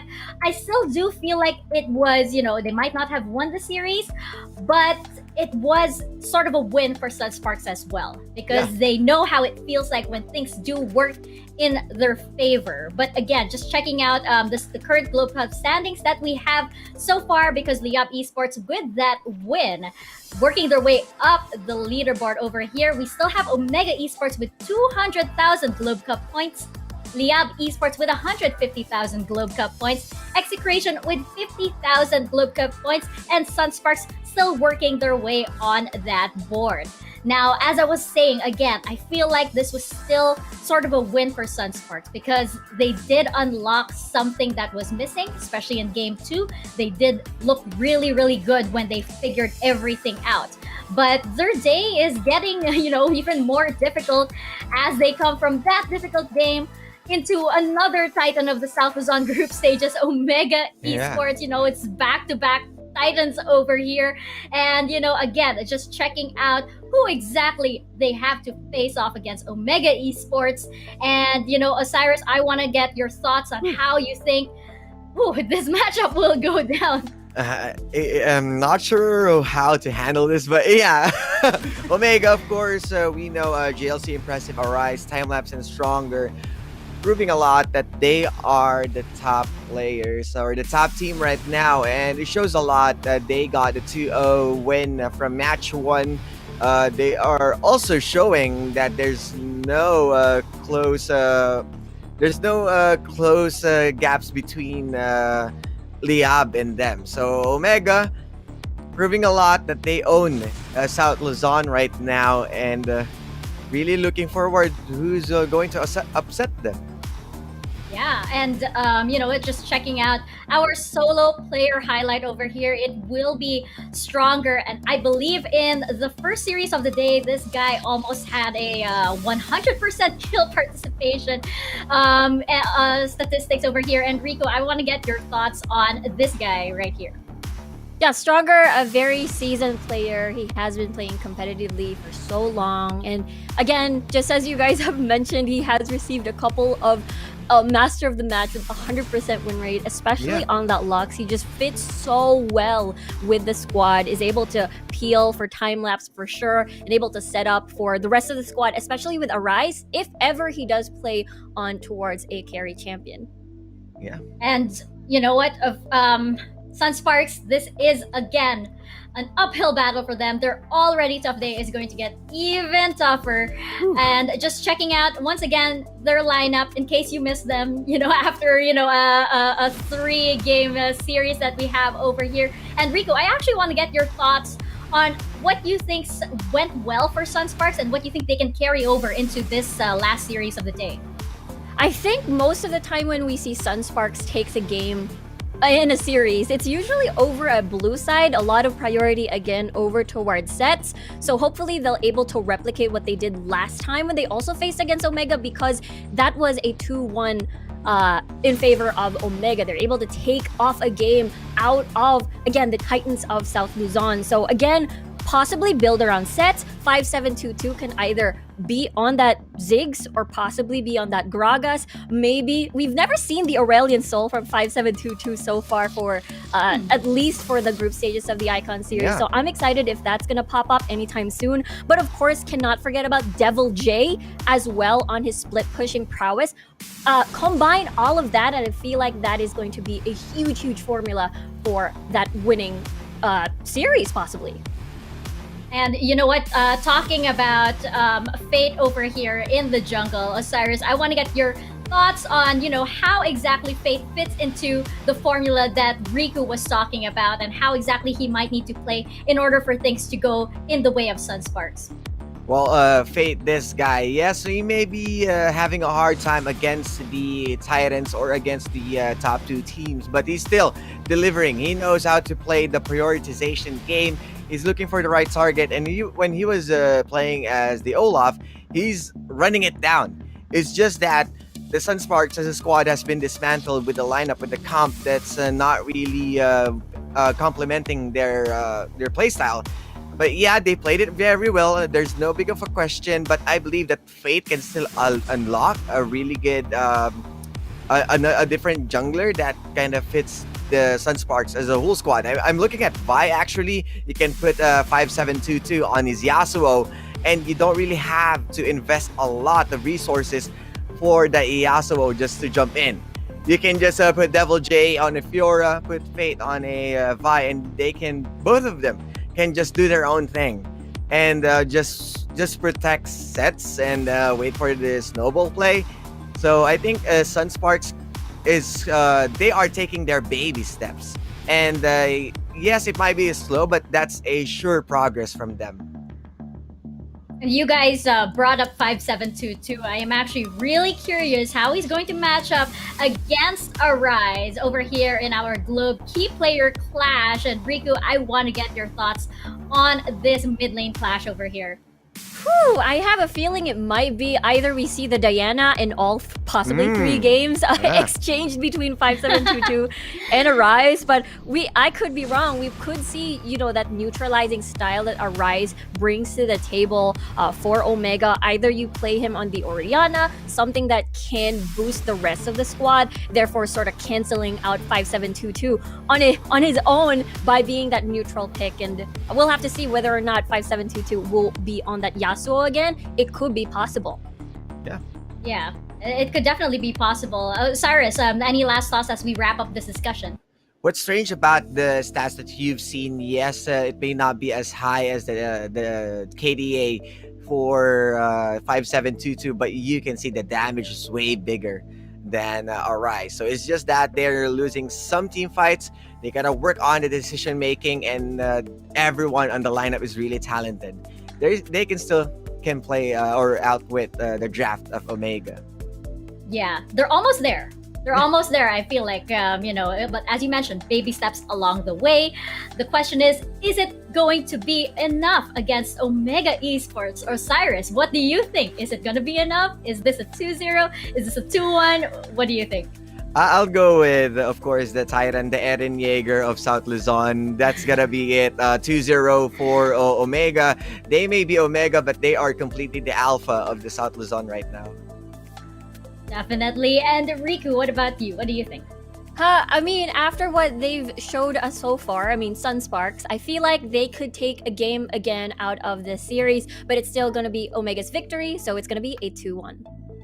I also feel like they could have taken a game, maybe if it was a little earlier on, I feel. But you know what? They are coming off from that series against Liyab Esports, so I am going to have to give it to Omega Esports with a 2-0. But we'll find out. I will actually be happily proven wrong. Yes, please. As we step into the last series of the day, Sunsparks versus Omega Esports. Casters, take it away. And welcome back to the 2021 League of Legends Wild Rift Southeast Asia Icon Series for the Philippines. This is again for South Luzon, and we are now down to our last series for the week. This is Autolus, together with Infinity, bringing you the action of where we will find is this really going to be the day or the game or the match that Sunsparks will finally break that barrier, or will Omega Esports still show dominance here? Infinity, help me out with this. What do you think is going to happen in this particular match? And this particular series, I think it's going to be a 2-0 in favor of Omega Esports. Just because they are very dominating, how they improved from the previous tournaments now into the summer season, South Luzon, and how they changed up their game style. Impressive with the aggressive type of play style. Their teammates is just playing around it. It's just too massive to deal with. So I think it's 2-0 in favor of Omega Esports. Alright, so I think everyone from the panel did predict that Omega Esports will come away with the series win, and that I think is very much acceptable because it's too tough to bet against them right now. They really show that they are in their you know, toughest form, I guess, or the best form so far here in South Luzon. But I kind of want to go against the odds. You know what? Osiris went for the analogy that Omega Esports is the Aaron Yeager. Well, I'm not a Jaegerist, so I'm going for Sunsparks here. And I'm going for a 2-1 Sunsparks win.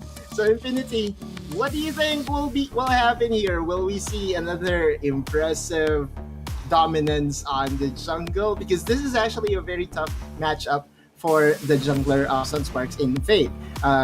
Recently, Impressive has been on a tear, and you have seen him go for impossible smites in where they will just win the game off of those smites.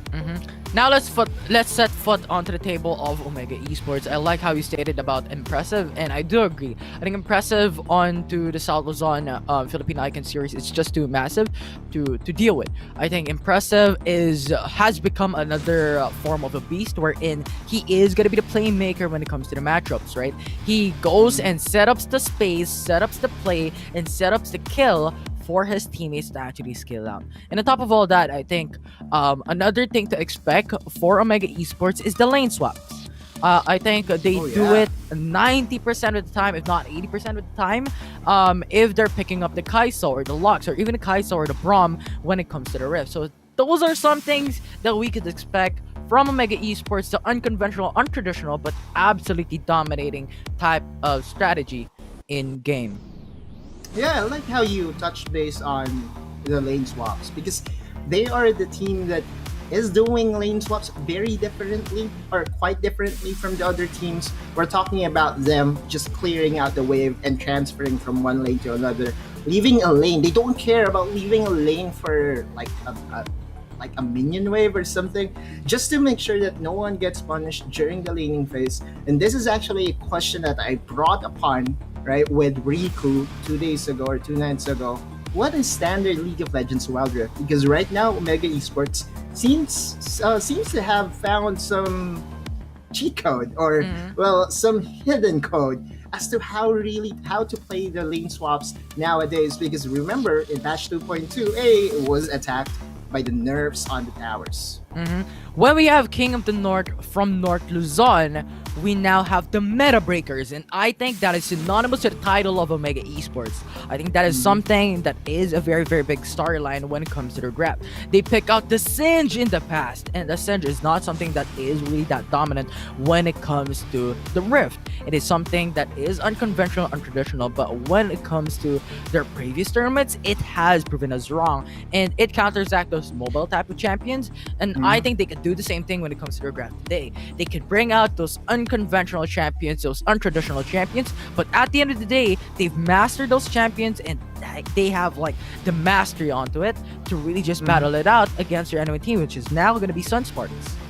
Right, so Sunsparks, again, no wins yet. And you did mention about the Singe. I'm a Singe main myself, so I'm kind of happy that it's being used. So far, it has been used just once, right? That was the game where Garen was banned out and JLC opted for the Protobelt Singe, which was very interesting, by the way. I haven't tried it yet, and I'm so excited to try it. Maybe later, or maybe tomorrow, maybe during our rest days, but definitely that's something that we will really look at. Because so far, JLC has not really gotten his fair share of the carry Baron laners.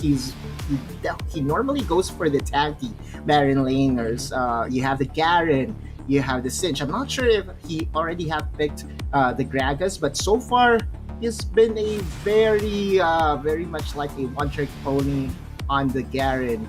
Care to explain to our viewers what happened here in South Luzon? How did it happen, and where from North Luzon we didn't really see much Garen, and now in South Luzon there seems to be some favoritism on the Dimasha guy in Garen. Yeah, I think it's just about the patch changes. Currently, before in the North Luzon group stages, I think the meta was typically the Kai'Sa, the Braum. These are the top 2 picks. You have a lot more champions revolving around it, right? The Fiora, those 4-1 type of setups. But now with the recent patch-ups, it's more on those skill-based type of matchups, right? The Diana is now going up. right? These champions are skill based. If you punish that, that is pretty much over with the Garen, with the silence. The skill is not gonna come through. You're not gonna have a good time to just spam out skills. And Ezreal, Kaisa, these champions are countered by a Garen, right? So I think on top of all that, you also have the tanking capabilities of the Garen, and that ultimate is absolutely insane to deal off massive amounts of damage. So overall, I think that is the reason why Garen is now being picked out in South Luzon group stages. So hope to answer your question, Omega. Lose. Yeah, well, because it's when we talk about Garen Infinity, he is one of the tutorial champions, right? He's one of those champions that you can pick off the bat, and people will start wondering, or people are starting to wonder what happened to this guy. How did it come, or how did he show up really in the competitive setup? Because in League of Legends PC competitive, every time a Garen gets picked, it's celebration time. It's very rare that a Garen gets picked, and here in Wild Rift, it's being abused. The mechanics or the kit of Garen is just being abused by a lot of teams in South Luzon, specifically Omega Esports. Now, Omega Esports has been on a tear, 4-0, right? Gunning that 5-0, which will amount to 250,000 glow points. Meanwhile, Sunsparks 0-4, but they already have those heartbreaking losses in where they were able to get at least one win. You did predict that they will not have any win for today, but what do you think Sunsparks has to do in order for that to not happen? What do you think Sunsparks has to do in order for them to upset the current kings of South Luzon? I mean, they showed us a very dominating type of matchup in the early games, right? In versus Liyab Esports a while ago, and they showed up big time in Gamer 2. I think they could replicate that would be perfect for their team. But they played throughout the late game. But Omega's Esports is an early game team, so let's see how it will turn out. So solve the early game, and if you are able to stand toe-to-toe to Omega Esports early game, then maybe you will get that chance of an upset. Heading into the draft here, ladies and gentlemen, again, this is just game number 1, and we are now seeing a Lulu that will be banned by Omega Esports, and the response is the Diana. Absolutely. I think Diana is just a respect ban onto Omega Esports. The Luna and Lux is something that Omega Esports has done in the past. They don't want to fight against those Enchanter champions. They want the dual lanes to just scale out like absolutely insane type of setup and scaling potential. With Sunsparks now banning out the Ziggs as well, it is now going to move into the mid lane, but leaves Camille open for Omega Esports to pick up. Now, Sunspark has played Kaisa in the past, and I was just about to say, Kaisa and Braum, I think, is going to be their duo picks that has worked successfully in the previous series. Now, Omega Esports leaves the jungle open, right? This could be the Wukong, but I think Camille is now going in for the jungle instead. Yeah. So maybe a Gragas could be nice for the Baron lane of Omega Esports. Right, Gragas, you requested Gragas. It is being picked here, definitely for Arise, right? Arise is a known Gragas champion. We know impressive on the Camille, multiple highlights on the Camille jungle for this guy. And he has just shown, wait a minute, am I seeing a Cali for the JLC? Wow, okay, quite a revelation here, and I'm ready to be proven wrong. No more tanks for the Baron laner from Mids here. Definitely, so that will be something Omega Esports really want to go for. They want a damage output, Akali, Gragas, Camille. Now Sunsparks just leaves the Lee Sin and Fiora gonna be open. Corki is still gonna be left up. Ezreal is also something that Omega Esports has used in the past that they could use today. The Janna is very strong when it comes to the early game, and that Moonsun actually counters Zac, Fiora, Braum, Lee Sin, the diver champion. Wow. So Graven is now gonna be the priority here by Omega Esports. Okay, so Time-Lapse is not joking around here.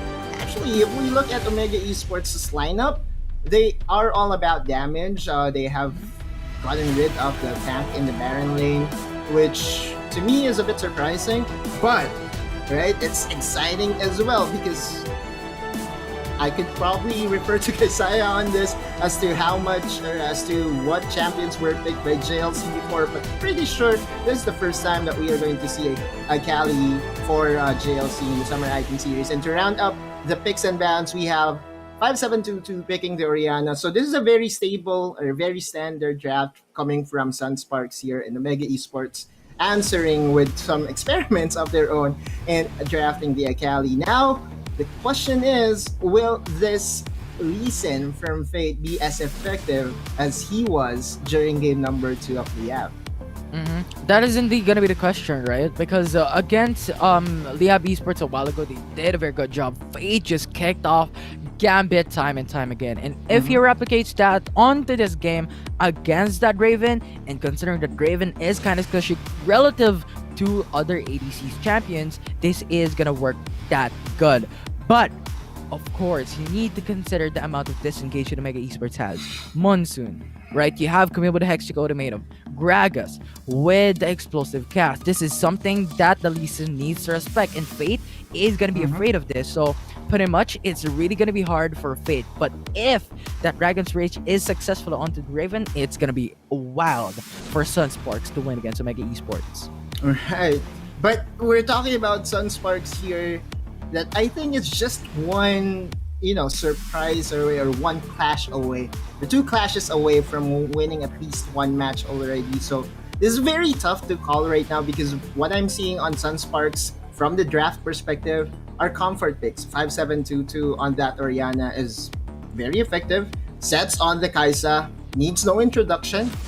Being paired with a Braum here, basically the, the lovers duo, the Kaisa Braum of PPGL Icon series. So I can see the comfort picks being in favor of Sunsparks, and then you have Omega with the powerful Draven, as you said, that, when he snowballs, he just goes out of control. But this is going to be a very exciting matchup. Now, kind of want to test your probably prediction skills here. Will Omega Esports still go for a lane swap here, because this is no longer the Garen that they want to hide? This is the Akali that can really be strong on the laning phase, so there's really no reason for them to hide.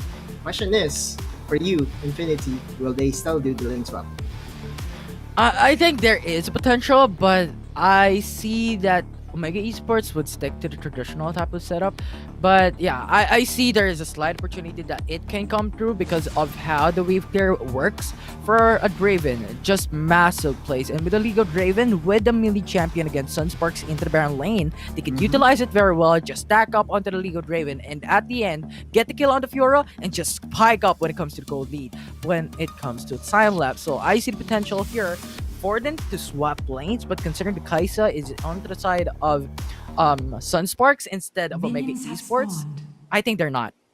Yeah, okay. Well, this is going to be answered right now, 5 seconds into the game. Welcome to game number 2, ladies and gentlemen. Again, this is Omega Esports versus Sunsparks. Omega Esports, no losses yet. And on the other side, unfortunately, Sunsparks has yet to win a game. And so far, the answer is, you're right. They're going for a traditional lane setup here. We will see the Kaisa and the Braum in the Dragon lane being faced here by Stronger and Timelapse in the Dragon lane as well. So no swaps, no shenanigans, pure standard Wild Rift. And I think now it's like 75% lane swap opportunity for Mega Esports since they have went for the traditional. But regardless, Mega Esports with Raven and Jana actually very, very strong when it comes to the game. But Arise, Arise is trying to pick off here on 5722, but that's just, a greeting from his belly and no kill potential or no kill threat just as of yet. Stronger and Timelapse trading very good against Sets and Maze. Now we know that Draven and Jana is a very strong combination in the Dragon lane. Do you think Maze and Sets will have a problem here? Arise, oh, that gang in the mid lane has already burned the flash, and Arise, okay, he's still alive, and Fate will just, be happy, be content that he was able to burn the Summoner here.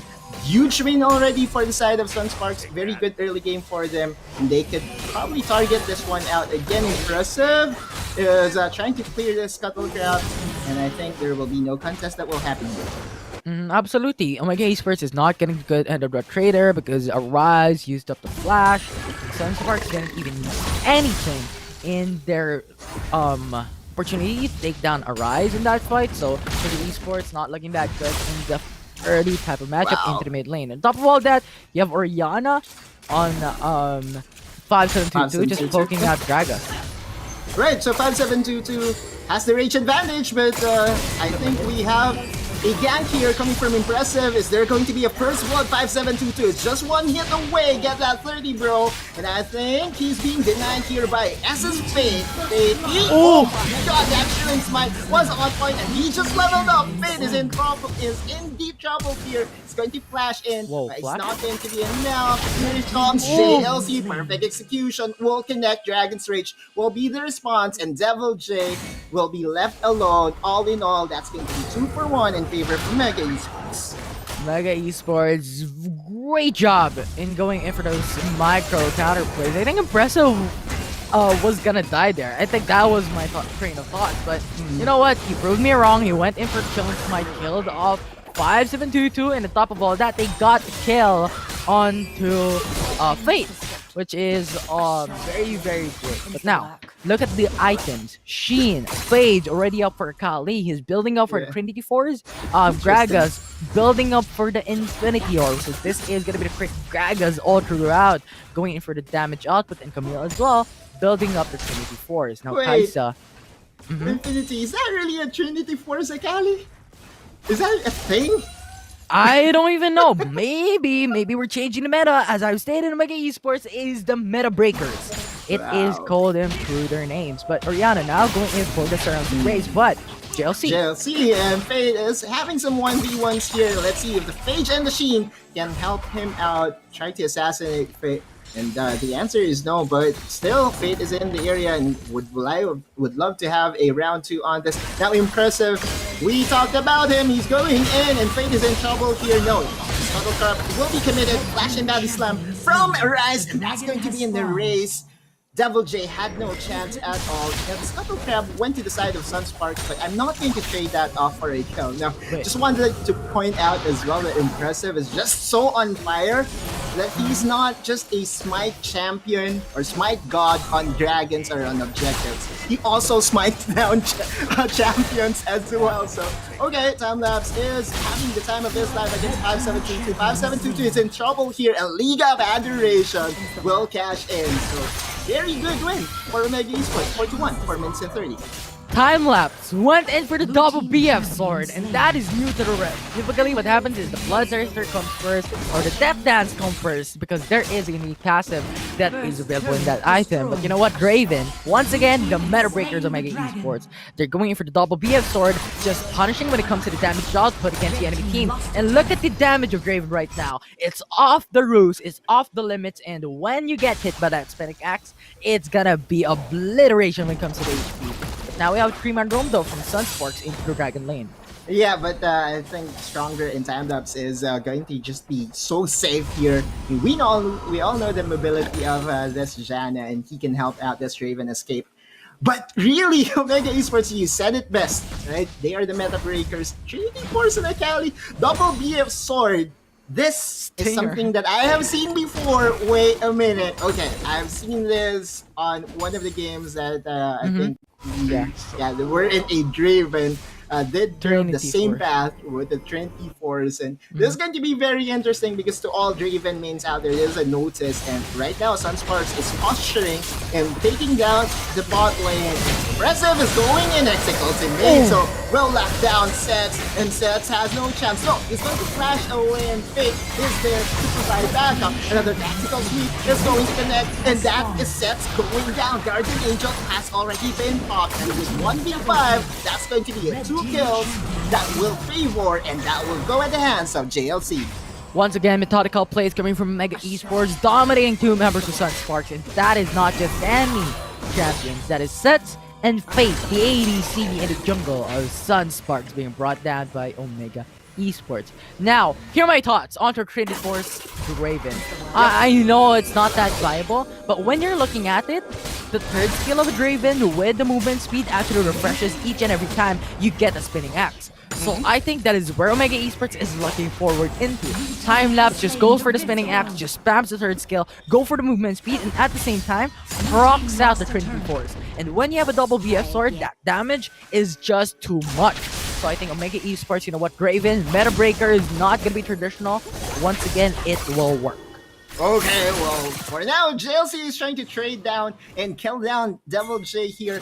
Not only does he have a Trinity Force, he also has a Protobell. What is wrong with this guy? He's just breaking metas after metas, and I think he will break some ranked games right now, right after this game, because I know that people will try this out and see how effective this is. If the pro player does it, definitely, you know, the normal players will also try and get their hands on that Trinity Force account.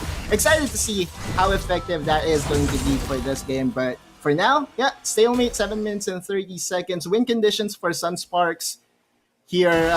Help me out here, Infinity. What do you think they have to do to weather the storm here? Because the early game is really favoring Omega Esports. Yeah, and that is something that I talked about a while ago. Sunsparks has spiked up when it comes to the late game fights. If they can prolong that fight, they could potentially go out with sets, just dominating the rift, going for some damage and going for some free hits. But of course, you also have faith in your graph. So with Fate not really being able to utilize their game, it's not looking that good for Sunsparks to make a comeback. Regardless, there is still going to be a potential. The Baron Nashor would be something that they could utilize. The dragons that are still going to be available in this matchup could be utilized as well. If Sunsparks goes for the steals, goes for the kills, and go for gold, since there is only 3k gold disadvantage from them, they could make it back and bring it home for the win. So the late game is still there for Sunsparks, and we all know that Raven will probably scale, well, not really scale, he will actually be outscaled come late game, right? He's not really the hyper carry as Kaisa is, so that could be the win condition that Sunsparks is trying to look for here. But Impressive is going in, and no kills just yet. The Rivera will be summoned on the mid lane. By the way, there's a Proto Belt. Okay, Explosive Cask is going to be committed. Dragon's Rage is the response, and JLC is here. Remember, this is the Akali that has the Proto Belt. Stronger is still on the chase, and the captain is left to dry. Gragas on a rise is just too deadly and will deal the final blow. But Impressive, having the knowledge that Lee Sin is in from the Baron lane a while ago, they went in for the Dragon very, very easily, but now it's going to be... Alright, so Double J is now being pinched here by Sandbox, and he has nowhere to run with that Hextech Ultimatum. Here comes Stronger. He's going to help out his team, clean things up, and Sandbox is still throwing some axes. Kicks from Impressive. Killing spree now for the Draven Maze. Just left alone here, and I think this is going to be the last kill. Some emotions, some emotes, some emojis being thrown by Impressive here. Just for the delights of the fan. And Sepsis, he's not content. Oh my god. Saw you over. Okay, Impressive. Alright, relax. Relax. You have shown your dominance, but for now, 10 minutes into the game, and we have this much of a goal lead. Omega Esports is just having fun. Omega Esports, Akali Trinity Force Terax. What is that? And you have Gragas with the Lich Bane Infinity Orb. What was that? The time lapse. Yeah, time lapse is going to be picked up here. I think he's very confident now. Overconfidence can kill you, and that is what happened here. By the way, that Draven also has a Proto Belt, so everything about this game, I'm actually having a hard time for you.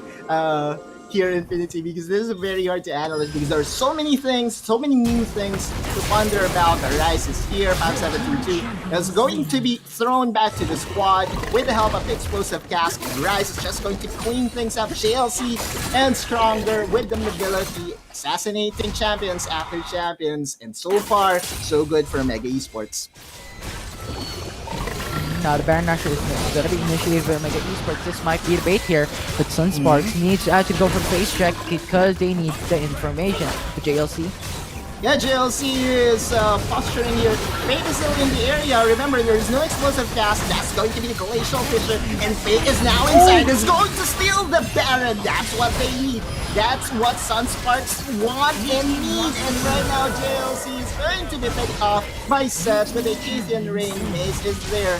First proc third proc, and with just one more hit, Impressive blows will connect, and that's Fate in the area, but Impressive is a lot stronger than Fate right now, and turn things around. So right now, we are now seeing Sunsparks with a glimmer of hope because they just stole the Baron. That is what I was saying a while ago. The Baron Snatcher is still gonna be there. The Dragon is still gonna be there. If they get it, that is gonna be the comeback position for them to make it against Omega Esports. But as well, something to take note is Omega Esports cannot be punished that easily. With the 6k gold lead, with 2 Dragon buffs as well, it's not gonna be that easy for Sunsparks to go for the landslide against Omega Esports this stage in the game. You have a lot of potential to scale though, so Rune and Sarkin is something that you really want, and I think next thing for Kaisa is going to be the Infinity Edge. I think that's going to be something very important that increases your attack, that increases your crit rate and crit damage. Right.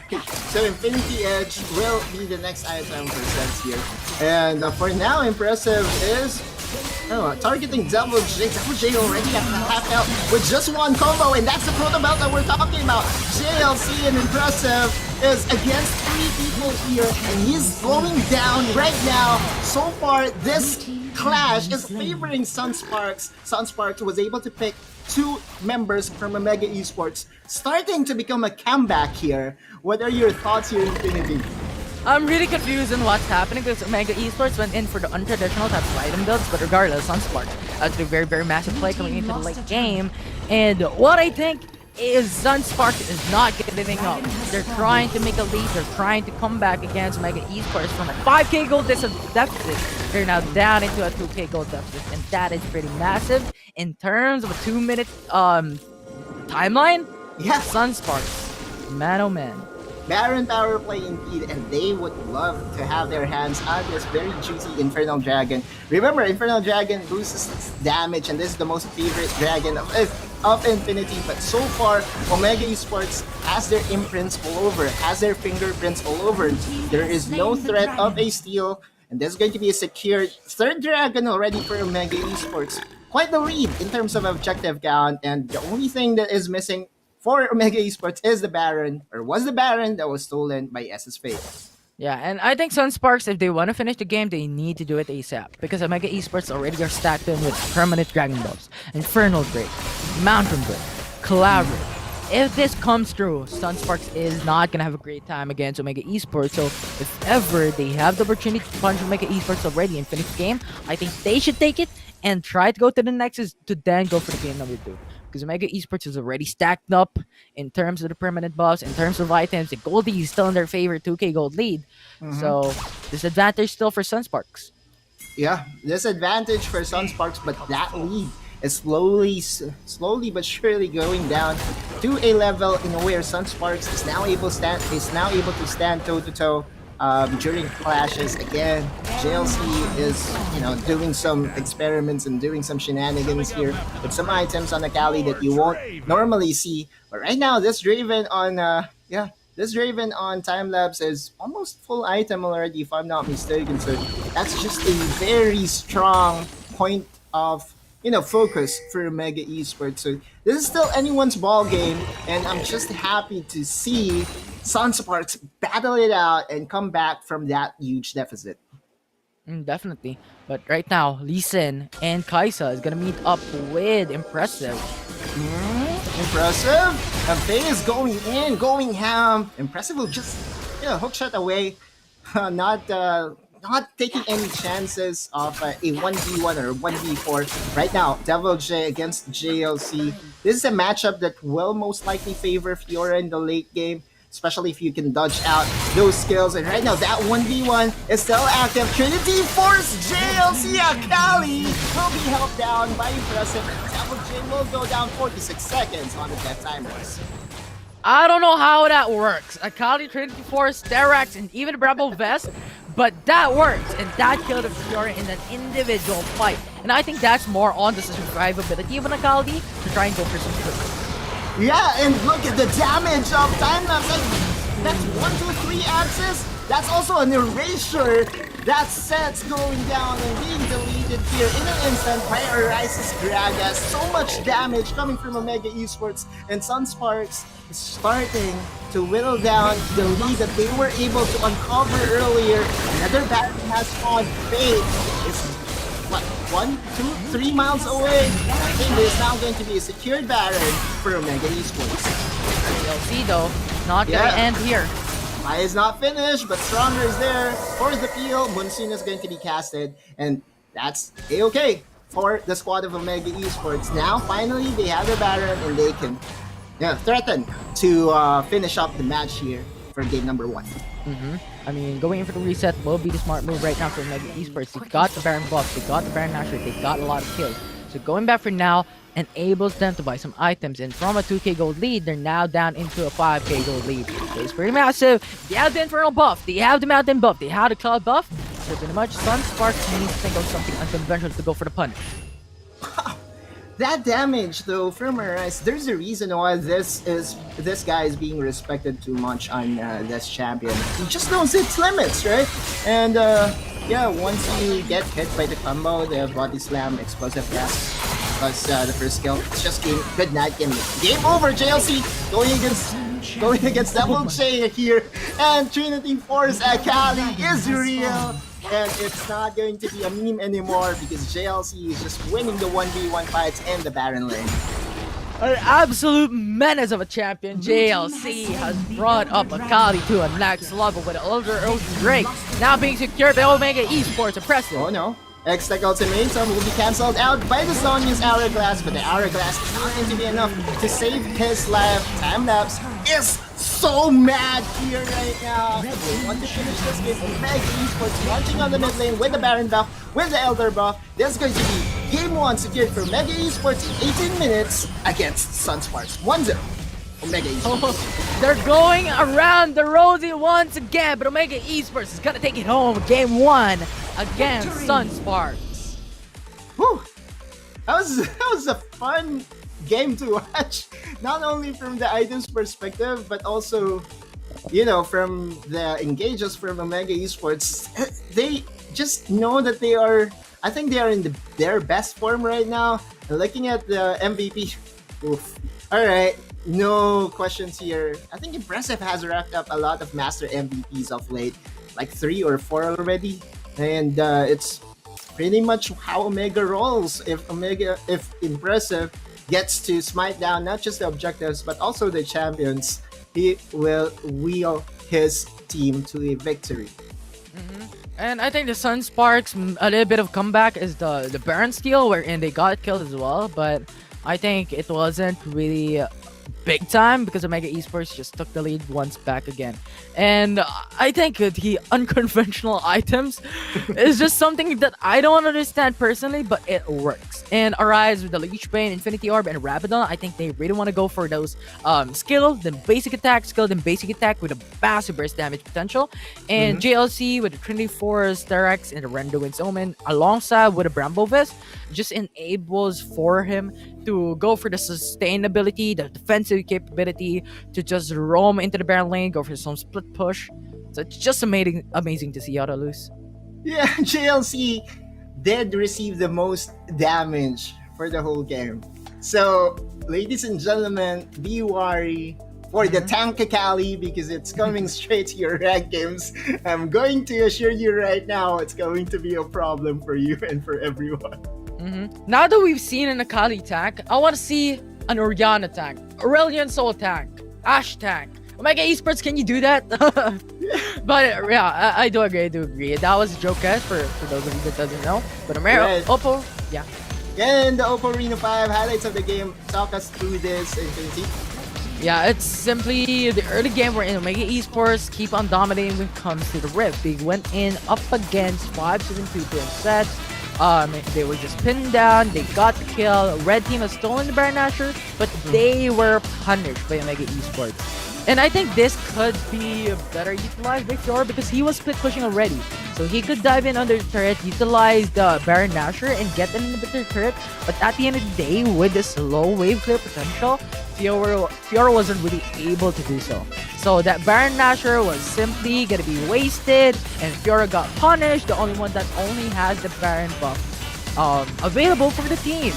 So that with that out of the way, Omega Esports just keeps on punishing Sunsparks, get those kills, get those punished against the enemy team. And at this point, they got the 4 dragons already, with an Elder Dragon included, alongside with a Baron buff. There you So go. simply, it cannot be broken as Omega Esports takes game 1. That's another opportunity for them to show off their circling skills, the trip to Jerusalem, or what we call the ring around the rosy. But the master of the match is none other than impressive on that Camille if he gets his hands on this assassin setter jungler. It's almost a guaranteed win already for Mega Esports. Very good usage of almost everything, including the chilling smite on the champion. I cannot really move on how he utilized that chilling smite, because that chilling smite alone did allow him to level up to level 5 and allowed him to go for the next place.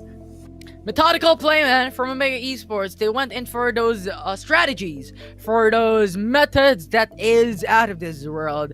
Wherein they went in by the book, by absolutely dominating fight, and I think it could be punished, and it is something that could have precedented counters against Omega Esports.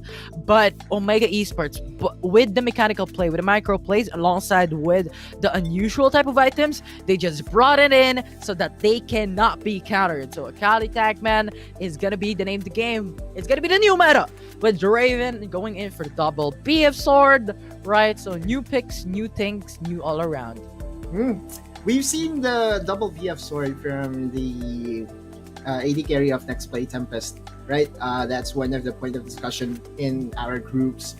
And lo and behold, we are now seeing Timelapse using the same strategy, using the same build path. So I guess it's really viable. Now the question is, will we see it as the meta really? Because you have mentioned Omega Esports, the meta breaker themselves, and JLC just showing the other side of Akali, the Tankali. I don't know how to.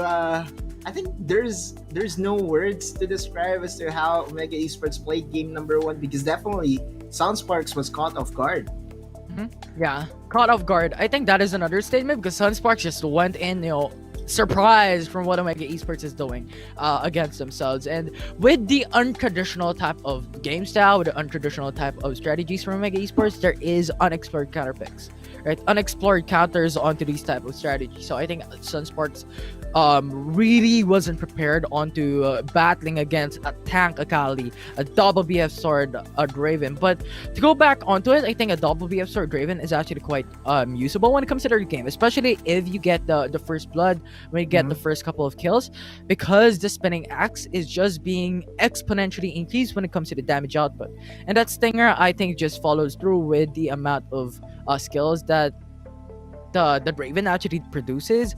And then afterwards, the Mortal Reminder, just to finish it all off with the penetration, alongside with the decreasing the amount of sustainability of Sunsparks, with a Fiora that could just go for the lifesteal, and I'm expecting maybe the Kai'Sa went in for the BRK as well. So that's just a punish from Omega Esports, going in for the counter attacks and untraditional picks. But now, game 1, draft picks, auto lose, thoughts.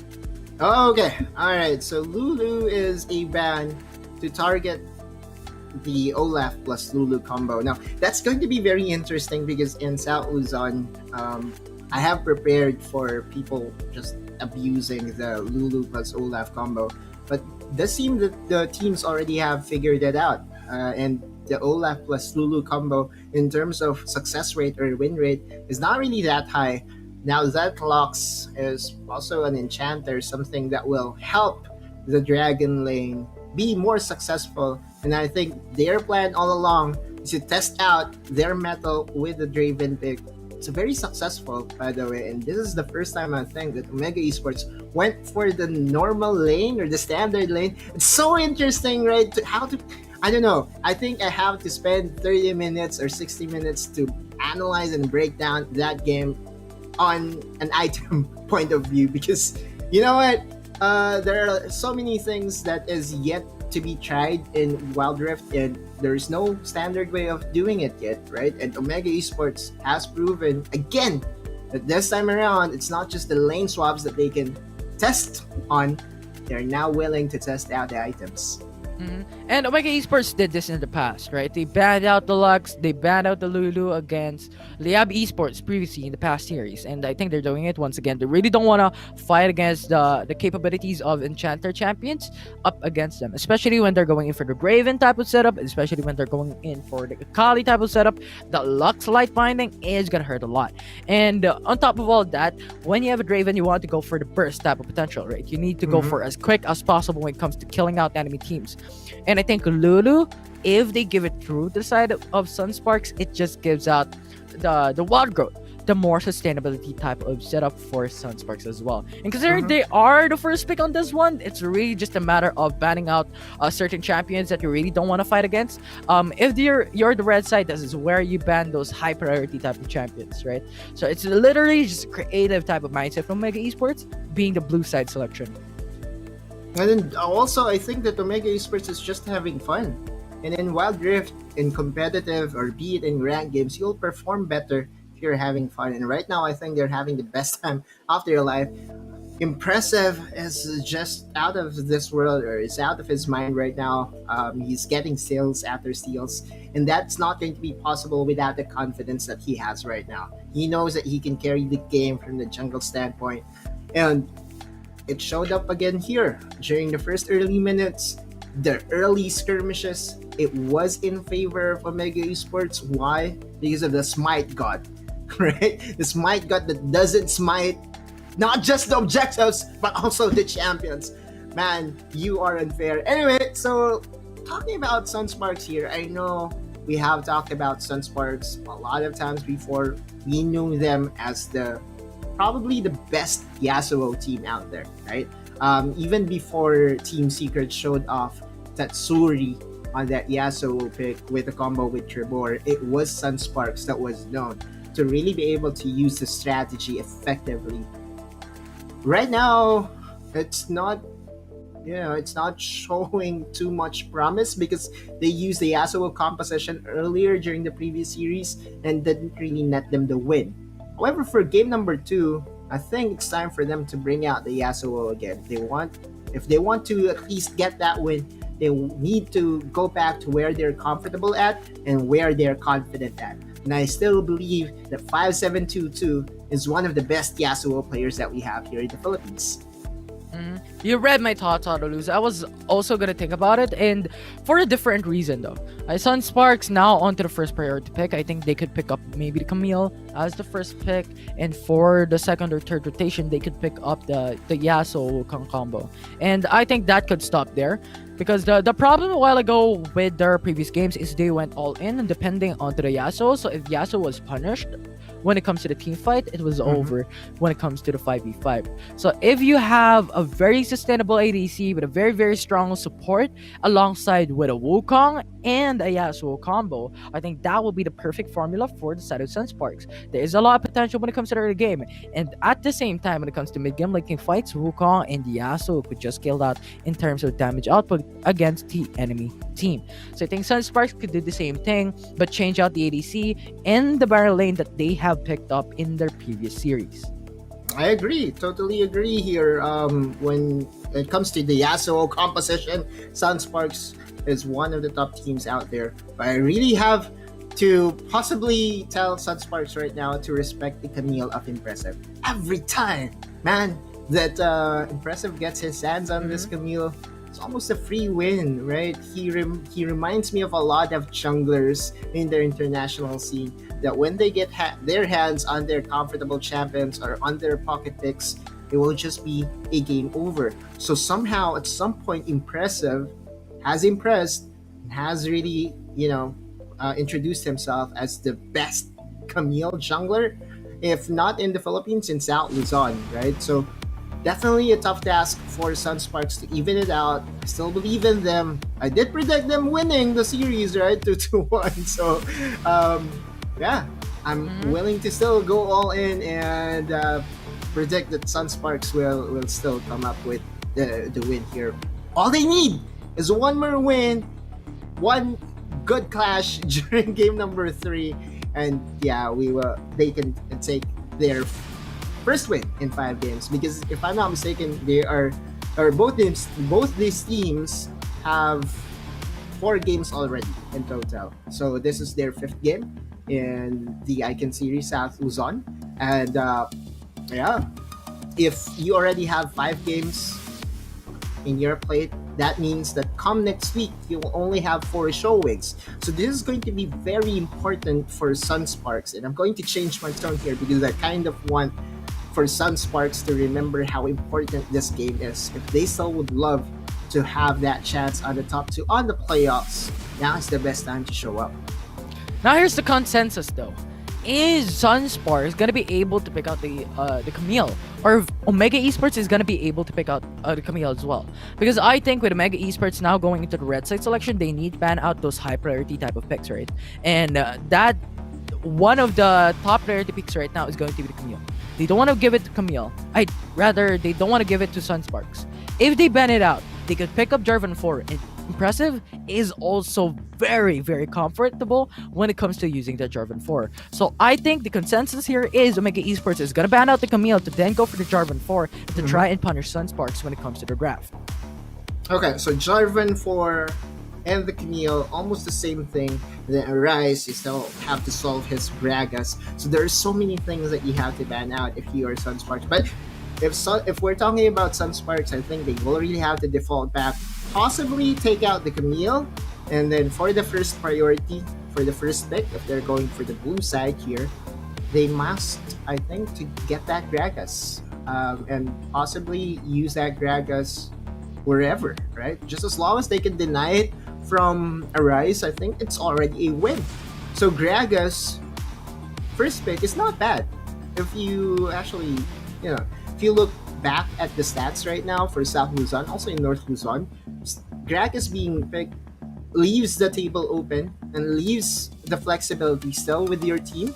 So I know that if Gragas goes number 1, what do you think will be the response in terms of the 2 picks though here for Omega Esports, if they will be on the red side? Gragas goes for the first pick for Sunsparks. Actually, very interesting. I think Omega Esports could just go for the traditional still. They could just go for the usual type of setup, because I think Gragas is a counter. Yes, definitely. It's a flex pick.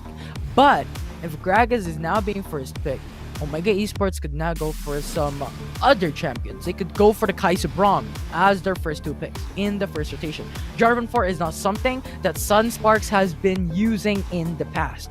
And Jarvan 4 is secure for Omega Esports. On top of all that, they have different type of champion pool. Into the mid lane, they could also pick up the Orianna if it's not going to be banned out. The Ziggs is also still available for them.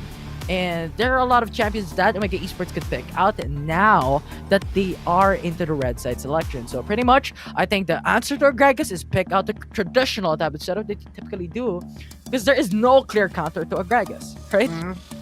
Right, and I think Gragas can be used in a lot of ways right now. You can use it as a tank, you can use it as a mage, and what's more important is you can use it as a setter for the Yasuo. I expect Omega Esports to respect the Yasuo pick here and probably, ban it out, because what can happen here is it can be picked come second rotation. It really depends as to how Sunsparks would love to or would want to play this. So far, confidence is really on Omega's side. They're willing to go outside the meta, as you have mentioned. They have picked the Garen on the Baron lane, made it work to a point that almost all teams right now is picking Garen. If I remember correctly, during North Luzon, it was only picked once or twice. It was Yamada that did pick the Garen, but this time around in South Luzon, apparently it's now flavor of the week for the Baron laners. So yeah, if Garen's not going to get picked, they still have the Tank Kali that they can default back on, or maybe some other champions that But maybe we haven't seen yet the Tank Ash, or I don't know. What's your request? Maybe Omega will hear you out in the I wanna see an Ash Blitzcrank. For some reason, not really having any reasons in mind, but simply just to see it in the Icon series because it is often getting neglected by the team, and I see the reason to it. Right, it's not that strong. The team fight type of potential is not gonna be that great when it comes to Ash and Blitzcrank. But you know what? I really want to see it. So if there is a champion that I want to see, it's gonna be it. Yeah, the Ash and the Blitzcrank. I Ash would and Blitzcrank, probably man. predict with you as well and hope that does, Blitzcrank get picked. I don't know if Ash will get picked. We know that Ash did get picked during the preseason as a support. And I think it was Omega that did it. Right, so Ash support. Is this going to be the game that we will see Ash support? We also know that Stronger is a very good Blitzcrank player. But anyway, so heading into the draft, and we now have 2 bans from Sunsparks. The bans will be the Camille and the Diana, and we also have Lulu and the Lux being banned out here. Akali will be prioritized here by Sunsparks, and I think the answer is going to be Gragas. Oh, bro, man, Kaisa? Absolutely. I mean, there is an opening. I think that is what I'm saying a while ago. Sunsparks or whatever it might be, Omega Esports, if Camille is going to be banned out, Kaisa and Braum is going to be open for Omega Esports. And considering Sunsparks is going to prioritize onto the Baron lane, it's going to get secured by Omega Esports. So the prediction is going to be correct here. So Sunsparks now going in for Akali, Alistar. There is potential to go for the jungle or the mid lane as Lee Sin is going to be priority here by Sunspark. But Oriana is still going to be open for Mega Esports. The Zig is also going to be open. Gragas as well. So Mega Esports might go for the Gragas instead.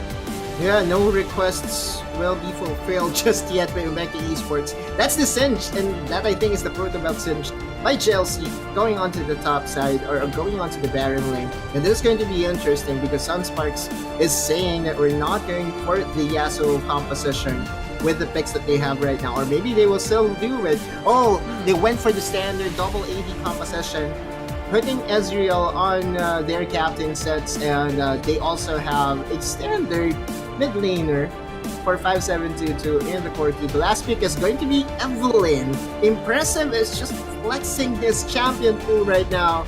And it's going to show off his Evelyn this time around. Talk me through the Evelyn pick. How is he going to impact the game? I think Evelyn has been used up before in the past, right? And Evelyn is the bait champion.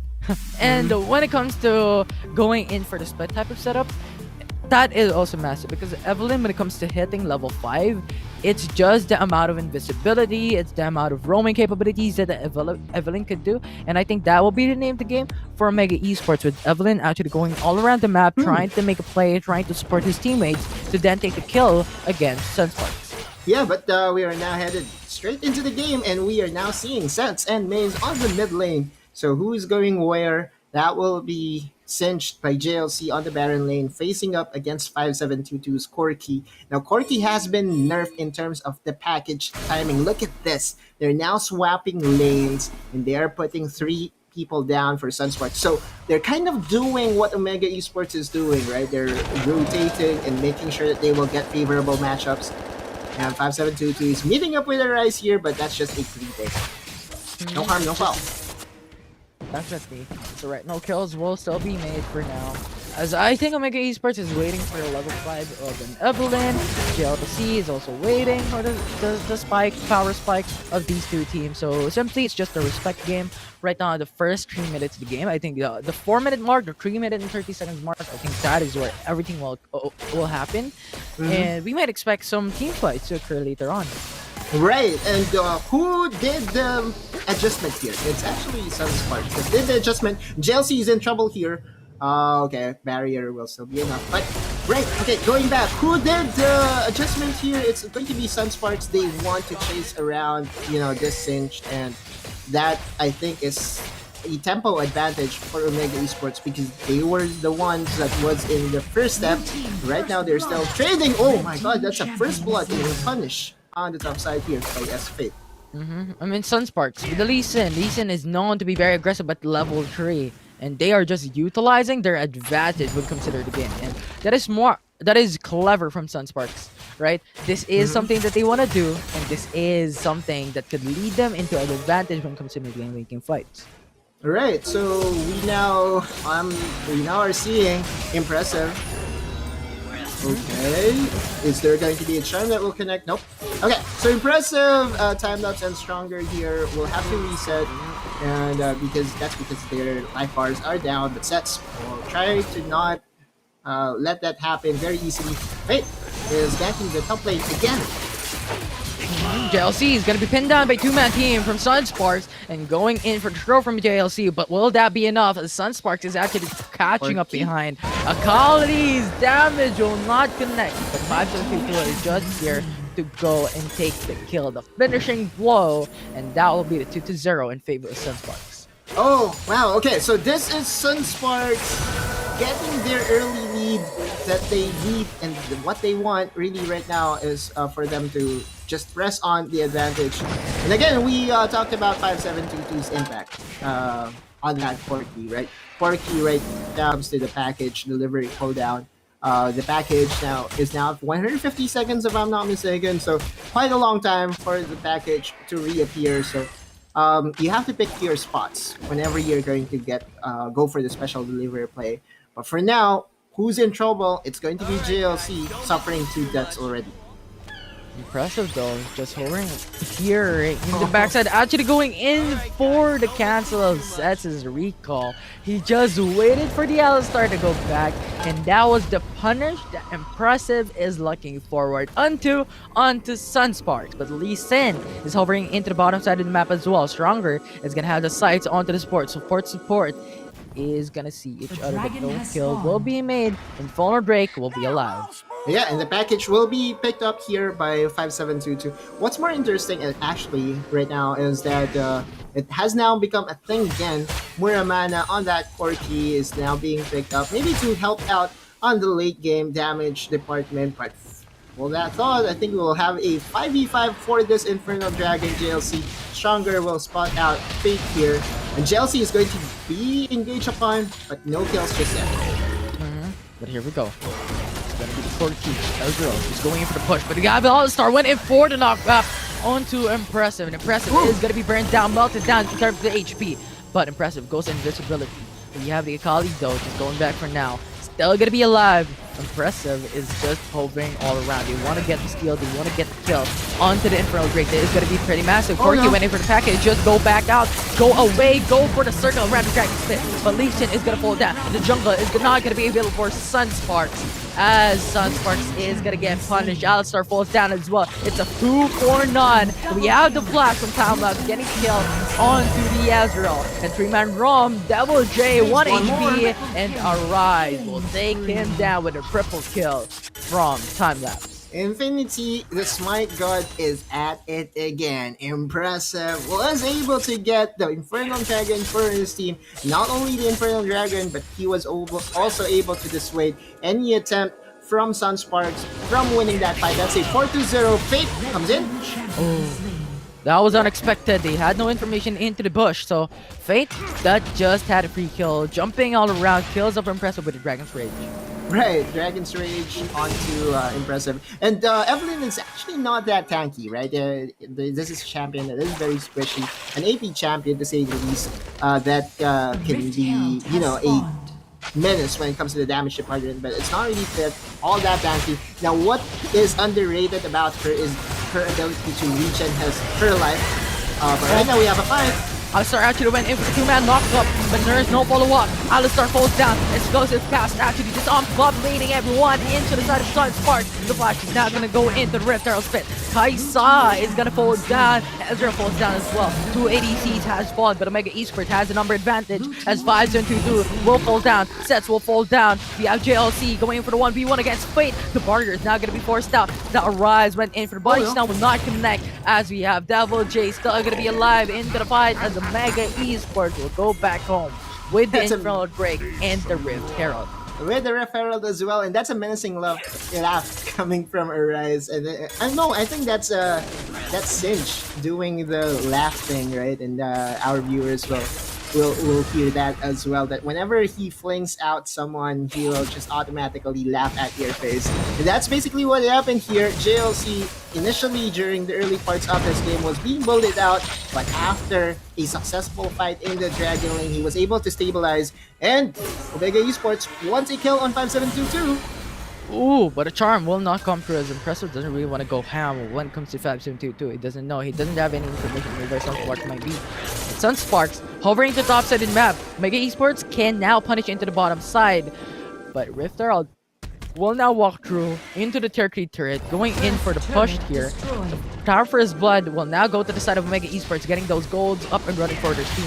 JLC going for the 1v1, make it a 2v1. As we have sets, going in for push, going in for the kills, going in for the shots, but will not come through. Flash body stam, but Fate went golden just to make the fight a little bit longer. Fate 1 HP, that will be the double kill from Mega Esports, taking down sets and taking down Fate.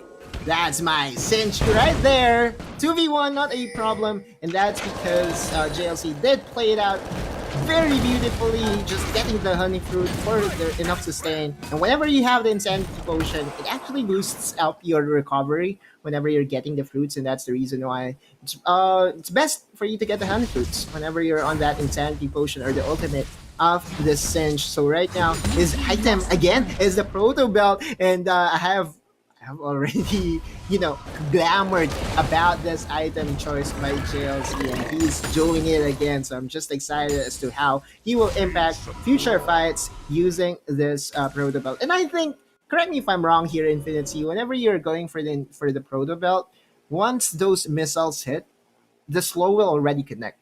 Correct? I'm actually not sure. but I think that's the idea, right? So in order for you to slow down your opponent, you're going to throw the belt in, and that will actually do enough slow for you to be able to catch up and fling whoever it is you want to fling back to your team. And right now, they still want to focus on JLC. Mason Sets is still here. Yeah. I think we have different train of thoughts though. I think JLC went in for Proto Belt because of the knockback that it does, right? And that just enables for Mega Esports to get those plays that is going to be required. No, it's going to be the 3v2 type of situation. Glacial Fisher actually connects onto 2, but no follow-up, no damage will now occur. Corky just went in for dash, which the Sun will now connect on the 5722 as he is going to be belted down. The Flash is now going to connect. It's a Killer Instinct going through as Ezreal falls down. It's the double kill. Alistar is the only one remaining into the barrel lane as the triple kill from Time Lapse will now connect. And the Mega Esports is dominating the Rift. Dominating it is, and again, the #1 rule in League of Legends. Come, I don't know, this has been years.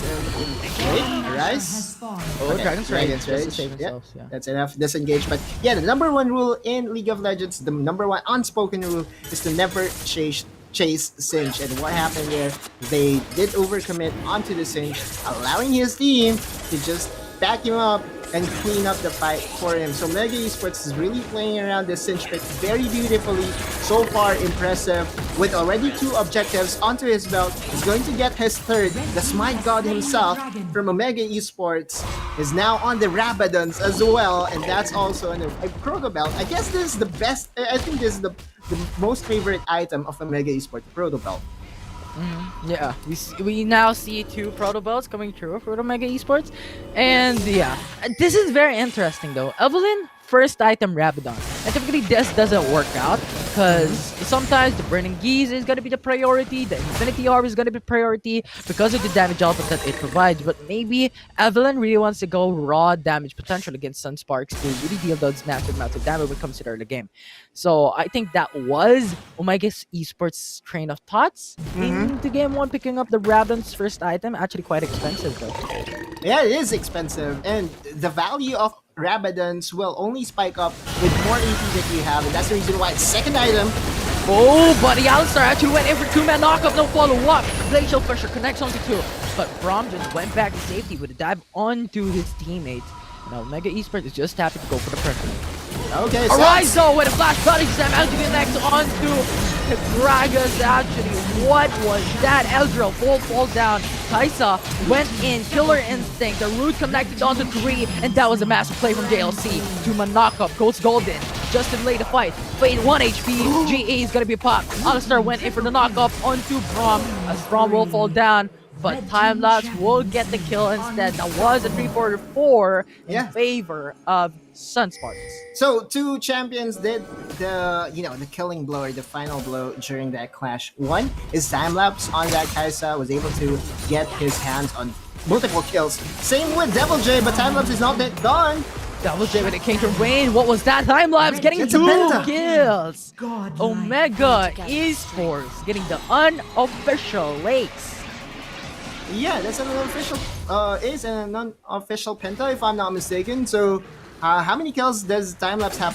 Timelapse has right now. Look at that, 11 kills with 0 assists. So everything in the kills department. So I'm going to check that one out in the replay. But I think that's an unofficial pentakill for the Star AD carry or the Dragon Laner for Mega Esports in Timelapse. So yeah, so far again, 12 minutes into the game, 30 minutes.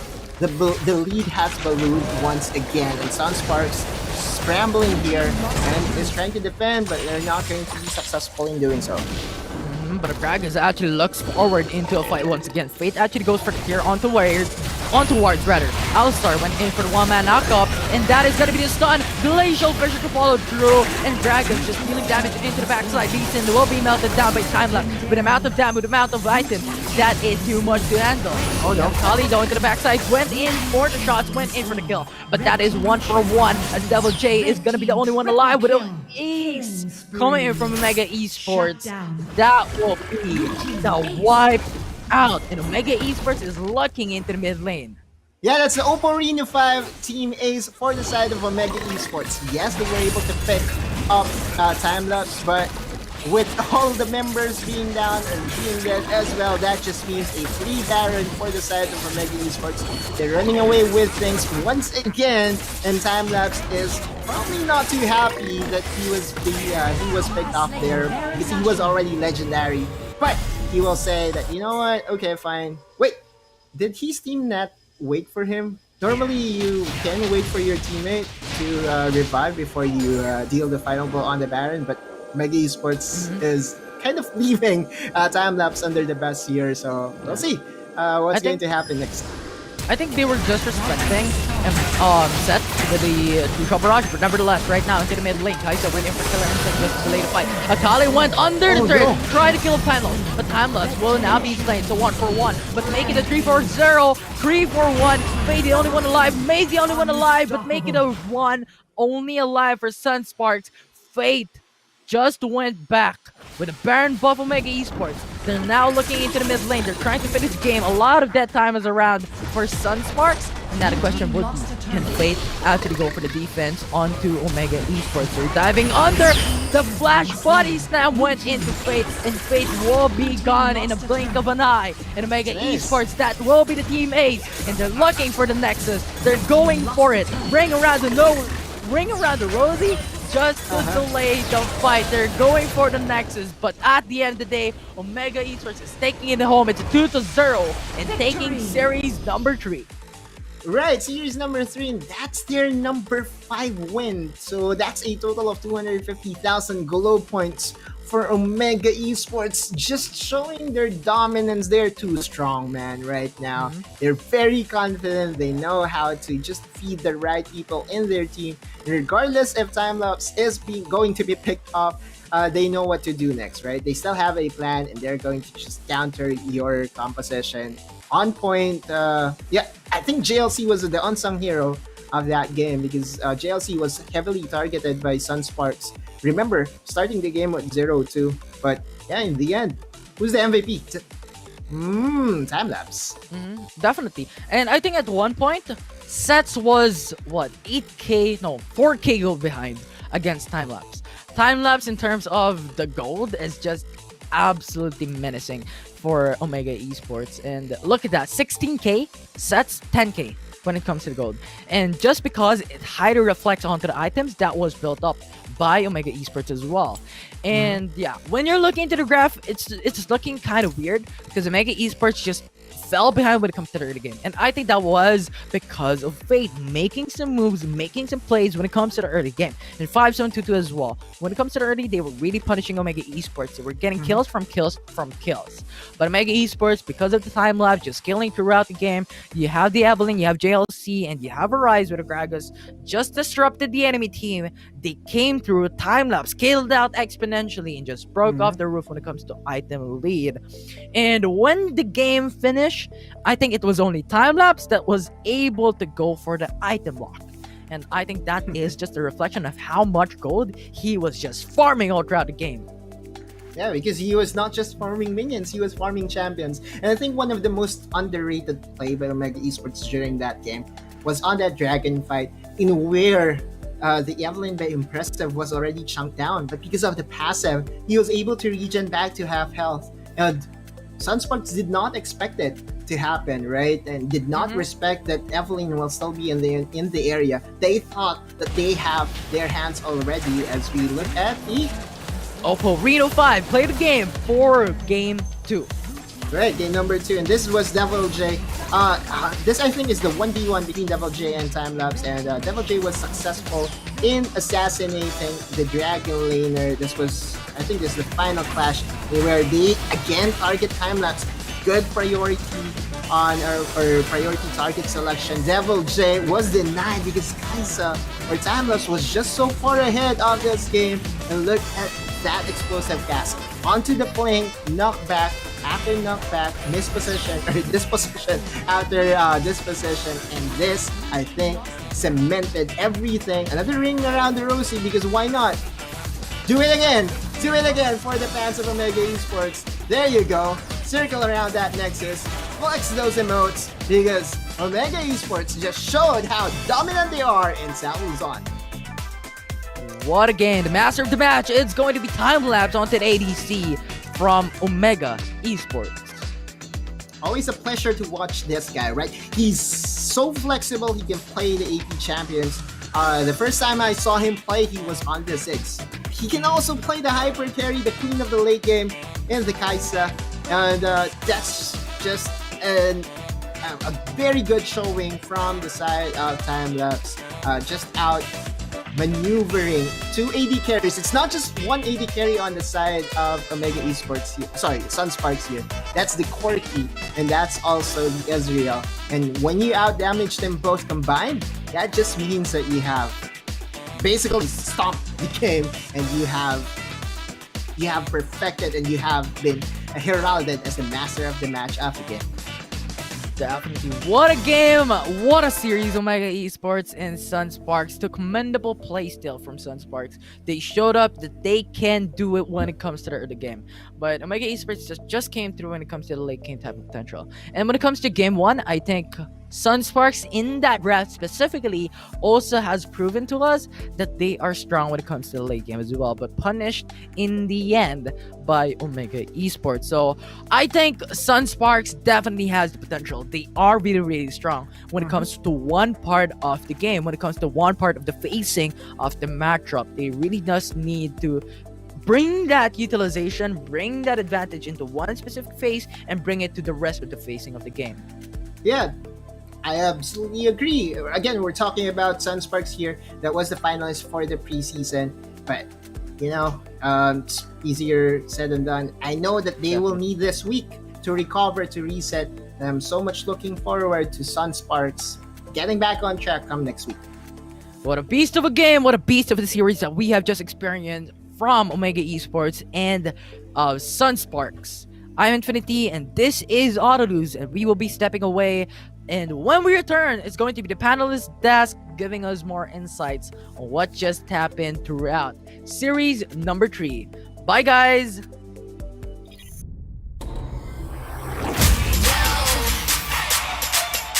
Why don't you watch me do my thing? Reinvent and show the world, yeah. Just to be more, just to be better, just to evolve, just to be more, just to be better, just to evolve, just to evolve. Every time the world spins round, reinvent 360. Thinking you gon' miss a good thing, yeah. Show the whole world, reinvent. Nobody should know. Just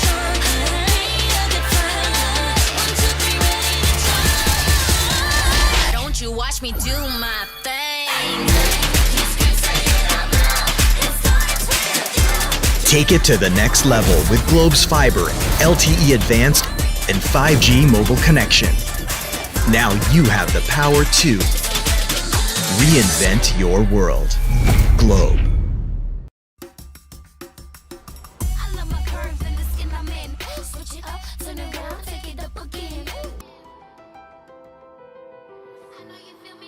Keep up with me. Come on, let's keep winning till the world stops spinning. Come on, now let's get it. I'ma keep winning till the world stops spinning.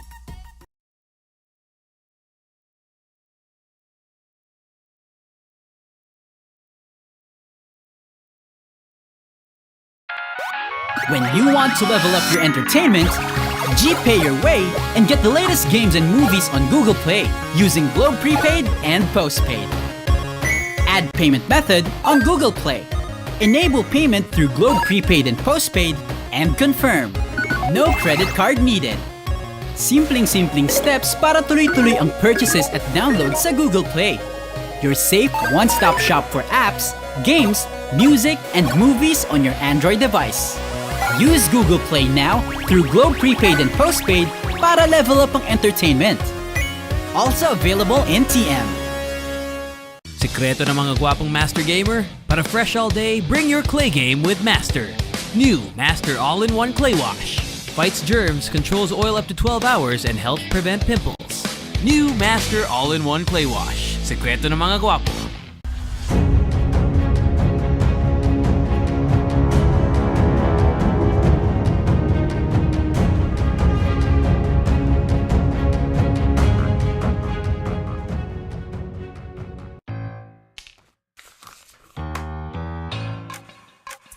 Dear Mother, light of the home. Dad? Hey, baby!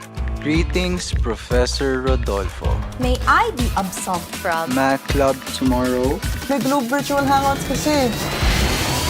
Go and hang out from wherever you are. Just open the Globe One app, choose an event, and click join. Watch concerts online! Dance together! We can do quiz nights. Yo, let's go! If you allow me, I promise To make it up to you. And repay your kindness tenfold? Truly, your favorite child. I love you, Dad. Please, babe. Thank you, sir. Enjoy your fave events with Globe Prepaid Virtual Hangouts. All together now.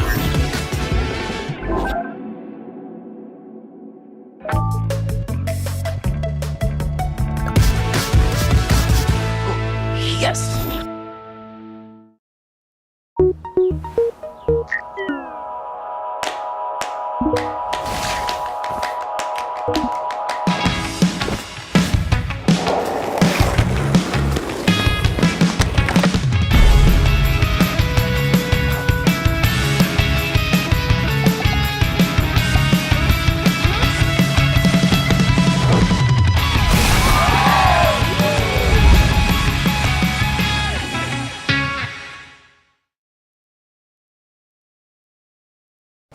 Play League of Legends Wild Rift with Globe. Oh no, our spot's closed? No prob. With Go 50, you can play anywhere. Wow!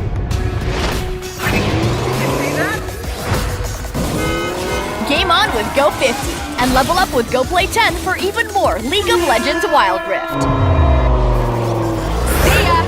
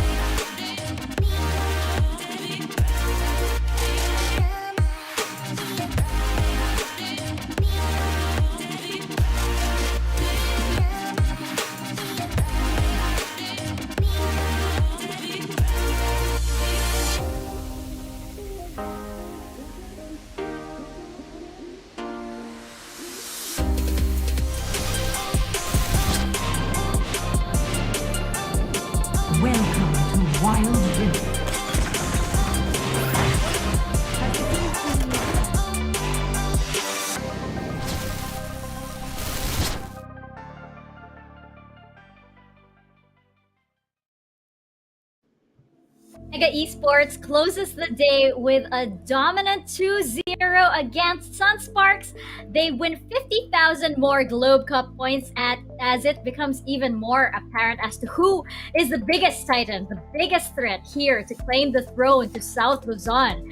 And Omega Esports are just on a whole other level. I mean, Osiris, Riku, I want to get just your general thoughts on just how well this team performs as we check out the series highlights. Osiris, let's start with you.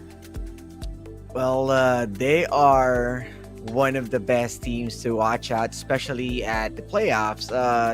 They are currently sitting at the top, and convincingly, they are showing what the best team can offer at South Luzon. About this is that the drafting looking solid. They drafted Draven against the Kaisa, which is the usual formula that we've seen for Game 2.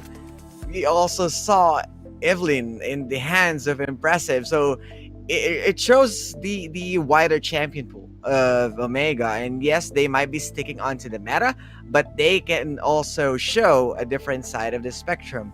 So I really love Impressive on that Evelyn, and looking forward to more jungling champions. Yeah, you know what? You're not alone. I just saw Kaisaya tweeted out that, Impressive's Evelyn is probably one of her favorites so far. And Rico, what about you? Just overall thoughts on this entire series? All I gotta say, Omega is super duper clean. It's like they're not phased at all. We've never really seen them at their weakest, or like they really haven't exposed themselves yet on what is their weak point, because it seems that every single angle has been covered from early to mid to late. They're super clean. When they draft, they know their win conditions. Okay, if they're gonna draft a Draven Janna, then let's speed this game up a little bit more. If they're planning to go Kaisa Braum, then let's take it a little bit slow, not do anything too extra, and be patient. So this is the beautiful thing about Omega, and they've proved it once again, why they are the top team at the moment for South Luzon. Yeah, I mean, I feel like you are absolutely right. I feel like, during the draft phase alone, that is when Omega already wins, because they're already formulating everything that they need. Osiris, any additional thoughts? About the draft, I want to focus that they really know which way they're going in, the usual formula. They're getting the bigger picture of how they're going to execute this. Another thing that makes Omega really strong is about their itemization. Draven already got time-lapse, got the upper hand, and opted for a double BF sword. Means this guy, once he got the adoration stacks, once again, he might go Guardian Angel plus Infinity Edge as quick of a snap. So, and deleting everyone in the early game, because you already have the Stinger also for the added attack speed, and more damage from the whirling axis because of the double BF sword. Akali, JLC, Riku talked about this a lot, how excited JLC can bring his A game as a carry Baron laner. This guy, on his history, playing a lot of those top lane champions, Renekton, Gnar, Jace. So this guy, he knows how to utilize that much, and putting a lot of the Sterak's Gauge and even Randuin's Omen as an item choice. Sterak's Gauge puts a lot of 50% damage, physical ability damage. So you are throwing shurikens that kind of throws puts Kali like a Hokage right there, and then you also have the Randuin's Omen denying the damage from Fiora, denying the damage from Lee Sin, and even Kaisa. So that they are on a tear in terms of getting that upper hand, and they're going to punch you in the face with it. Yeah, we actually saw a lot of Omega strategy rely heavily on the itemization. And, just to wrap this up, because we do have a special guest over here joining us. Rico, I want to get your thoughts on this. I mean, we saw Omega subscribe to, the Church of the Proto Belt, essentially. And and the Trinity Force on the Akali, aka the tank Akali, which I didn't think that we'd see. What are your thoughts on this? Yeah, I really like how the Omega dynamics still sort of shift a little bit. Even though JLC is on a carry champion, it doesn't necessarily mean that he's going to deal the most damage. Yeah. He just wants to stay alive as much as he can, because Impressive was already on the Camille at that time in game number 1. So the dynamics work. You still have two heavy Yes. backline dealers, but at the same time, survivability, causing chaos was JLC's game. Yeah, and again, it's just him taking on those 1v5 fights sometimes. But you know what? We can actually ask all about that right to our next guest over here on the post show. Wow. We are joined by a very special guest indeed. We have Impressive from Omega Esports. Impressive, thank you so much for joining us, Hello. and congratulations. Hello. Hello. Congratulations on your 2 wins for today. Now, I do want to ask, first and foremost, you are currently alone. Where's the rest of the team? Sa labas po eh. Nakakain. Oh no! Oh no! They left you behind. Oh no! Well, we won't take too much of your time, so that you can go and join them. But we want to ask, first and foremost, I want to ask at least those dragon steals. I mean, how? Do you time it specifically? Is it? Do you talk to the dragons? I mean, how do you do it? Nadadala lang po ng focus yun. Na Wow, pananalig din amazing. sa sarili. Tiwala lang sa sarili. Oh my gosh, amazing. I wish, you know what, Impressive, I will try that tonight, but I don't think it's going to work. Honestly, I don't think it's going to work. Yeah. Osiris, do you have questions for Impressive over here? Well, Impressive. You've been impressive, really, always. Consistency Thank you right po. there. I just want to hear, is there any magic or ritual that you do before playing? Because it feels like every Malalaman smite niya na. counts. Malalaman niya na. Tuwing may tournament kasi po kami, dapat laging nakainom na ako ng Cobra Energy Drink. Di siya yung sponsored. Oh! Kumbaga, Wow. di siya pwede mawala sa routine ko bago lumaban. That is a secret. You know what? That's actually how I graduated from college. I'll just have to say that. Yes, actually. Rico, what about you? Oh, okay. For me, since you guys are like super amazing and it's the end of the weekend, you guys are at the top of the standings, undefeated series-wise. I just want to know if this was the result you guys were expecting coming into the South Luzon group stages. Goal po namin dito sa South Luzon, hindi kami talaga matatalo. Number 1. Wow. Wow. Well, so far, so good for Omega Esports. I have the one last question, and this is actually very important. We also asked Sunsparks about this. But in your case, since it already is nighttime, we want to ask, what are you having for dinner? What is the team, where is the team eating at right now? Madalas po kasi puro order lang kapag may tournament. So, siguro ngayon, kanina kasi po, bago kami lumaban, go to tendon po yung kinain namin. Oh my gosh. Oh my gosh. Oh, I would love to eat Kaya that now. masarap-sarap po I yung know. pag-steal natin. That is wonderful. And yes, we love our food over here at the CI Icon series. Any shout outs that you might want to give, of course, to friends or family that might be watching? Shoutout po sa pamilya ko dyan, nasa Taguig ngayon. Sa pamangkin ko si Iris, sa kuya ko si Edric, and sa mga ka-team ko na walang sawa sa tiwala sa amin tsaka sa management namin. Salamat. Sa mga niniwala sa amin, thank you. Thank you so Yay. much, Impressive. Okay, you can go now. You can go and eat and enjoy your dinner. You most definitely have earned it. Congratulations once again to Omega Esports. Thank you so much. Good night. Thank you. Good night. I love how we all wave I know. whenever we Yeah. say goodbye to Like, our. we're all friends, like, I know. goodbye. We're all like, bye. Night. But you know what, guys? I do have to say, you know what? We asked, I believe, Omega about this as well, and they were just really like, oh no, we just believe in Impressive and everything. And I just can't believe the instinct that is there to just be able to Yeah. trust and just to be able to, you know, that kind of trust around your teammates. That is quite something in a team.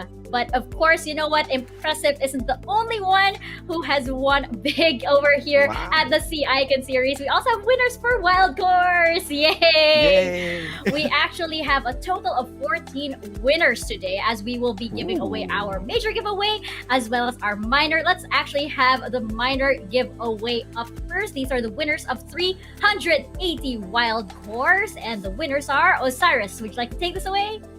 Yes, and for the 380 Wild Course winners, that's Dwayne Ambrosio, Per Rosales, Gilbert Nakwemen, Dizon, and Roman Holy. Congratulations! Congratulations, guys. And we also have our 10 winners of 1,650 Wild Course as our major prize. We have Danielle Joseph Alagos, Dan Drave, I was gonna say Draven, Dan Drave Dominguez, Joshua Carriedo, Christopher Lumanog, Jethro Ferrer Mediavillo, and Riku. Who else do we have? Of course, we have Edrain Gabriel Yuno, Aaron J. Octoso, Irvin Aguas, and Jomari Ayon. Congratulations! Congratulations, you guys. Please do send over a message to the PPGL Facebook page so that you can claim your prize and get yourself something nice in the shop, maybe. And you know what, just checking out the standings that we have for today at the end of week 1 of the South Luzon group stages. We have here Omega Esports staying true to their promise, to their goal that they will remain undefeated here in the South Luzon group stages. So far, so good for them.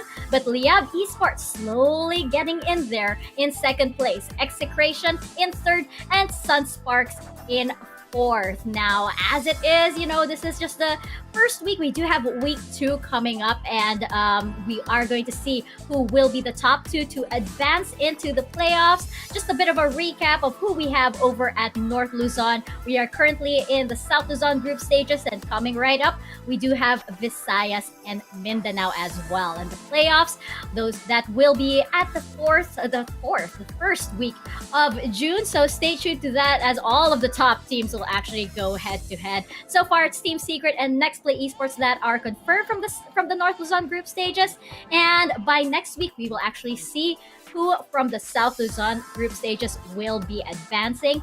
And of course, just checking out our Globe Cup points so far, and I believe since Omega Esports is on top, they do have 250,000 Globe Cup points. Liyab Esports with 150,000 Globe Cup points, Execration with 50,000 Globe Cup points, and Sunsparks to yet get on the board. Now, just a reminder, 1 Globe Cup point is equivalent to 1 peso. So as you can see, these teams have already had quite the earnings for this week alone. We do have week 2 coming up as well, and you can be rest assured that this will most definitely change, and these teams are bound to add even more to their already very plentiful bounty as it is. And of course, you know, as we mentioned, this is the summer season. We also have the fall season coming up later in the year as well. And this just adds to a total prize pool of 10 million Globe Cup points, which is really quite overwhelming. Yes, it is, Osiris. It is. I saw that. But of course, none of this would be possible. All of this, you know, the 10 million prize pool, all of this would not be possible without all of our sponsors. So thank you to PPGL, the largest multi-game esports league in the country, for bringing the Icon series over here. I hear a cat. It's so cute. That is my cat. I apologize. I would say that the internet would agree, never apologize for cats. Yes. We do love cats, and I'm pretty sure that our event organizers, Mineski and Globe, also love cats as well. Thank you so much for organizing this event. Experience gaming at full speed with Oppo A94 with its Helio P95 chipset, 6.43 inches of Full HD plus AMOLED the screen display, 4,310 mAh and 30 watts VOOC flash charge 4.0. Victories and ranking up will be easy. Live life at full speed with the all-new Oppo A94. Get yours now for only 13,999. And guys, listen carefully because I have this secret. Like Infinity, GD Sphere, Berting, Autolus, at syempre, Ito na yon, andito ang sikreto ng mga gwapong gamers. Kahit buong araw na naglalaro, hindi mukhang na GG. Fresh pa rin at para fresh all day. Bring your clay game with new Master All-in-One Clay Face Wash. It cleans 99.9% of germs, controls oil to 12 hours, and helps prevent pimples. All-in-one, bring your clay game with Master. Sikreto ng mga gwapo. Gotta love that. And of course, don't forget to up your game even more as Virtual Hangouts Go Esports brings events and programs like no other, starting with an apprenticeship program led by the pros, stream takeovers, and local and international tournaments. Download the Globe One app and click on the Virtual Hangouts tab to get updated. Hashtag all together now on the latest happenings on Globe Virtual Hangouts. Of course, don't forget to hashtag reinvent your Wild Rift journey like never before. Explore the path of ascension when you top up on Wild Course at Coda Shop via Globe. And that about wraps up week 1, day 3 of our South Luzon group stages. Stay tuned because next week the South Luzon group stages will draw to a close and we are going to find out who advances to the playoffs against the best teams in the whole country. Mika Fabs over here with Osiris and Riku on the panel. And stay tuned next week to see if we have another champion rotation over here on the panel side. On behalf of the whole production, thank you so much for watching. We will see you guys next week. Until then, please do stay safe and stay healthy.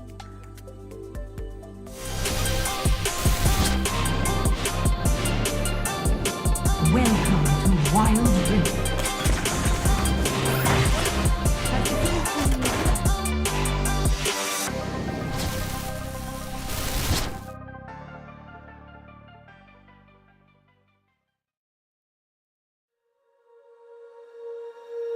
When you feel it's hopeless, when you think that you lost, oh, I will take your hand and we'll rise up from the dust. Oh, here we go, go, go, let us heal and grow. You won't be alone, we're unstoppable. Don't be afraid to show what we're going for. This is what we know. Here we come back to life, we're still breathing. Standing up, everybody's gonna see it. Oh, all you need to know is that we're holding on. Even if we fall, we will rise up and we follow the path that we believe in. No, we're not gonna stop until we reach it. Oh, all you need to know is that we're holding on. We rise up from the dust and claim our throne.